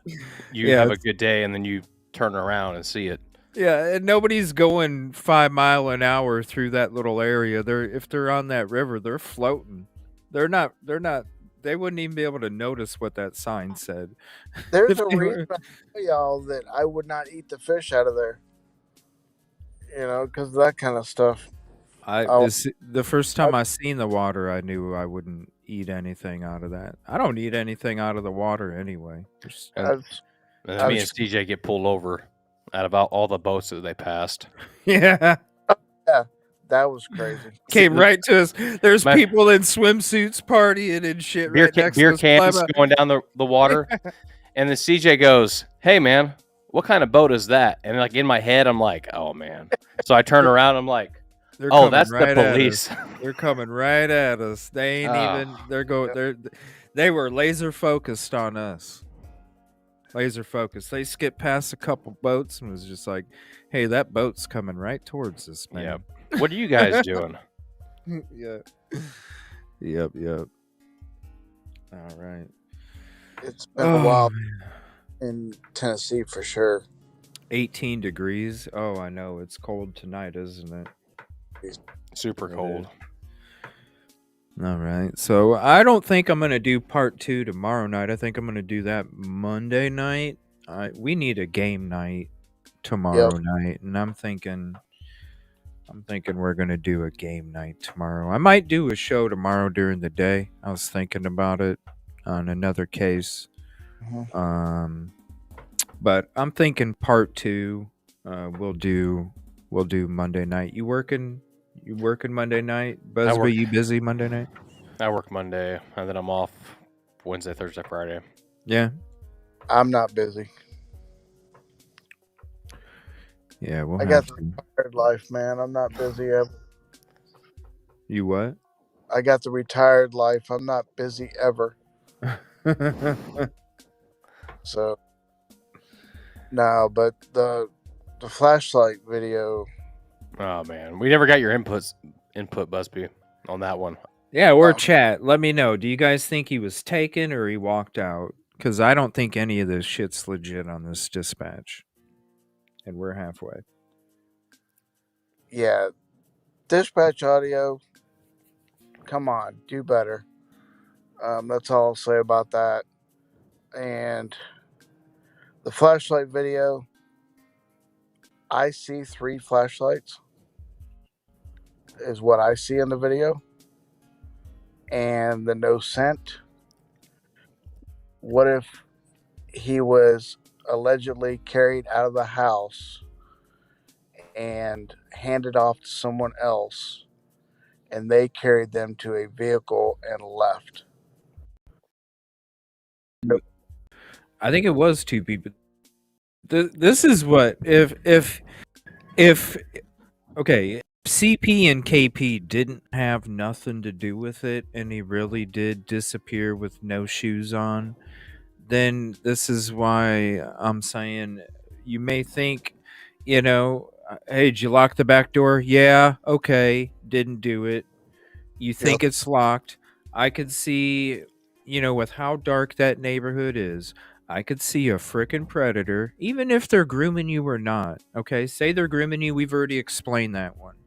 I'm talking just a frickin' predator that is going through that neighborhood going, damn, there's only one way in. Just like with Idaho 4, and you're sitting up in that back parking lot behind the house. There's only one way in, and there's only one way out, and it's pitch black. Yeah. I can see somebody coming. I can, I can see the activity. And so to me, it could have definitely been a predator that was, maybe it was focused on that house. Maybe they were just focused on any house that you could literally, because you walk up to a door, you turn it, oh, it's locked. You go to the next back door, turn it, oh, it's locked. You go to the next one, ching, cha-ching, you're in.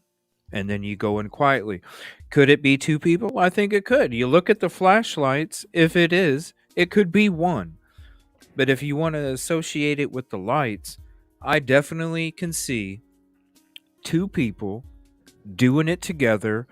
One of them is making sure that whatever person might wake up doesn't make a sound when they wake up, and the other one's going to grab the person. Yep. If it was 2 people. But I could definitely see, how many, this is not the only time that a child has been kidnapped out of their frickin' home by a predator. No. There's plenty of them that are in that area. And that's a dark neighborhood. Who's going to see anything? That's why I don't think you saw flashlights going towards. You see the flashlights going away because they didn't need to see anything. You need to, when you're looking at this area, when you're looking at, here, let me bring it up, because there's actually a dip. And this is why people would need their flashlights if they weren't familiar with the backyards. Here, I'll show you. 1 second. Let me. Ditch in the backyard. There's a dip. Yeah, there's a dip in it. There's a dip. It's an actual ditch. And it's a ditch, and that's why you would need to have flashlights. So you're looking over here. Look. Oh yeah, you'd be you'd have an issue falling, run into stuff, pitch black. Yeah. That's why you need the flashlights. Break an ankle on that for sure. Mm-hmm. I hate to say it like this, but whoever the flashlight, well, if it was flashlight people, what am I trying to say here?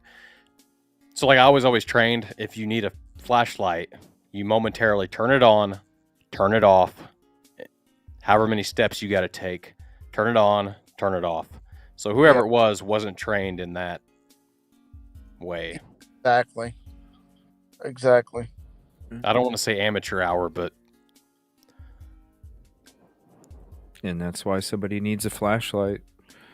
Especially right there, because where does it come on? Right back there. Now, you're not going to need a flashlight if you're creeping. Yeah. Because you're going slow. You're going quiet. The only time you're going to need one is when you got to hurry up and go and you don't want to fall because you're in a rush and you have something on you and you got extra weight that you aren't, then you're going to shoot. I need to look because I can't fall. I got to get out of here. Yeah. Or if you're meeting up with someone and you want them to know your location in the dark, you turn the flashlight on. I think it was people that were I think it has something to do with it. Look, there's two that happens at night, and then those lights happen at night. Typically, when there's two suspicious things that take place right next to each other, they're usually more than likely connected. Exactly. And I could see why somebody wouldn't need them, but when they're leaving, because you don't want to trip and tear a ligament or break an ankle. Which you could do in this ditch when you're trying to run if you have somebody in your hands and your adrenaline would be kicking. Even if you're just walking at night without anything, you could misstep and all of a sudden your ankle, your foot, your ligament, something's gone. Those things all happening in the same night is not a coincidence. Nope. No, not at all. Well, I think I'm gonna. What are you guys up to? Are you guys gonna be up for a while? I'll be up. I'm on that vamp life, and I haven't been feeling great, so I've been sleeping like a baby. Well, I thought about maybe doing like some comedy for a little bit at the lounge. I'll be here. What are you doing, Busby? Yeah, I'm up. Are you talking about being on panel, or are you talking about just hang out on panel for a little bit over at the lounge and just have a little fun? Yeah, no, I just gotta let people know, and then I'll get up on panel with you. Yeah, it'll be actually you guys can probably just hang out in this, and then I can just set up a new one. Yeah, and we can just go from there. I really like this setup. There's a lot of negatives. It's different, but that's why when I signed in, I was like, "What is this?" Well, it looks good to the people that are watching it, but when it comes to the production and the ease of it, and it's a little. I don't even know what it's. Let me see. It's a little trying. I'll just say that. But I don't know. We'll see. I got to try it out for a week, maybe 2 weeks. We'll see how it goes. I'm already impressed with what it can do already. Is it priced better?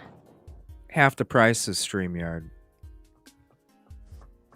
And a lot more options, but StreamYard is very easy to use compared to this thing. There's a lot of learning when it comes to this. But. So let me ask you, which one's easier, this or OBS?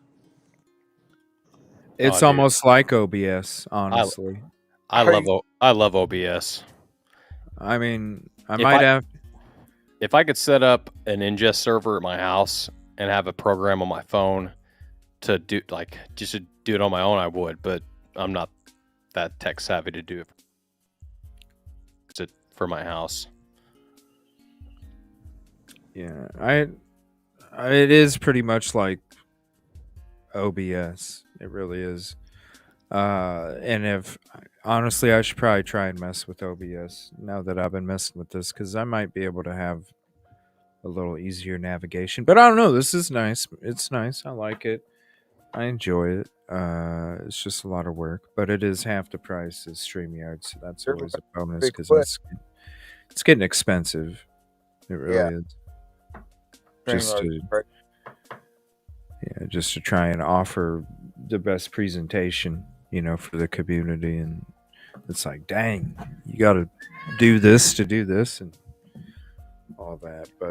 But yeah, I'm gonna we'll end this show. Like I said, we'll probably do part 2 on Monday. Probably do a game night tomorrow night, and might hop on for a show during the daytime and cover another case. But if you're not going to bed or you want to hang out with us some more, let me see here. Let me just go ahead and put this in your search bar. And this is where we'll be at in probably, I don't know, 15 minutes or so. Just at CJ's Lounge on YouTube. We'll go hang out over there. We'll have some fun and have some laughs. Just extend it a little bit more. But if not, I will see y'all tomorrow, or we'll see you back on Monday. Thank you guys. Thank you, Trey. Thank you, Busby, for hopping up. Thanks, and man.